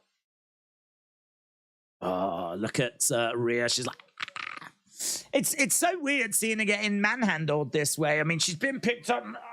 The squeeze. She charged over into the corner. In a world of filthy booby touching, William walks alone. You do, mate. Rhea is going up top then. Raquel is down. This is our main event for the World Women's title. Or the Women's World title. Whichever way you want to word it. Put those words into some sort of order. Title, Women's World.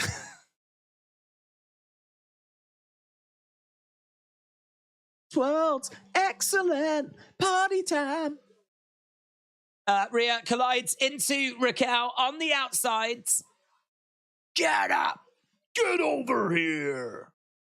Rhea getting into the ring, goes against the ropes. Knee strike. Knee strike. 1, 2, showing off the guns, but kick out by Raquel. Rhea is in control. She's on top of Raquel, throwing in some big right hands. You made me break my nail, said Rhea. Headbutt.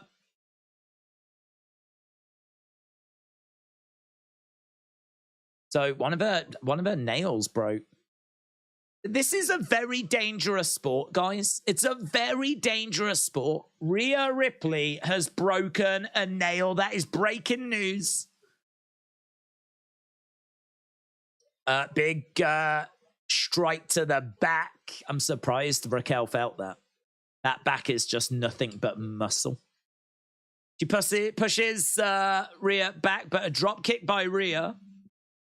Wan said, why are they doing the rematch? They sometimes don't. They shouldn't here, because Rhea is retaining, and we all know. Rhea goes to the outsides.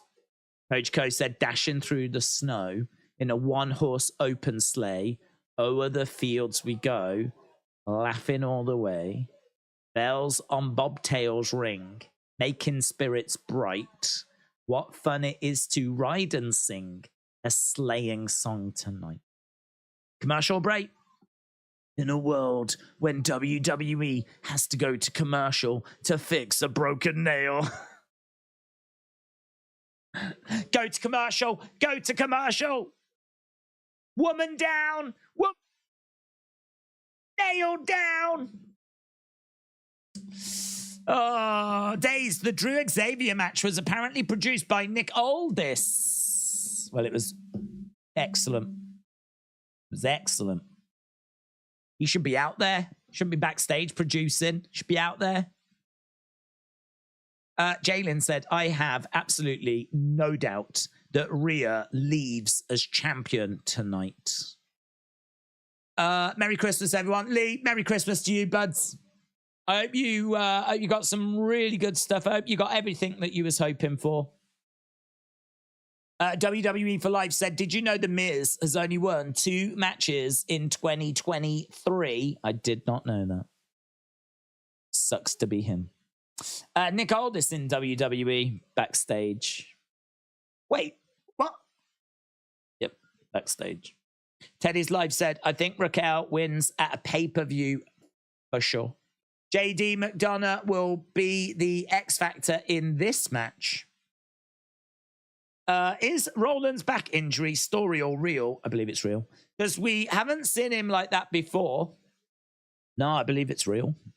I believe that he does have a back issue. Sonny said, birthday coming up, question mark. Love reading. Could be yours by now. The Thoughts Within, a collection of poems. Ellis Stubbs said, the crowd doesn't seem all that engaged. This is the second time that Rhea and Raquel have had the inconvenience of performing in front of a numb crowd. I honestly feel for them. Last time it was a bloody nose ring and 3 tag partners. Raquel is dangerous to be around, said Zoom Station. Will Liv come back as a heel? I don't think so, but I would welcome it. In a world where people fear for their lives. In a world where wrestling promoters fear for their lives. Yes, and that is this world. Leonard said, Rhea leaving as WWE Women's World Champion. You have got to be kidding. She is going down big time. In a world where one hamster spins on a wheel. Sounds like a good film. Even though I'm Mexican and Latino, I would love Raquel to win because I like her like most Latinos, as we should, but not all. We should know she ain't winning. Wrestling J said Rhea and Raquel would be a pay-per-view match. They are wasting it with a Raw spot. In a world where Dominic Mysterio just exists. Mitchell, in a world where every wrestler has a back. Yeah, but not every wrestler has a back they can be proud of. Every wrestler might have a back, but there's only one wrestler that has such pride in her back that it's her gimmick. That's it. That's all she's got going for her. It's just that, innit?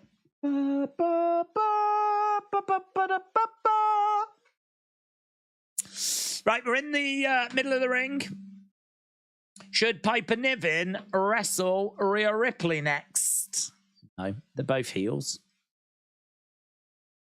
Up coming in there by Rhea. And again, she's hitting her right in the boob. Right in the flipping boob. Rhea again getting slammed. The move is broken. I think Rhea's ear piece has come out. Her ear lobe thing. Big boot there by Raquel, but Rhea moves out the way. Rhea picking up Raquel. Raquel face first into that top turnbuckle. Shut up. In a world where no boob is safe. She's wrapping her legs around the head of Raquel, choking Raquel out. Raquel goes down. Riddle has now been pulled this live weekend event and other shows he was booked for. Rhea having a few words. We've got 8 minutes. 8 minutes. There is a little bit of, we've got a little bit of lag just sneaking in, creeping in. Just being a creep. Face first. Rhea goes into that top turnbuckle. Is this going to be the start of the comeback? Is this the start of the comeback? In a world where you buy my book and I can buy more Timmy's, The Thoughts Within, a collection of poems. In a world where a guy begins every announcement with, in a world. Gets the ropes, goes, Rhea, but she gets caught by Raquel. Then she catches Raquel. Against the ropes goes Rhea. Against the ropes goes Raquel. Goes for a clothesline. Both with big boots. Big boots. Big boots. Where's 420 set in a world where days comments everything? Where's shout out to you? You've been saying it since the beginning of the video or recently. What? In a world. Been saying it for the past 5 minutes. That's about it, really. Right, we are seeing the arena. We are in Norfolk. I can see the word Pepsi, so they do have Pepsi in Norfolk. These two doing good. Oh, look at that junkyard dog impression by Rhea Ripley. On her hands and knees. Rhea, Raquel, both getting up to their feet. Shots coming in there by Raquel. Shot to the midsection. Another big blow there by Rhea. Oh, big chop coming back by Raquel. Big strike there by Rhea. Big strike by Raquel. Big strike by Rhea. Big strike by Raquel. Big strike by Rhea. Big strike by Raquel. Kick to the midsection. Stomp on the foot by Rhea. Against the ropes goes Rhea. Picked up. Lands on her feet. Kick to the midsection. Picks up Raquel. Bridges. 1, 2. Kick out. Exhaustion is setting in, says Michael Cole. The humanity, said Joss. Legend Killer, shout out to you, my friend. In a world where big strike by Rhea. I don't get why they're appearing on both brands. When they got drafted to one, I don't get it. It's because they are based on a brand, but they can still pop over to the other brand. Like a vacation. Rhea grabbing Raquel. In a world where I fell in love with a Canadian on a UK guy stream where we watch American wrestling, and I got myself 2 extra husbands. Trini, shout out to you. Hang on, what? You fell in love with a Canadian on this stream? The flip? That body drop. Raquel, big boots. Big boot. 1, 2. Kick out. Kick out. Calm down. Calm down. She looks like she's going to cry, Raquel. Do it. We saw the kids cry last week. I want every Raw to end with tears. Look, she's so frustrated. You can see the bottom lip.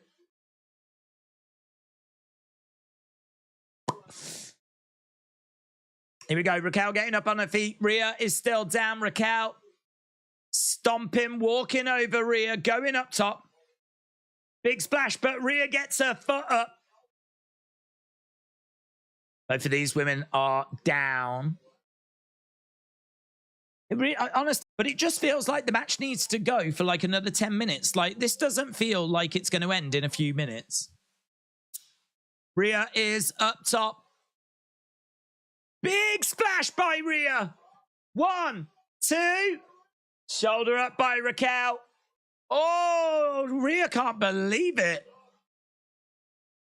Rhea does the old shimmy. Bang. Big frog splash. Paying homage to Eddie Guerrero. Look at her face. She's absolutely horrified. Rhea goes against the ropes. Basement drop kick. She goes to the outsides. Oh, that looks sloppy. I'm glad she got caught. That really looks sloppy. Into the commentary table goes Rhea. Raquel caught her. That senton to the outside looked rubbish. She got caught. She's got, into the edge of the ring there by Raquel. Rhea is rolled into the ring. Here is Nia Jax. Oh my God. Nia Jax. No! No! she's not like most girls. Nia Jax saw that coming. Who saw that coming? No.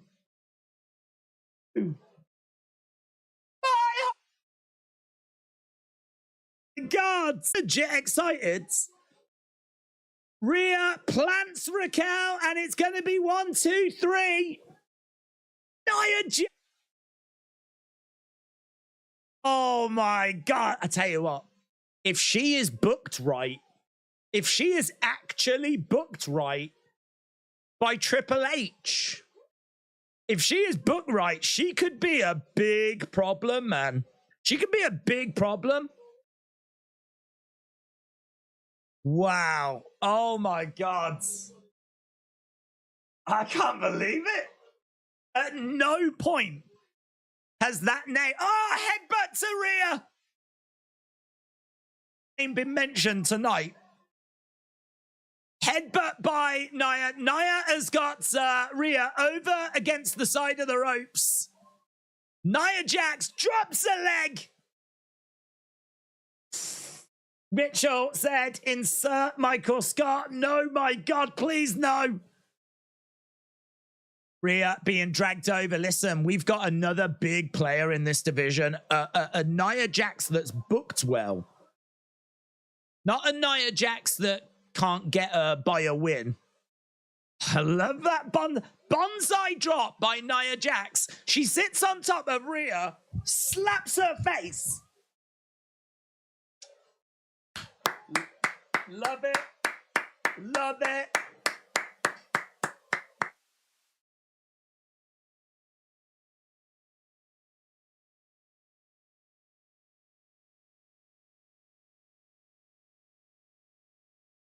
Love it, man. Love it.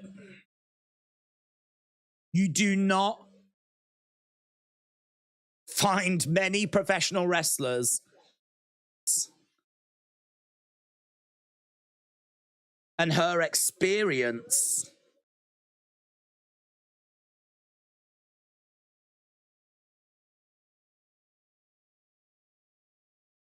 and if she's butt right, that is the big caveat. If she's butt right, she couldn't flip him buy a win before.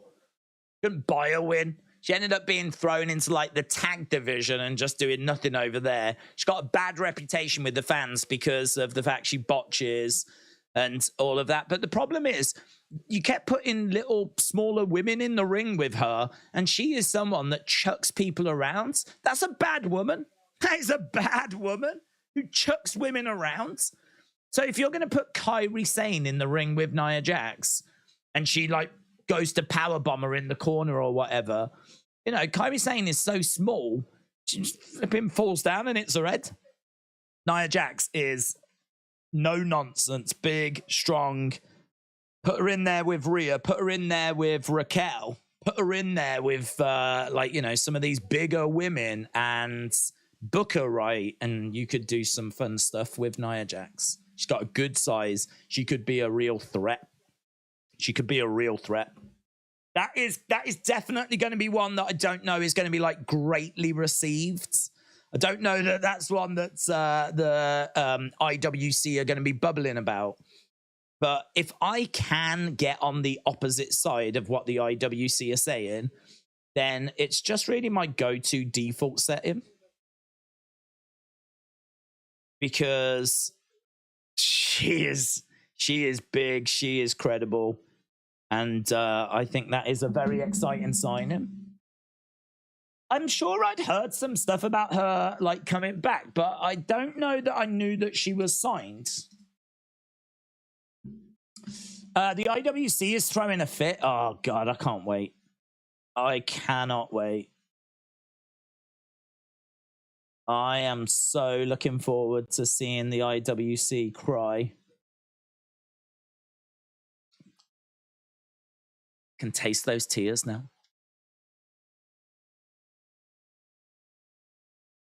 I might go up to some of the IWC and lick their faces.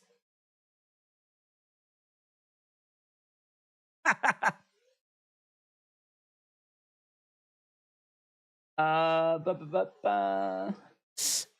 thought Nia Jax's Rumble return was just one-off. Well, apparently not. She is back. Oh, man, we need to get rid of that awful music. I'm not like most girls. That does nothing for her. She needs music as like, you know, rock. Bum, bum, ba bum, bum, bum, bum, ba bum, bum, bum, bum. And she needs to, like, you know, be like, do you know what I mean? Build her up as like this dangerous. Yeah, I broke your favorites. I'm gonna keep. You know what I'm gonna do? I'm gonna keep breaking your favorites. Oh, I don't want her. She botches. Yeah, she botches. And you know what? She's gonna botch all your favorites as well. You a fan of Liv Morgan? She's gonna botch her to flipping botch her into next Tuesday. She's gonna. Who else fan of you like Shotzi do? Yeah, she's gonna botch her out the business as well. Gonna botch them all because they can't hang. Ah, I'm excited. Yeah, get in your scores. Harris said she does need to change her theme song. Right, let's do... oh, God, look at that image. Look at that image.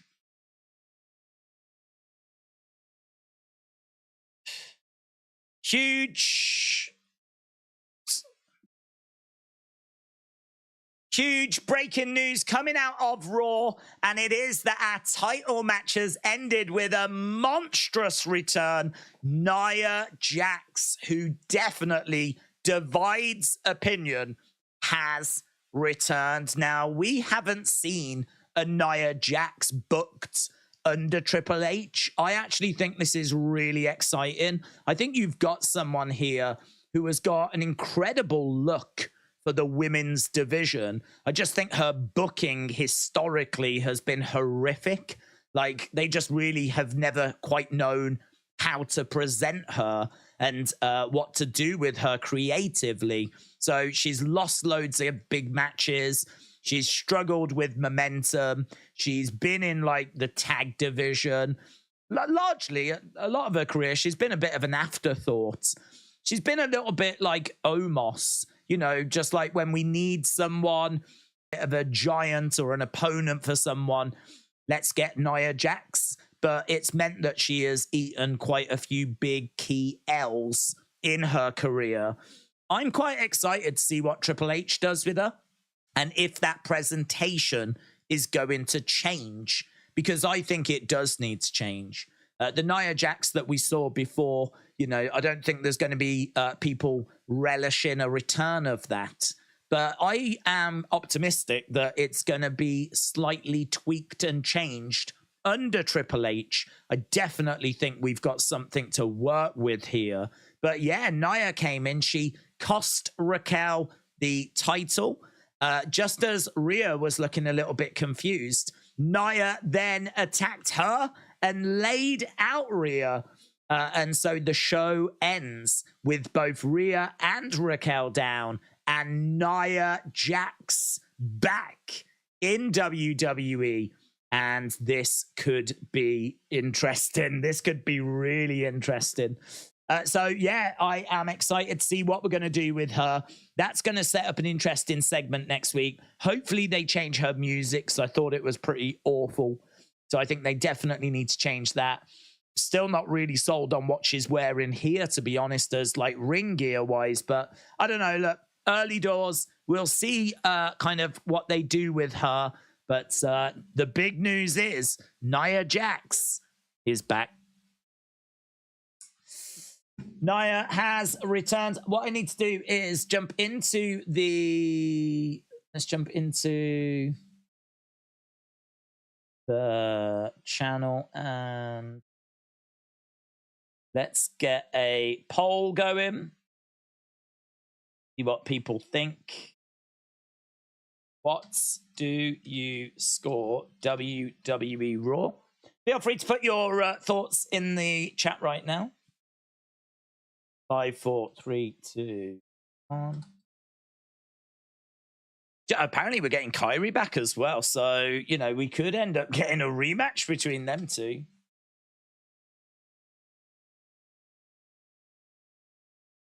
Good. Great.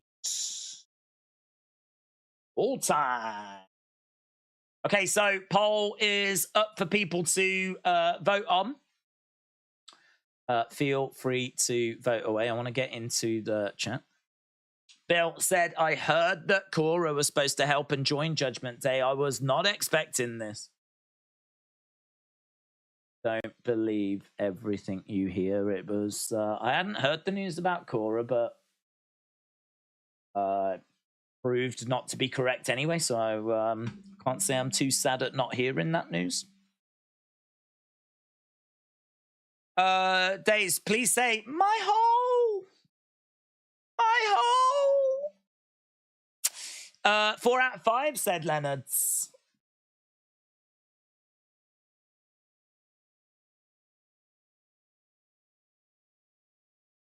The women are about to fear for their lives. Embrace words. Run. Mitchell said, what's your score? I'm going 675. I love the Nakamura stuff. Yep. 6.5, 675. Yep. I was around a 625. I always look for a talking point. We definitely got that. Yeah, I mean, it definitely increased my score. Main event match was okay. It kind of felt like we were doing some all right stuff. Maybe nothing spectacular. But, hey, man, I mean, as we said, we watch a lot of wrestling. You always want some talking points. You always want something to get your teeth into. And I think WWE, even if you are down on that, I think at the very least, you've got something to talk about. You know, now people will want to know other people's opinions of what did you think about Nia Jax coming back? So that's, do you know what I mean? Had this have just ended with like Rhea winning, like what would we have spoke about? This is a show that didn't have many talking points. As I said, I didn't need to make, there was no video I needed to make.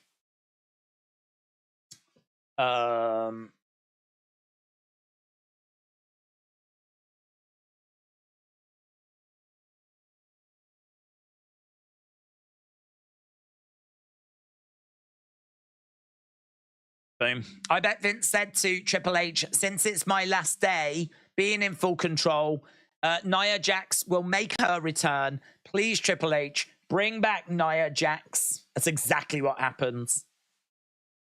It's exactly what happened. He said, I want Nia Jax back now. I ain't, if the final, doesn't that sum up the Triple H era perfectly? The final moments of the Triple H run, the McMahon era, sorry, 70 odd years they've had this company. The very final shot on the final show of them being in total control is of Nia Jax. It's perfect. It's perfect. It perfectly sums up the McMahon era. Nia Jax is the last image that we see of the final McMahon era show. Brilliant. She's been training with Charlotte. Hopefully she is a better wrestler, says Brian. Do you know, I must admit, this stuff is the stuff that I think I struggle with, because not everyone is going to be like a mat technician. This was the same with Bray as well. Like, we don't want everyone to be the same. Like, we want high flyers. We want people that have got that technical skill. We want brawlers. But it does feel like brawlers get a bad rep because, I don't know, in this day and age, people are looking for, you know, excitement, and they're looking for, I don't know if they're looking for the high flying stuff, but it does feel like Bray's style never got appreciated. I mean, I think that brawling style, it can be really good. I think if you look at Eddie Kingston's got that brawling style. I think where he succeeds, where maybe other people just fall short, is that he really turns up his intensity. He really turns up the passion, the focus. I mean, Eddie Kingston just operates at 11. I think, you know, maybe we need to do the same with Nia. I don't think she needs to become like a technical master, right? I think she just needs to be a brawler that hits the ring and just chucks people around and messes them up. Now, she was doing that before, but the problem is she was hurting people. I agree she has to be safe. But it's difficult because you want to see her using her size, being dominant, throwing people around, and showing just how, like, you know, Brock does it. Brock gets in there, F5s people and chucks people about and suplex City and all this kind of stuff. Like, we've got to find a way of Nia being able to do that and be safe. But I don't know. I mean, look, once the IWC get their teeth into something, that's it, isn't it? Do you know what I mean? That's it. I mean, like, Ridge Holland just is a danger now. Nia Jax is a botch machine. And that's it. Like, it's just, you can't escape that stigma now. So my feelings on it are that we don't need to change her wrestling style. Like, we don't need her to be a different performer in ring. I want her to be a brawler. I want her to use her size. I want her to be chucking people around. But yes, I do want her to be safe with it. But that style is going to result in there being some accidents, you know? You can't really be chucking people around and everything's going to be absolutely hunky-dory and fine all the time. Like, it is going to lead to some accidents. That is part of the territory. That's part of the job. It's a little bit like saying, you know, a high flyer can never slip and botch. I mean, they're going to. You know, someone like Penta, someone like Phoenix, like, they are going to make mistakes with their aerial attacks at some point. And they have, and they will continue to do that. Because you're not going to hit those kind of moves perfectly 100% of the time, all the time. And I think with Nia, if the expectation is that she's going to be chucking people around looking like a monster, but she's not going to actually hurt people sometimes, what are we even doing? See that as a realistic expectation that she's not going to hurt. If you want everyone to be perfectly safe, then everyone's going to have to wrestle like The Miz, right? You're not going to get much exciting stuff in there. You're not going to see much aerial. You're not going to see much brawling. You're not going to see much of anything. It's all just going to be tight, safe, boring. You know, that's The Miz's style. But The Miz brags about how he's never been injured. Well, he's never been injured because he never takes risk. Never takes risk. So, you know, with high flyers, they take risk. You know, high flying stuff is risky. With Nia's style of, like, chucking people around, again, you know, that's risky because you are throwing people about and they could land awkwardly. I find it a very interesting conversation. It's a conversation where people have got slightly different perspectives on it, you know? The bottom line is that she does need to be safe. But if the expectation is that she's never going to injure anyone ever, I just think that's crazy. I think that's crazy. Accidents happen, and with that style, they happen. You know, they happen. So, I don't know, man. This is where I think, you know, where people get, like, really excited about botches, and they're like, oh, they botched, they didn't mean to do that. Look, something happened that wasn't meant to happen, and everyone then points at it. It's like botches happen, and they will happen, right? And with Nia, these kind of big girl, and she's chucking smaller women around. So, don't know. This is why, like, for me, I think that Nia, I was never a massive Nia fan when she was in WWE. She was never someone that I loved, but I always thought that she was booked wrong. Always thought she deserved better. Always thought her music was cringe. Always thought we could do more. And I am excited to see what happens under a Triple H booking now. So I'm excited to see what we do with her. And in Triple H, I trust. He's given me enough good stuff to make me think he would know how to book her here. So yeah, you know, I am up for this. I'm up for seeing, like, how this run is going to go. She is. I'm on her side. I'm rooting for her to succeed. But I'm also going into it very aware that if anything happens, there's a lot of people that are ready to jump on her. and say that she should never have returned and she should never have been brought back. I just think that's crazy. I just think it's going to be too easy for people to jump on it. It's going to be too easy for people to be like, look, I knew she shouldn't have come back. It's like, but that's her style. It's a hard-hitting style, you know. Deal with it. Grow up. Grow some balls. Go outside. Touch the grass. Boomer said Nia has been signed for a month. She re-signed. She was the first re-signing that was made when Vince forced his way in the company. Sean Ross Sapp. Hayden said, what a run for the McMahon era. Thank you, McMahon family, especially Vince McMahon's father, Vincent James McMahon, and Vincent's grandfather, Jess McMahon. What were the final scores, said Brandon? Well, we're still getting them, to be honest, buds. We're still getting them. Those scores are coming through now on the channel. We did kind of do it that way. We've had 140 odd votes. I can tell you that 45% of people have said this was a great show. 4 out of 5. 45%. Still quite low, though. Only 140 votes. So, you know, make sure that you get over there and keep on voting. Good, 19%. An all-time show, 18%.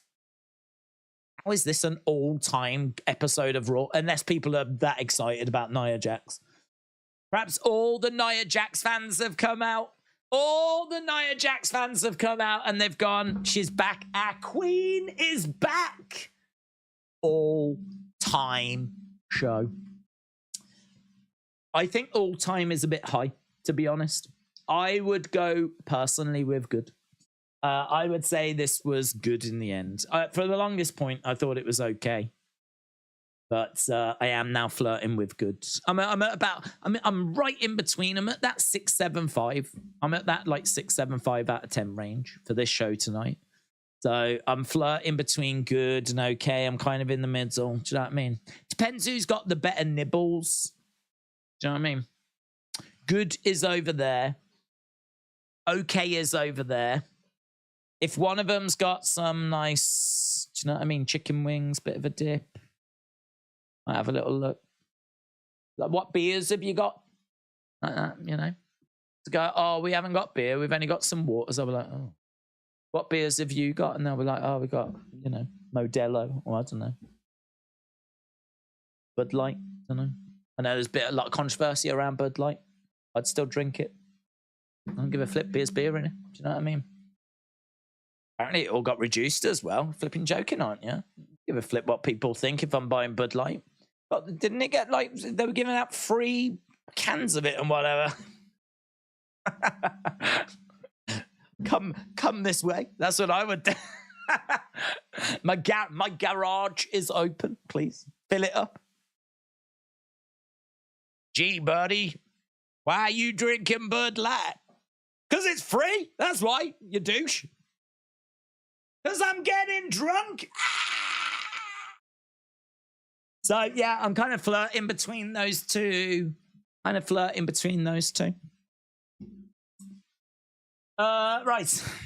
Don't talk about food. It makes me think about my wife. Okay.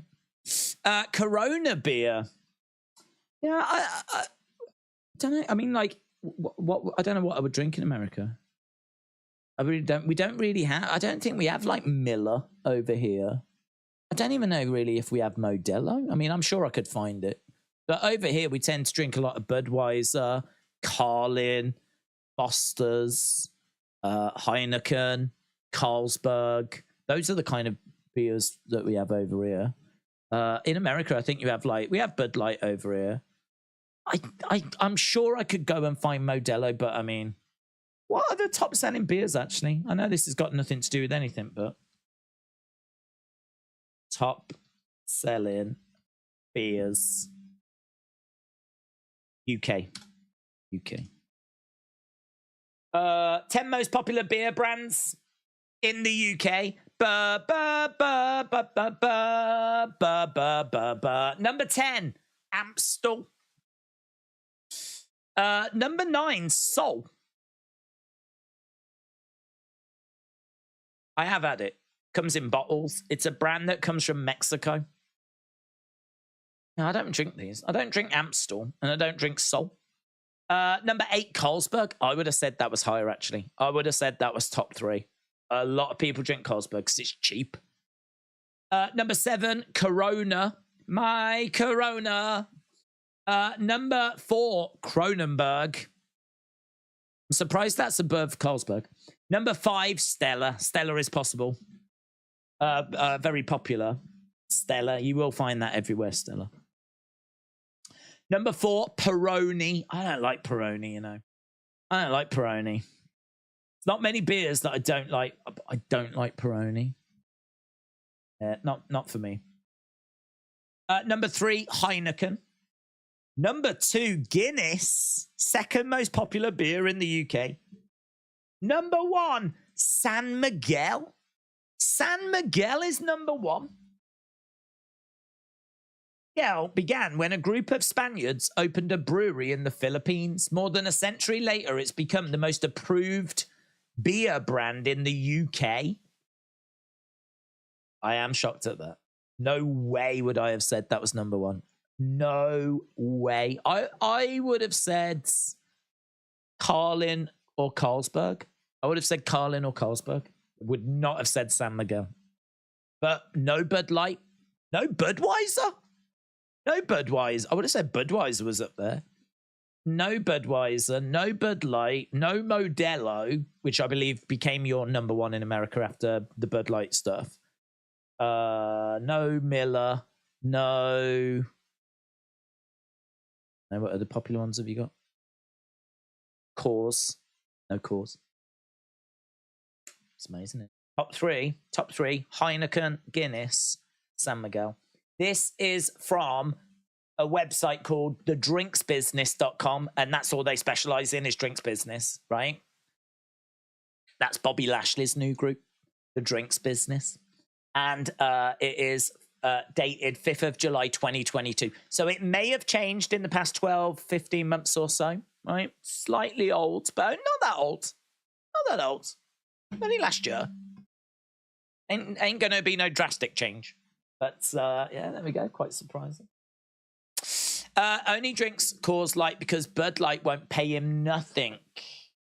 I've got some Coors Light in the house, actually. Budweiser. We have Budweiser. We've got Carlin. And we've got Carlsberg. We've got a few, actually. I don't even know why, because no one in our house really drinks. I think my mum just gets excited at, like, offers. I think she loves an offer. If something's on offer, she's tempted. Best British beer is John Smith's Extra Smooth, says Ian. Boddington's is like Guinness. Victoria said, watching the bump with Drew, he said he's going to enjoy everything he's going to do to Jey Uso. Jey Uso. Right, we're done. We are... appreciate the support. Hope people had fun with the show tonight. Don't forget, don't you dare forget. I won't let you forget. We are back tomorrow. Really looking forward to the show. Looking forward to the NXT stream. So, yeah, if you are around, come and join us tomorrow. Thanks a lot for joining us tonight, though. It really is appreciated, of course. And hopefully I see you again next time. Bye for now.